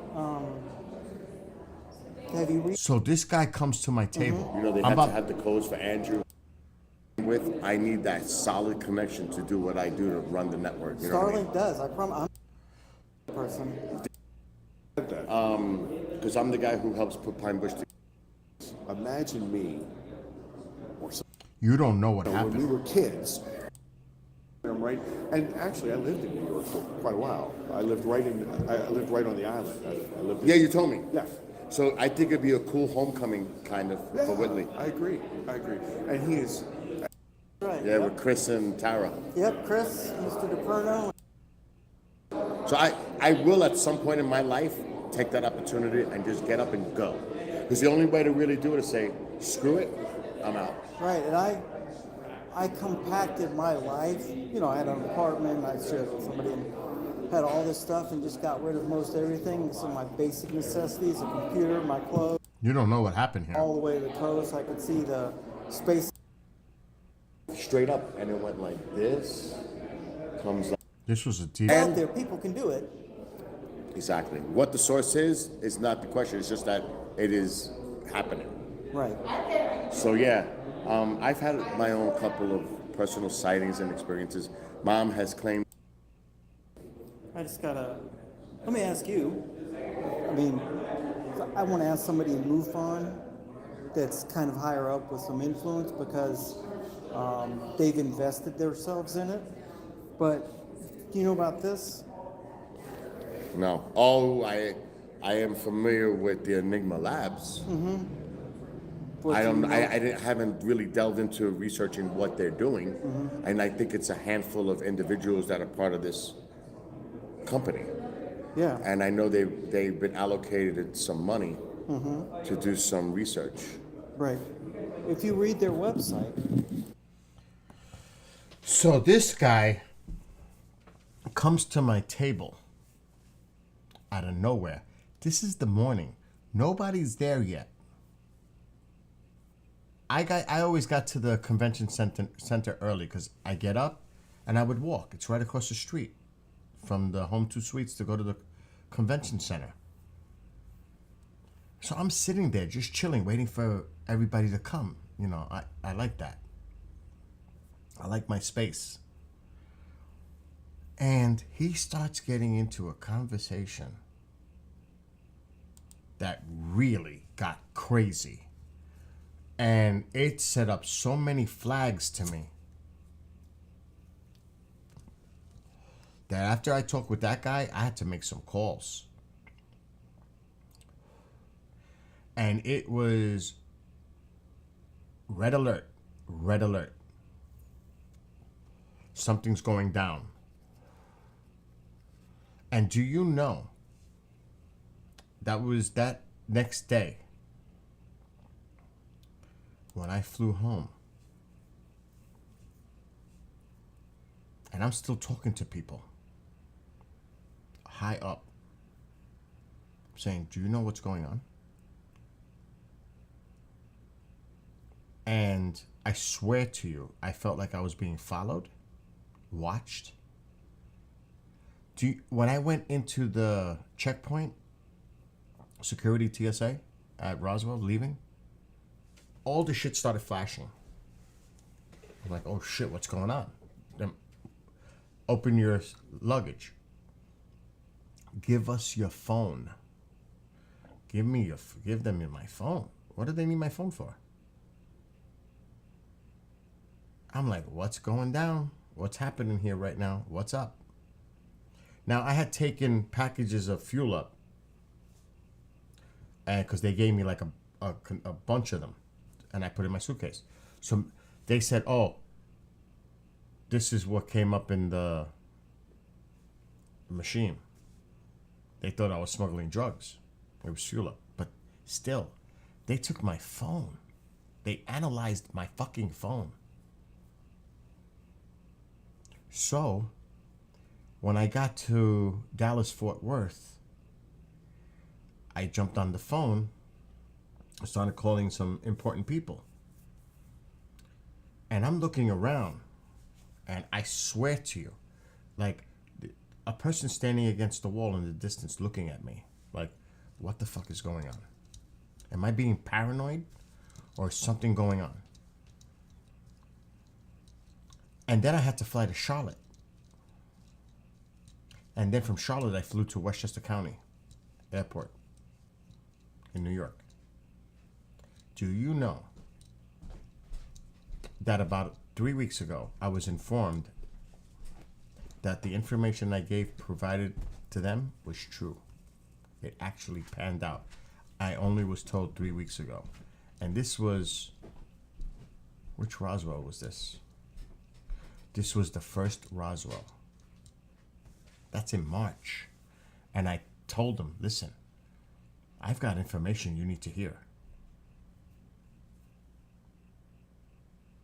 And this is some serious stuff. And I was told, like I said about 3 weeks ago, Bill, remember what you said to me? Because I called that person for advice of what the hell was going on. I actually called 3 people. And it turns out I was right. That is crazy. They might have thought I was like panicking, paranoid when I made the calls. Like, I'm telling you, I'm tipping you off on something that's unbelievable. And then to find out months later, they say, you know what? Remember that? You were right. Just got word that. So that, I can't play that conversation. I cannot play that conversation. Because what he I didn't think I had it. But I got it. And this is on private. And I'm actually going to fucking download this video and delete it off of YouTube permanently. I cannot leave this up. So I'm going to download this file right now. Because you never know. I can't have this up in a public forum. This was super intense, the conversation with this dude. And he sought me out. He sought me out. Us, not them. Anyway, but I'll come back. Actually, and tell Katie no, you can, but I can do my moves too. Well, I want you to. I want to tell this is like. I'm gonna step because I want to step with you to the side. I'm gonna talk to you privately. Wait. Yeah, because I was streaming. I said I got to pull him to the side. I can't say what I'm gonna say to him on camera, live streaming on YouTube. We had to take the conversation to the side because it was getting intense. I didn't know this person. This person approached me at the table. Do you know such and such and such and such? I said, yeah, but I can't give you that information. That's confidential.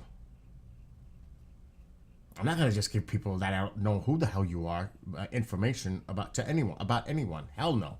Even if I knew you, I'm not just giving out information. That's confidential.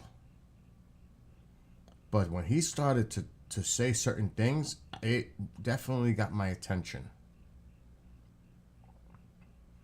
And the reason it caught my attention because I knew other things that he was saying that was like he was tying the pieces together of the things that I knew, and I'm saying, holy shit, this guy knows.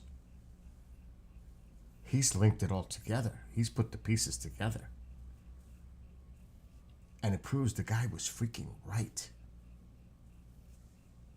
Which is, and the public has no idea of this crazy shit. And I was in the middle of it.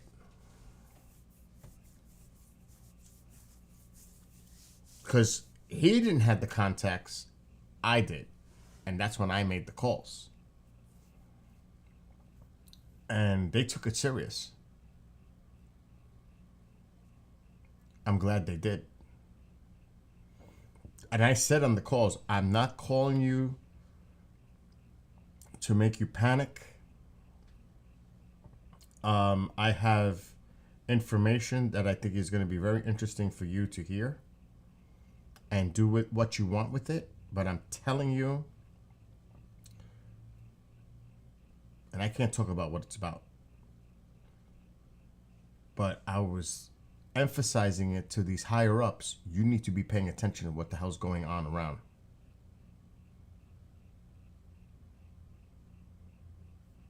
And like I said, 3 weeks ago, maybe even less, it could be 2 weeks ago. Remember that call you did from the airport about such and such? It turns out you were right. So it took months for them to figure out what the hell was going on. But they found out.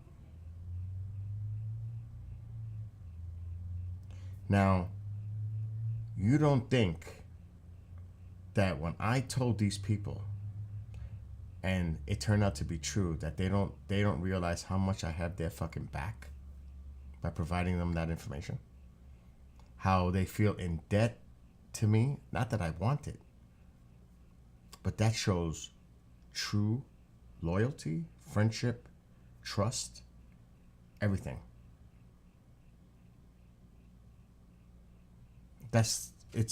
I'm telling you, it's crazy. The shit that goes on behind the scenes and the backstabbing that people do to each other, it's out of control. It really is.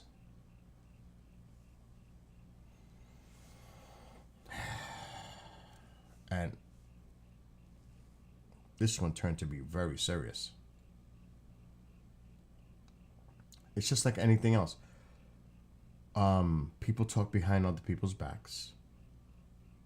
To me, that's a bunch of drama that I don't want to be involved in. I don't care what other people have to say. I'm not gonna be pushed my buttons to react. They could talk all they freaking want. You're not getting a reaction from me. You're not. Because that's what they want. And you're feeding into it, which is the worst thing, because when you feed into it, they know now they got you. They got your attention. They know they can hit your nerves. You can't allow it, because you know what happens? When you don't pay no mind to something or someone, they eventually give up and go away and move on to something else. Usually. Unless they really are obsessed. So it's just incredible.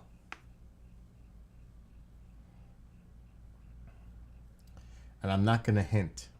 I'm not even going to go there, because this was way too sensitive.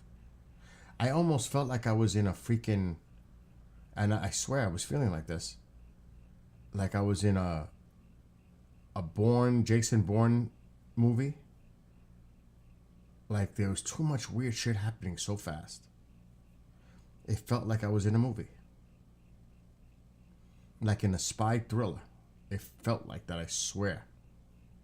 For about 24 hours. And meanwhile, I just want to get home. I just want to get into what I think is the safety of my home and get as far away from this as possible. Because I really was worried. I was scared that something was going to happen. Because people don't realize. People say, Alexa,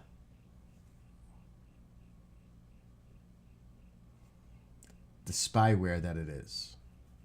Or other This might answer your question. Spyware is any software with malicious behavior that aims to gather information about a person or organization and send it to another entity in a way that harms the user by violating their privacy, endangering their device's security, or other means. Anyway. Anything we do is monitored. People are naive if they think that that is more invasive than anything else. They complain, oh, the Ring doorbells. Your phones are monitored. Text messages, emails, conversations, all of it across the board is monitored. You would be a fool to think otherwise. Everything, all that data is collected. And if you raise a flag, they're going to even dig deeper. So when I hear people say that, it's like, yeah, so what? Everything else is being used against us too. So what? I'm already far beyond being observed and monitored. Are you kidding me? You think I'm going to worry about an Alexa or a Ring doorbell? Things are way beyond that for me. Those are the least of my problems. I'm very careful with emails, text messages, social media posts, conversations on Skype, on anything. Even when I'm on the phone with somebody, I say, listen, we should talk about this in person. This is not something we should be discussing on the phone. Seriously. And for people to think that that's not the case, they're being naive. There's a naivete there. One thing is not that everything is used. Everything is used to monitor. I mean, if they want to get access to my cameras, they get access to my cameras. They can get access to anything they freaking want if there's a cause or a reason. Shit. They can control, you see it in movies, it's the truth. They can control the cameras on highway, streets, stores, everything. So I'm very mindful of that. So while I'm on the phone talking to these people and I'm telling them the information that I know and was told, I'm like, shit, I'm actually talking about this in an airport. And I'm saying to myself, if they're listening in, the information that we're talking about, this is not a good place to do it. I'm exposed. So I'm like, I need to get home. It took me, I left Roswell at 6:30 a.m. local time. I did not get home till 1 a.m. Eastern time with all the connecting flights. Then I land in a partial rain, storm, downpours. It was incredible, the downpours. And then I ended up driving because the person that drove wasn't supposed to drive. My neighbor was supposed to pick me up, but she said I can't pick you up at the airport because of the weather, because it was supposed to turn to snow and be a snowstorm, which it did turn to snow when I got home. When I actually got to the house, it turned to snow, but we never got the snowstorm that they said we were going to get. So it was just like a long day into the night. And like I said, stopping at Dallas, Fort Worth, then stopping in Charlotte and the layover. And then to take that final flight with a pending snowstorm that they're talking about. And is my flight going to get delayed from Charlotte to New York?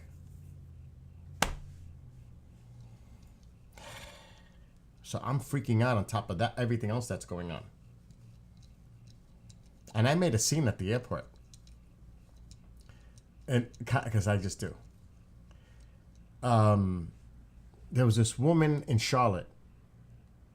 And she looked at my shirt because I had the KGRA shirt on. She says, "Oh, you into the alien stuff?" And we're all waiting to board. This is right before boarding on the plane, heading to New York. I said, "Yeah. We just came back from Roswell." Then the conversation goes on, and I said, "You know what? But there are a lot of," and I said it loud so they could all hear me, "there's a lot of people that just don't realize what's going on, and they are so misinformed, and they don't believe in what's going on, and they're just all naive." And they all looked at me. Because we were like getting into a serious conversation about extraterrestrials, this, blah, blah, blah. And I said, "You know what? I bet you there's people around us right now that have no idea what's going on, haven't been paying attention to what's going on, and don't care. And they think it's a joke. It's not a joke. It's not a joke."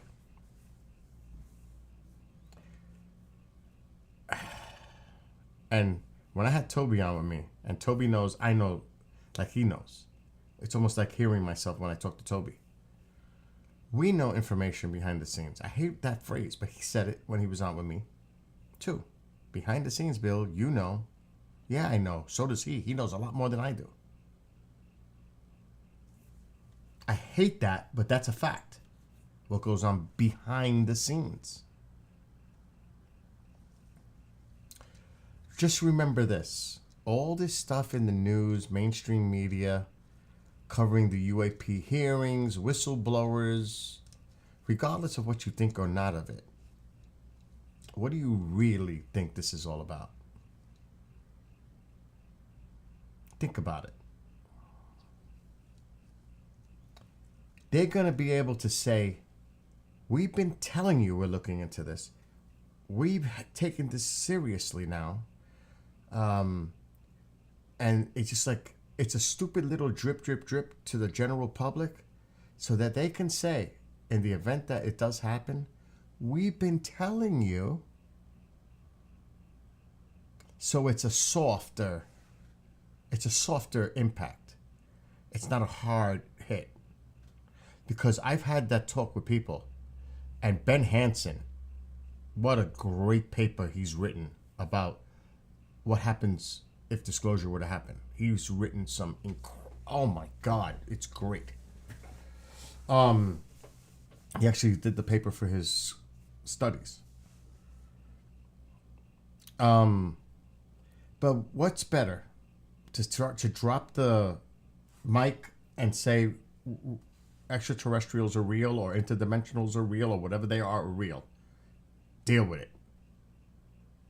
Just throw it in the public's face and say, this is it, right now, here, now. It's all over TV. Look, Fox, CNN, all of them, they're all showing live coverage of a UFO. What's better? A hard drop like that, or a more prepared, planned, rolled out, long-term rollout? Think about that. To prepare the masses, to prepare the public, because they already have it in their ear. And it's not just here in the United States. I mean, this is stuff that goes around the world throughout the media. But what a better way to do it is say, okay, this slowly set the seeds, plant the seeds, so that it's not going to be like the end of the world if they say, we are now going to provide evidence. We've done the investigations. We are now finally have the evidence to show the public. And it's going to be a big thing. And I wouldn't be surprised if other nations are involved to make this announcement together. But the public would be more prepared for that moment if that were to happen, because it's already the buzz. It's been going on for 6 years. Okay, let me see what Lorraine wrote. See, the thing is, the probability of someone having a UFO situation is percentage-wise still lower than so many sure and pressing issues like, listen. This is way bigger than housing or immigration, or all that shit is pushed to the side immediately. This jumps up the top of the scale. This changes everything that we know of forever moving forward. This is beyond historic. This has such implications for civilization. I mean, this is humongous. This is would be incredible because of it's going to affect not just housing. It's going to affect religion, societal, political, financial, everything that you know of that affects one's life. It's going to affect every one of them, not just one area, not just the homeless, not just this. It's going to affect everything and everyone. It's the impact. It's going to be felt like an earthquake around the world. Things are going to stop. It could even, like some people say out there, it could be used as a false flag psyop to unite the world. Which some people on one side would say it's a conspiratorial movement for a one world order, a globalistic control, because now they found a way to bring everyone together in one melting pot and focus on the one thing.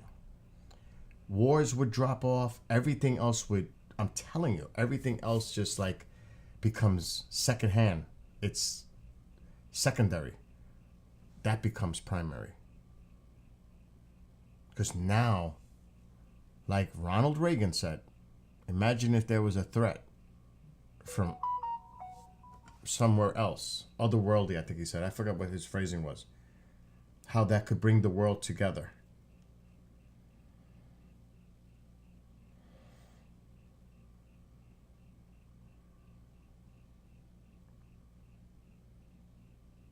So, I mean,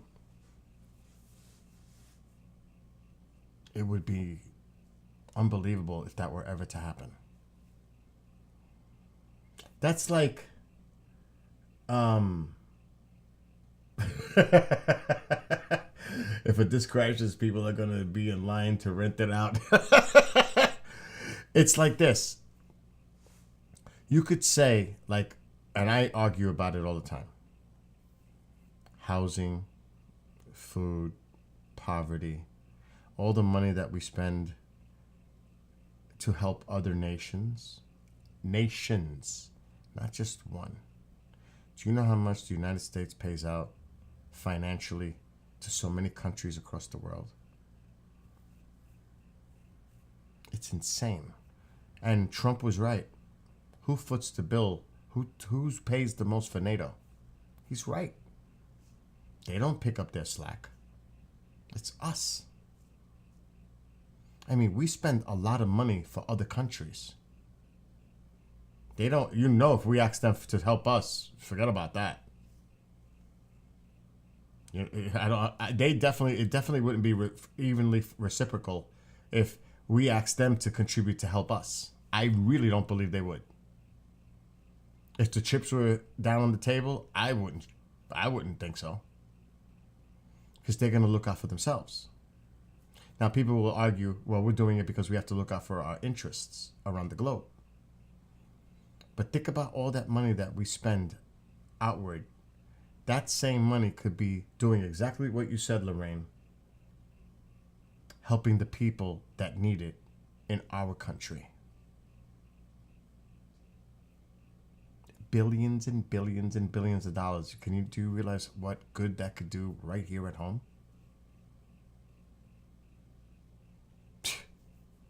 And that's what frustrates people. And I am totally with it.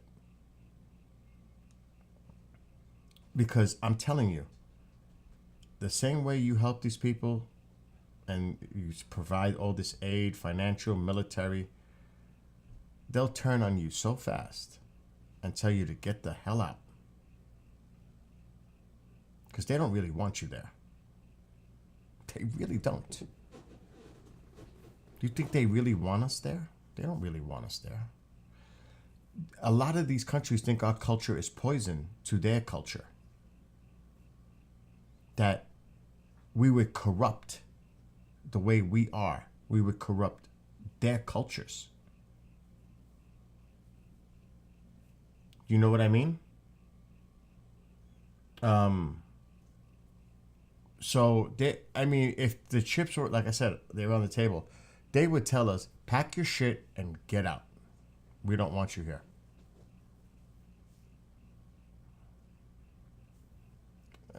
And there's a lot of technicality in there. There's a lot of stuff that goes on. It's complicated, the relationships that we have with other countries,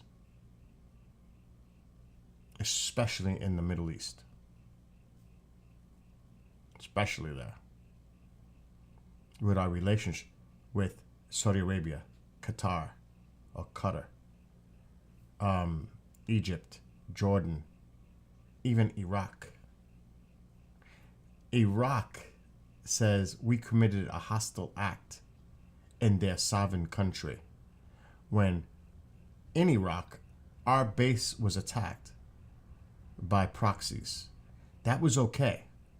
But when we retaliated, That's a hostile act. Really? Really?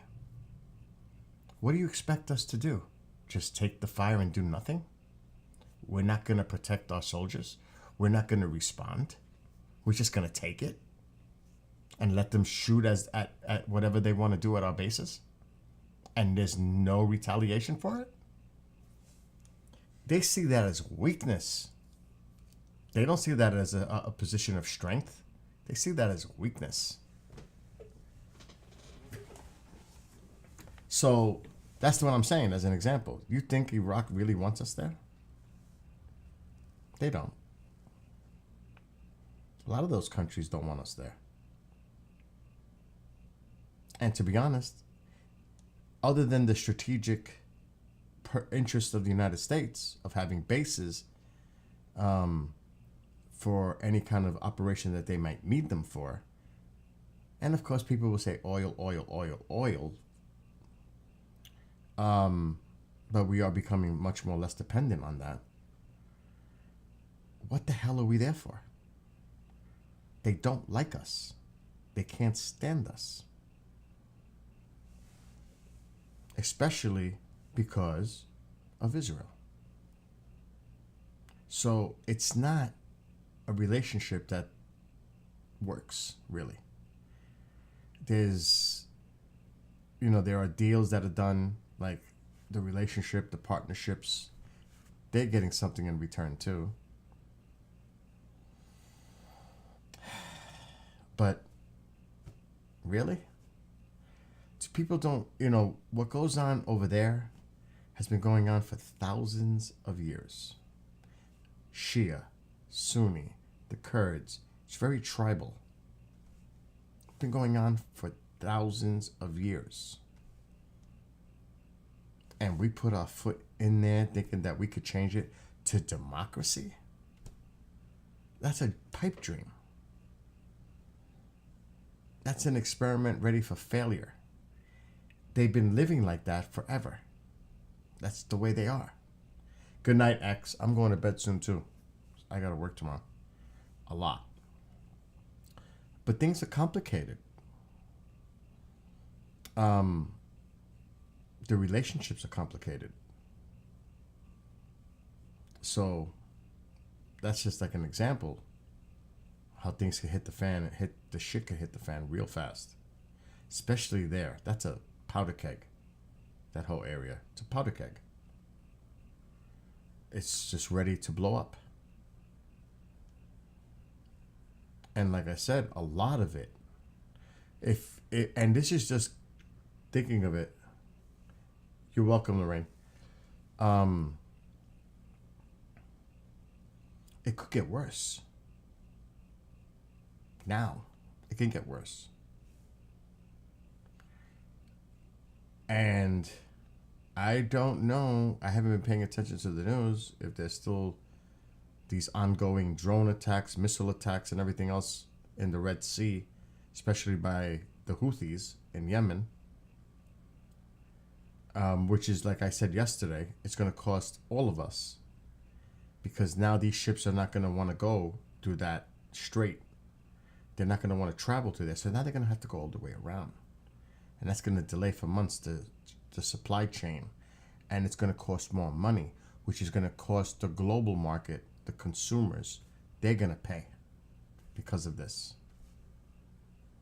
It's a chokehold. They're attacking ships, merchant ships. So when do we just say, okay, we'll just shoot any incoming in, and we'll just do that? Because we don't want to escalate the conflict and make it more of a regional widespread. Let me tell you this right now. If it were I and they were doing that shit, first of all, like they're trying to get a coalition of nations to try to defend against this. But it's very defensive in posture. But there's only so much you could take. If it were me, I would. Because they have all the satellites. They have all the technology. They know what the hell's going on. They know where it's coming from. They have all of it on the surveillance. I would wipe their asses out. I would do that. I would wipe their asses out. How much do you take of incoming before you do outgoing? Well, you're just going to keep taking the incoming and do nothing because you're afraid to spread the war? They're not going to stop. They're just going to ratchet it up. You think they're going to stop? Also, you made one retaliatory strike in Iraq. You think that's going to stop them? Oh, actually, we've done a few now. You think actually that's going to stop them? It's never going to stop them. So this shit could get ugly in the Middle East. It could definitely escalate, and people need to pay attention to that. It can easily spin out of control, especially if a naval vessel is hit, destroyed, whatever. Then what do you do? And conspiracy theorists, I could predict, would automatically say this. And I know it because I know how they think. You know what they'll say? What do you think they would create as a scenario? Think about it. What would be the conspiracy if a naval vessel got hit with an adversarial rocket or missile or drone? What would they say? What do you think the first conspiracist would create? They let it happen so we can go to war just in time for the elections. I could see that popping up instantly. Because that's typical. That's a typical analytical conspiratorial theory that would be immediately rising from the fire and ashes and amber from that incident. I would bet money on that. That would be the first thing they come up with. They let it happen. Or this was done on purpose to create the false flag scenario that we need to now go to war with Iran. And you people out there watching, you don't think that's not in the realm of possibility? You know it. If you're honest with yourself, you know that would be like the first thing that comes out. So these are the dangers. Because you never know what the hell's going to happen. Exactly, Lorraine. We have to think in real practical, objective terms. And you have to think outside the box. But at the same time, it's right in your face. It's right in your face. You just got to be paying attention.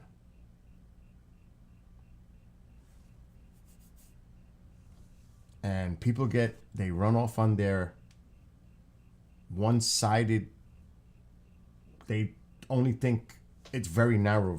That's the thing. They think very narrowly. They're in a zone. They're in a very narrow path of way of thinking. That's all they know. They don't see the peripheral. They only see the lane. They're locked in the lane. And they can't see beyond the lane. They don't want to see beyond the lane. They don't want to hear the sounds of what's going on beyond that lane. All they want to do is focus in on their lane. And that's bad. That's really bad. Because objectivity, rationality, evidence, facts, everything that goes with it, it just disappears. Because they're so narrow. They're so focused on that shiny object. That's it. They don't want to hear opinions. They don't want to hear a counter, because right away it's like, that's just bullshit. That's that's a conspiracy, or that's deep state, or that's this. They brush it off. That's the answer to everything. It's the cabal. It's the deep state. It's the globalists. It's the New World Order. It's a false flag. It's this. It's that. Without coming up with a valid counter opinion that has any rational thinking, critical thinking, objectivity. Give me some evidence about what the hell you're saying instead of this conversation going to the fucking deep state or cabal or conspiracies. Give me something. Come back with something. Don't give me this garbage.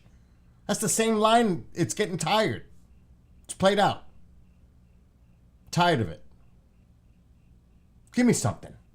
I don't want to hear all these fucking conspiracies and rumors and nonsense. Oh, but there's evidence. Show me the evidence of all this nonsense. Oh, we're working on it. You've had 5 years. Where is it? It's insane. But that's their answer to everything. Instead of coming back and say, well, I have data, I have statistics, I have this, something tangible as an answer. Instead of going down that rabbit hole of conspiracy, deep state, New World Order, the same bullshit rhetoric you hear. Every fucking answer is that to any question. It's always something else. Do you realize that is, and I taught anger management, that is a textbook deflection defense mechanism in a conversation. It is so textbook that, because that's one of them, deflecting, blaming others. That's actually textbook taught in anger management. I know I'm using it for a different thing, but it's the same thing. The rules still apply. It's unbelievable. If they would throw the book at you if you came up with some stupid shit like that. That's why court of public opinion is not the court of law. Because in a court of law, you can't pull the bullshit that you say on the street corner or on TV, or because that's your freedom of speech where you could say whatever you want. But in the courtroom, in a law, judicial courtroom, you've got to talk and speak the truth under oath. And if you don't, you perjure. That's where the chips are. And that's why a lot of people are afraid to go to court.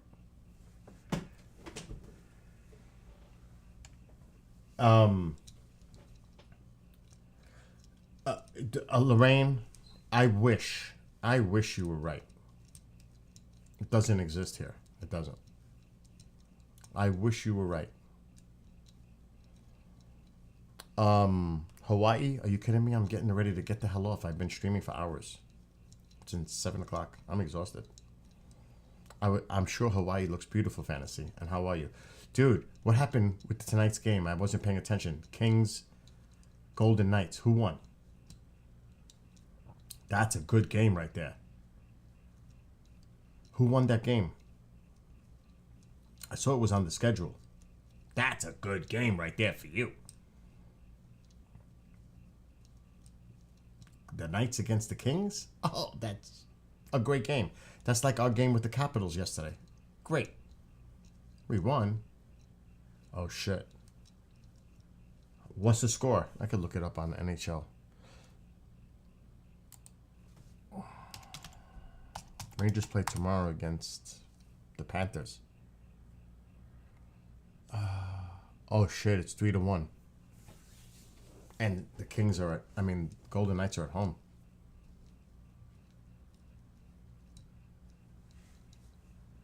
Yeah, we play the Panthers in Florida tomorrow. Let me look at something. Yeah, I'm wiped out. I'm going to bed. So the Bruins. Shit, the Panthers are in second place. in the Atlantic, and we're playing them tomorrow.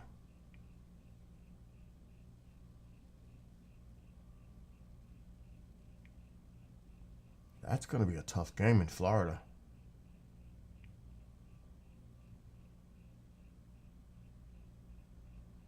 Do you know what's unbelievable in the division, the Pacific?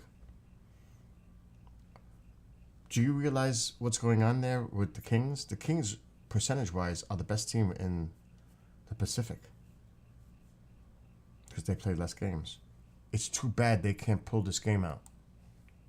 Because if you look at it, 31 games to 35, 36. 36 games. They got 5 games at hand. But look at the percentage of wins. 7-10. Because they got 31 games in. They're at 7-10 percentage. These are the games they need to win to kill this gap with the games at hand. They are right there. You know what I mean? They are right there. These are games they've got to win. They've got to beat these teams. But they got 5 here and 4 with them. So this is definitely doable. They have the second, I think, I don't know if the Bruins do anymore. They might have the second best team record percentage-wise behind the Rangers. It's definitely not there. Rangers are 742. Look, the Bruins are at 697. The Kings, percentage-wise, because the games played, they are the second best team in the NHL percentage-wise. Wins, losses. Yeah, they only played 1? But still, that counts. 4 or 5 games at hand, that shit counts. Because if they win all those games, they're ahead of everybody. That's why percentage matters. And the Rangers have the most wins, I think, in the NHL now. They do. But they're right there.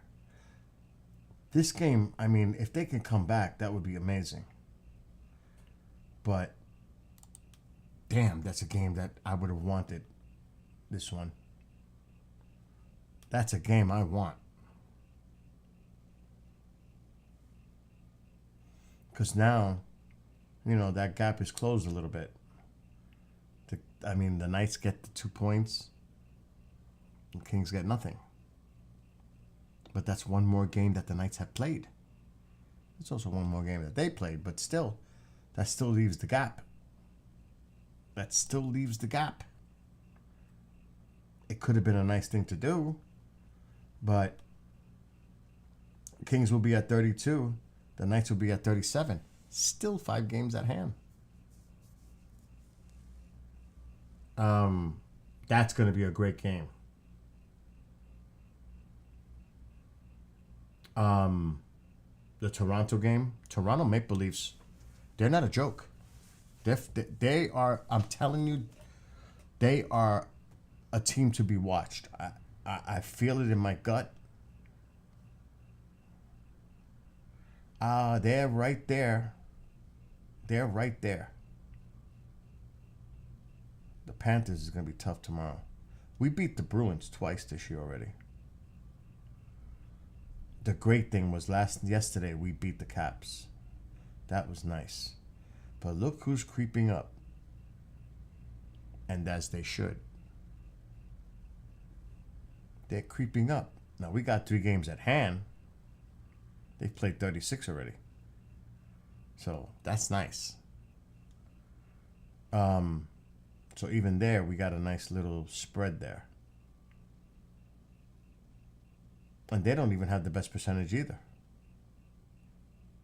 The Caps. So this is going to be a seesaw. It's going to go up and down. The Rangers got to stay consistent. That's the thing.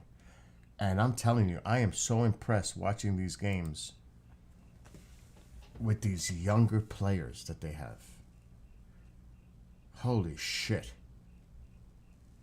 I'm really liking this team. I'm really liking the chemistry, the grit, the way this team is coming together. It's impressive. Even with Truba going down and Cheidel, whatever his name is, went down. He may never come back. And the other guy that went down. Even with the injuries, they're still finding a way to win. Which is impressive. That's what good teams do. Find a way to win.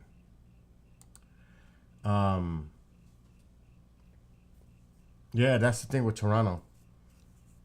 But they're dangerous. They're going to be dangerous in the playoffs. Toronto is going to be dangerous in the playoffs. But you could say that about a lot of the other teams too. Yeah, he's in. Oh, he's. I don't know. He's bad shape. Cheadle, I can't say his name right.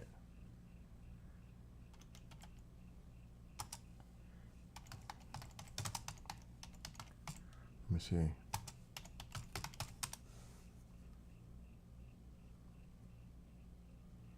So let's see the latest in the 7 days. Oh, Kako was the other one. Capo Kako. So this is 7 days ago. And these were big players for our team. And this is a week ago.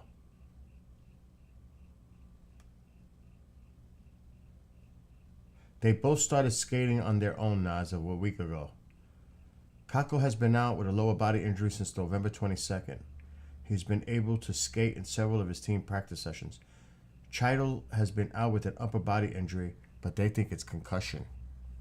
They think there's something wrong with him. They say it's an upper body, but... And he's also skated on his own. They have to go at their own pace before they can seriously start preparing for game action. So they're improving. It's been a slow process, but with Phil, it's getting better. So time will tell. But this was a major hit, and they're still winning without these two guys. And these were important cogs to this team. But these young kids that they brought up stepped in and have been doing the job. And that's what good teams do. Oh yeah. That's the thing. Then you got to pay up. You got to pay the kids. Yep. That is so true. Because everybody wants that pay raise. It's so true. But, you know, as hockey goes, when they do these negotiations with the labor, the union and all that, they raise the cap up a little bit. You know, that's going to come eventually too. That always happens every few years. They adjust the cap. But still, inflation's a bitch. I'm just saying. Oh my God. But no, it's like I said, New York football sucked and has sucked for a while. I don't watch basketball. Baseball, mediocre at best. So thank God for hockey. For me, at least. Thank God for the Rangers this year. At least. I have something. It's like now they're talking in New York with the Yankees. It's so ridiculous. It's laughable, actually. That they're talking about possibly grabbing the reliever from the Brewers, Bader. They had a good bullpen last year. That's not the question. It's those starters. They got basura right now. They got nothing. They got Garrett Cole. That's it. You can't count on Rodon. The Rangers, the Yankees have no pitching. They might try to get the third baseman. That's a dream. The former Blue Jay to play third base. So they'll have an offensive team, but no pitching. So the games will be 7-5 loss. It's going to be a joke. Unless they do something. Which I don't know what they're going to do. But it's going to be a long season again. I like watching the soccer when it's like the World Cup. But not on an everyday basis. I can't do it. I just can't. But like special things like that I do. Robot Wars, I have no idea what that is. So it could be a long summer of horrible baseball in New York for both teams. The Mets haven't done shit. They've done nothing.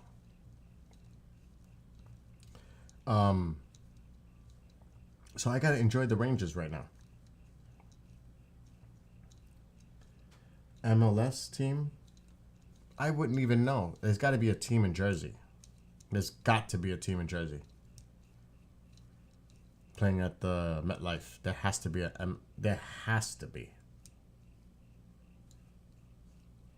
team that plays in Jersey. If I had to guess, I have no idea. It's not something I looked into at all. So I'm completely naive when it comes to that. No idea. Plus, it's about time, too. I don't have time. Really. Let's see. I got to make a fire. Before it's only 12:30, but I'm so tired. I'm going to bed soon. New York City plays in Yankee Stadium. New York plays in Jersey. Lorraine. That's funny. Plus, like, tomorrow I gotta do 6 shows in 5 hours till midnight tomorrow night. Saturday, company comes, and I gotta cook all day. Now, I was supposed to get an email. I was supposed to get blood work tomorrow, which means I cannot eat anymore today. But I never got the email. I may have to reschedule with my doctor and everything because I didn't get a response. I didn't get an email back from them.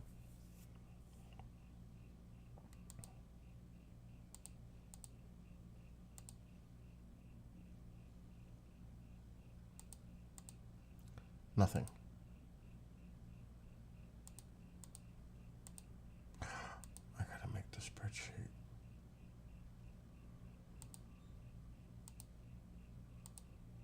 No emails. But I heard a thing before. Let's check that one.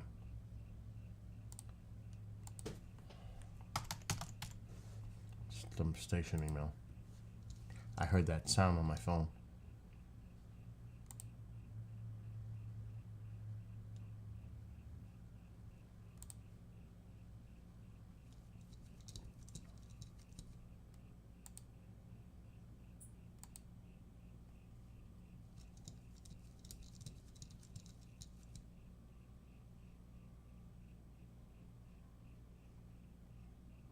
Nothing of interest. That's okay. That's good. Let me check Skype. Oh, what is this?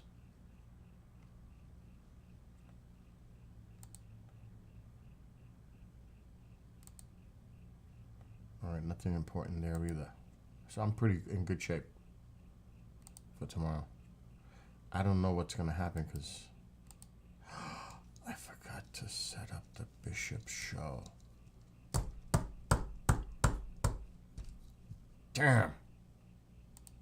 I've got to do that now. Right away.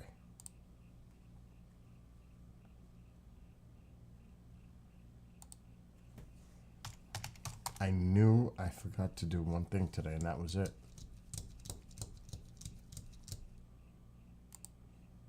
See, if I can't slack like that.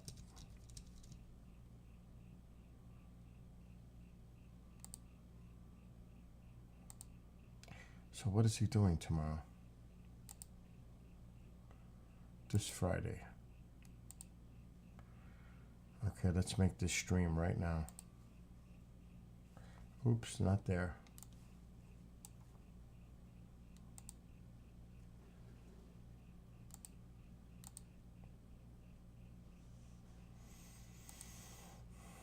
I have to do this. This is very, very, very important. Tante. Okay. Jesus Christ.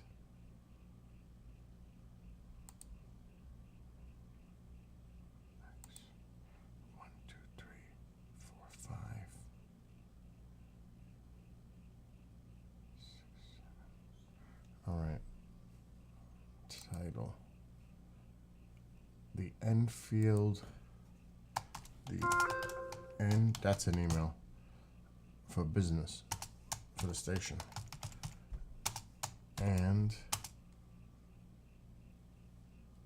other strange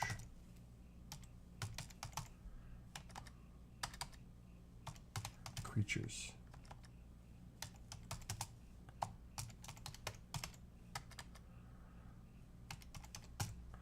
Now there's no description, so I'm gonna have to make my own.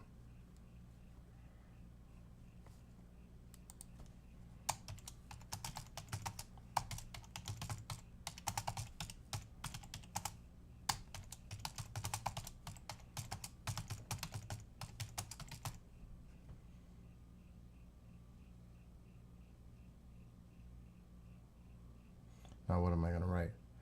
On this episode, Bishop General discusses the.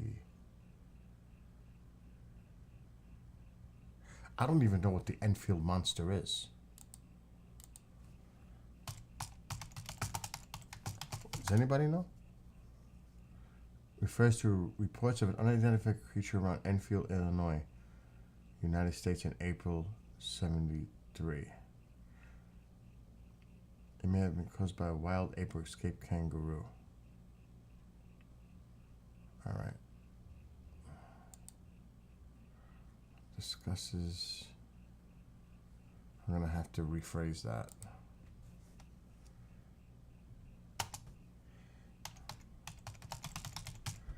The unidentified creature.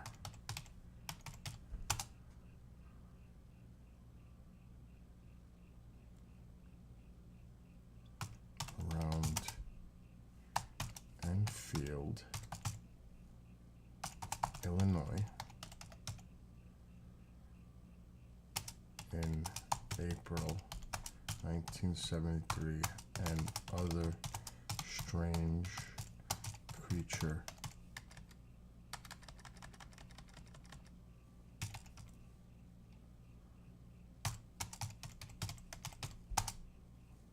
reports.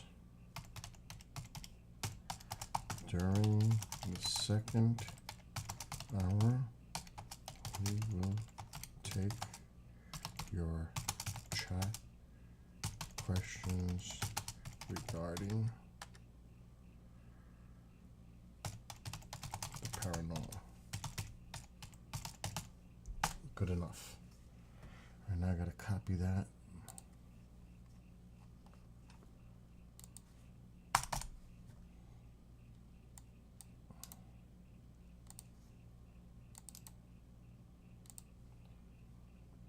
That's why I work around the clock. It comes in constant.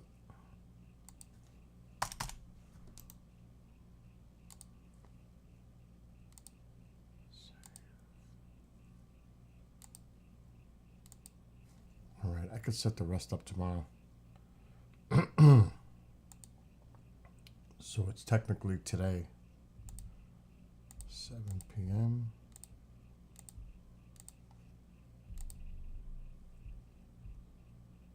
I'm hearing music.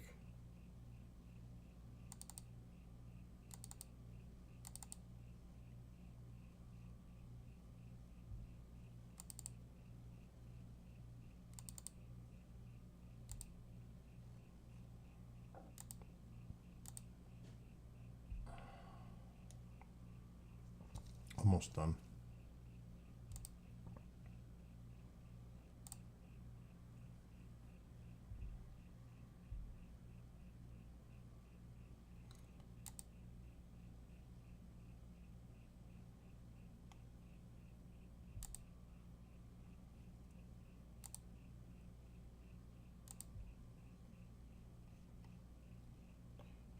Couple more clicks and I'm done.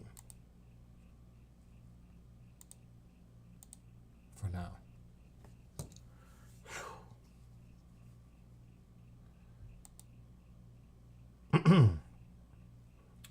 It's something that happened in, I was just reading about it, in Illinois in April 1973. But the reports were it could have been like an escaped monkey, ape, something like that, because that's what people described it looking at like. So I don't know.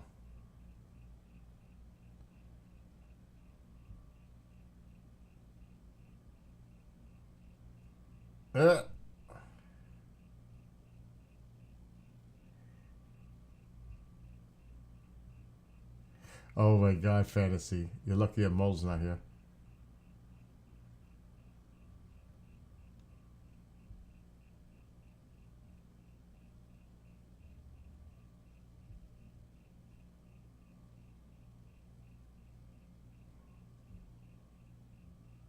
You know, that's the thing.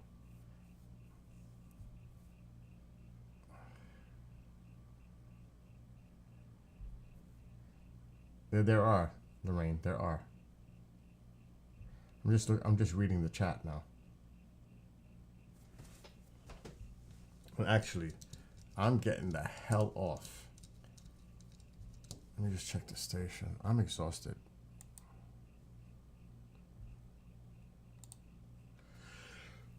Really tired. It's 45 here. It's insane. All right, the station is good to 1. I'm gonna stretch it. Screw 1 o'clock. I'm gonna put a couple of more shows in here, so I don't have to be panicking about getting up for the station.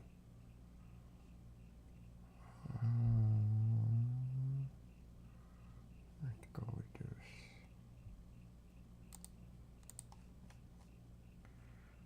Eh.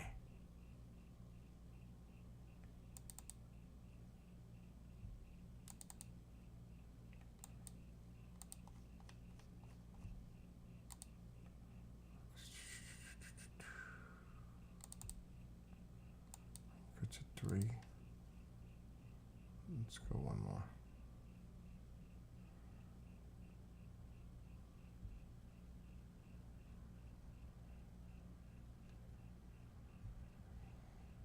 Sometimes I have like difficulty choosing what I want to play.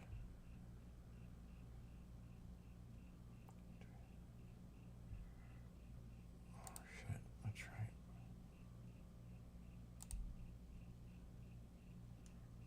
Okay, I'm 5 minutes over. That's too much of a gap.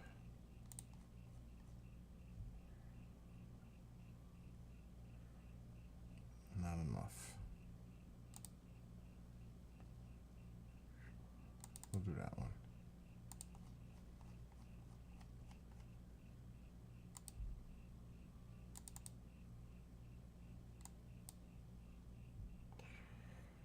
I'm good. I'm happy now. I'm good to 5 o'clock in the afternoon. Anyway, Kevin, what happened? Yeah, dude, I gotta go to bed. I need to. I'm so tired. Kings lose 3-2. Wow. Ottawa was playing. Wait a minute. Didn't they play? Who did Ottawa? Whatever happened to that game? I think it was Ottawa Maple Leafs. That I think. Before I go, Kevin was not around, so I figured he was watching the game.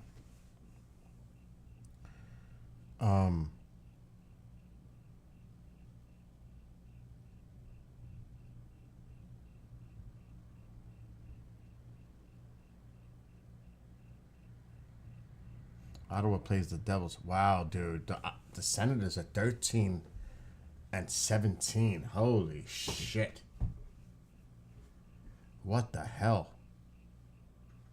Toronto 17 and 9 and 6. Ottawa is 13, 17, 0. Damn. They're having definitely not the year that they expected. I don't think they expected this. I don't think the Sabres expected that the season to be the way they are. To be honest. I mean, the Sabres are in the bottom of the pile with the Senators. What the hell?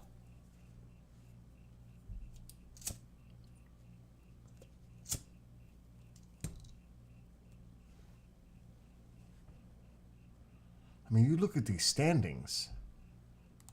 Like the Devils. What happened? I just this is I'm telling you, this is going to be tough all the way. All these teams, all of them. This is going to be a battle. Even the Red Wings are on the outside looking in. But really, this is the fight right here. Even though the Lightning is a team to be watched, I still think the fight is right here. And for us, no way do I see the Flyers as a threat, to be honest. They're coming up, but oh shit, they won 2. I would see the Hurricanes as a bigger threat. And I never count the Caps out. But the Devils. Look at the Pens.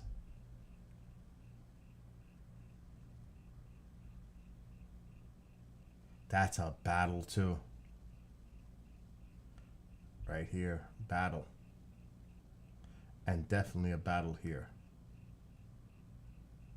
This is telling you this. Every division, every one of them is. This is the line up. Even though it's early in the season, anything could happen. I still think this is the line up. I am not feeling them. I'm not. I worry more about the Hurricanes than the Flyers. And this is a run for the money right here. This is going to be a battle. So it's going to be a great hockey season for a lot of us. The Senators are in deep doo-doo at the moment. Even though there's what? How many games are in the season? 82? What's the number? I forget. Fantasy, help me out. What's the number? How many games in a regular season? I forget. How many NHL games in season? 82. So I was right. Damn, there's still a lot of hockey left. 35 games into the season does not make a season. There's still a lot of hockey to be played. Anything could happen. Holy shit.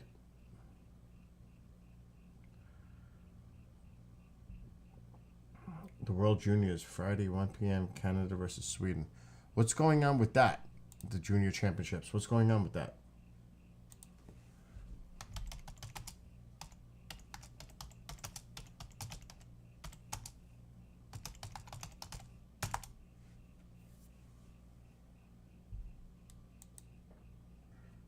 Okay.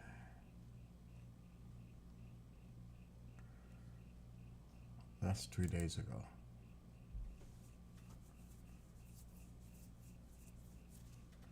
2 days ago. What about today? Past day.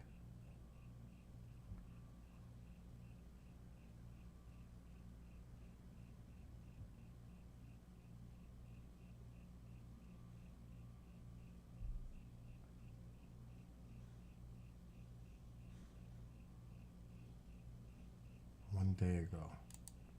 So the United States hammered Switzerland. Where are the standings?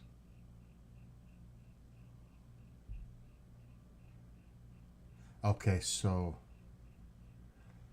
Thursday's win pulled the Americans into a tie with Slovakia for first place in Group B with 6 points.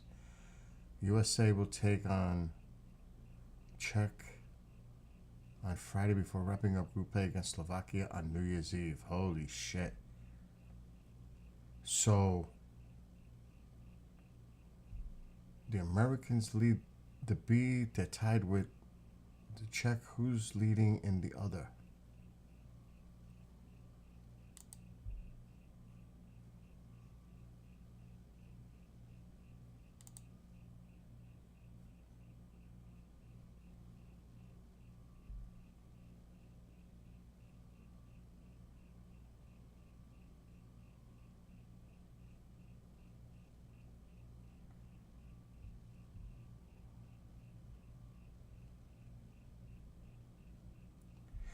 Oh shit. So yeah, Sweden next faces Canada with first place in Group A on the line Friday at 1:30 Eastern. So that's a big game. Yeah, that's a big game. First place, is on the line. Sweden versus Canada. Wow, that's going to be a hell of a game in about 12 and a half hours. I wonder where that's going to be broadcasted on. I would like to watch that. Shit. I could check my TV, but Sweden versus Canada. Where to watch? The NHL Network. Perfect. It's going to be on the NHL Network, which is channel 587 on Verizon. So I'll be watching that tomorrow for sure. Now, what time was the American game? Fuck. Oh, man.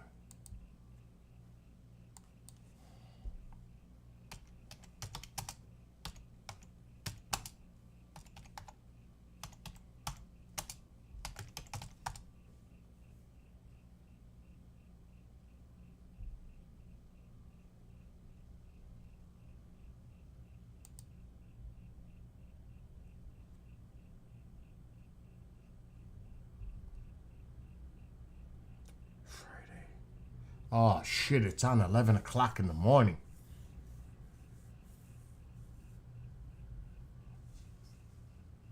Bill better go to bed. That's got to be on the NHL Network, too. So, USA versus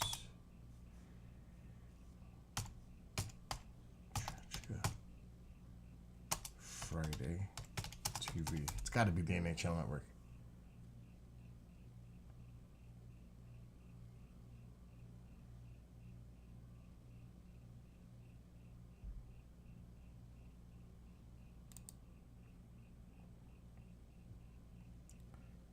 NHL Network.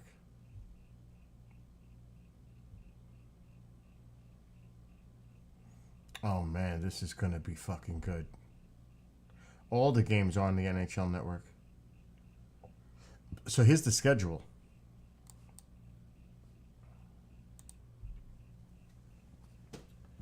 So tomorrow, you have all these games going on. This are the games for me to watch right there. Saturday, Sunday, this is a big game for us.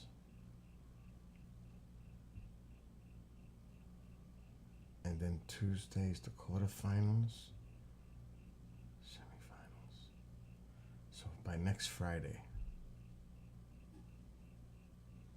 That's good to know. I'm actually gonna bookmark this so I can go back to it. Oh man, tomorrow's gonna be a great hockey morning, or today. Starting by at 11 a.m. That's 1 now. Oh my gosh, it's not that far off. I need a deep sleep. It says here it starts at 11. I thought I saw 11. 11 a.m. Right there. NHL Network. Then but look at that, back-to-back games. Look at those back-to-back games. That's awesome. For real. Those are two really interesting games back-to-back. And then the Rangers play tomorrow night, but I'll be working, so it won't matter. But yeah, I think it's going to come down to Canada versus USA. If everything was in a perfect world, it would be Canada versus the USA in the final. Group A versus Group B. That's the one to watch. And that would be next Friday. So we'll see. Anyway, to anybody who's watching, Lorraine, Fantasy, Kevin, anybody else who's watching, have a wonderful rest of your morning or night or day. And I'll probably be back after midnight tomorrow night. So after midnight, because I got to work all night tomorrow.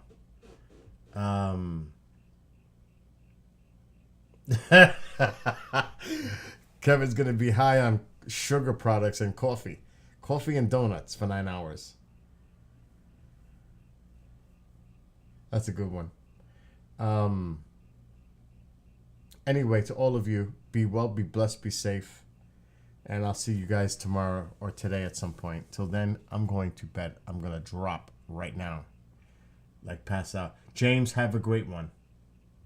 And congratulations to the World Cup that Fantasy was saying that Australia won. That I don't know what the hell it was about. But they won. That's all that matters. So, happy World Cup champions in Australia.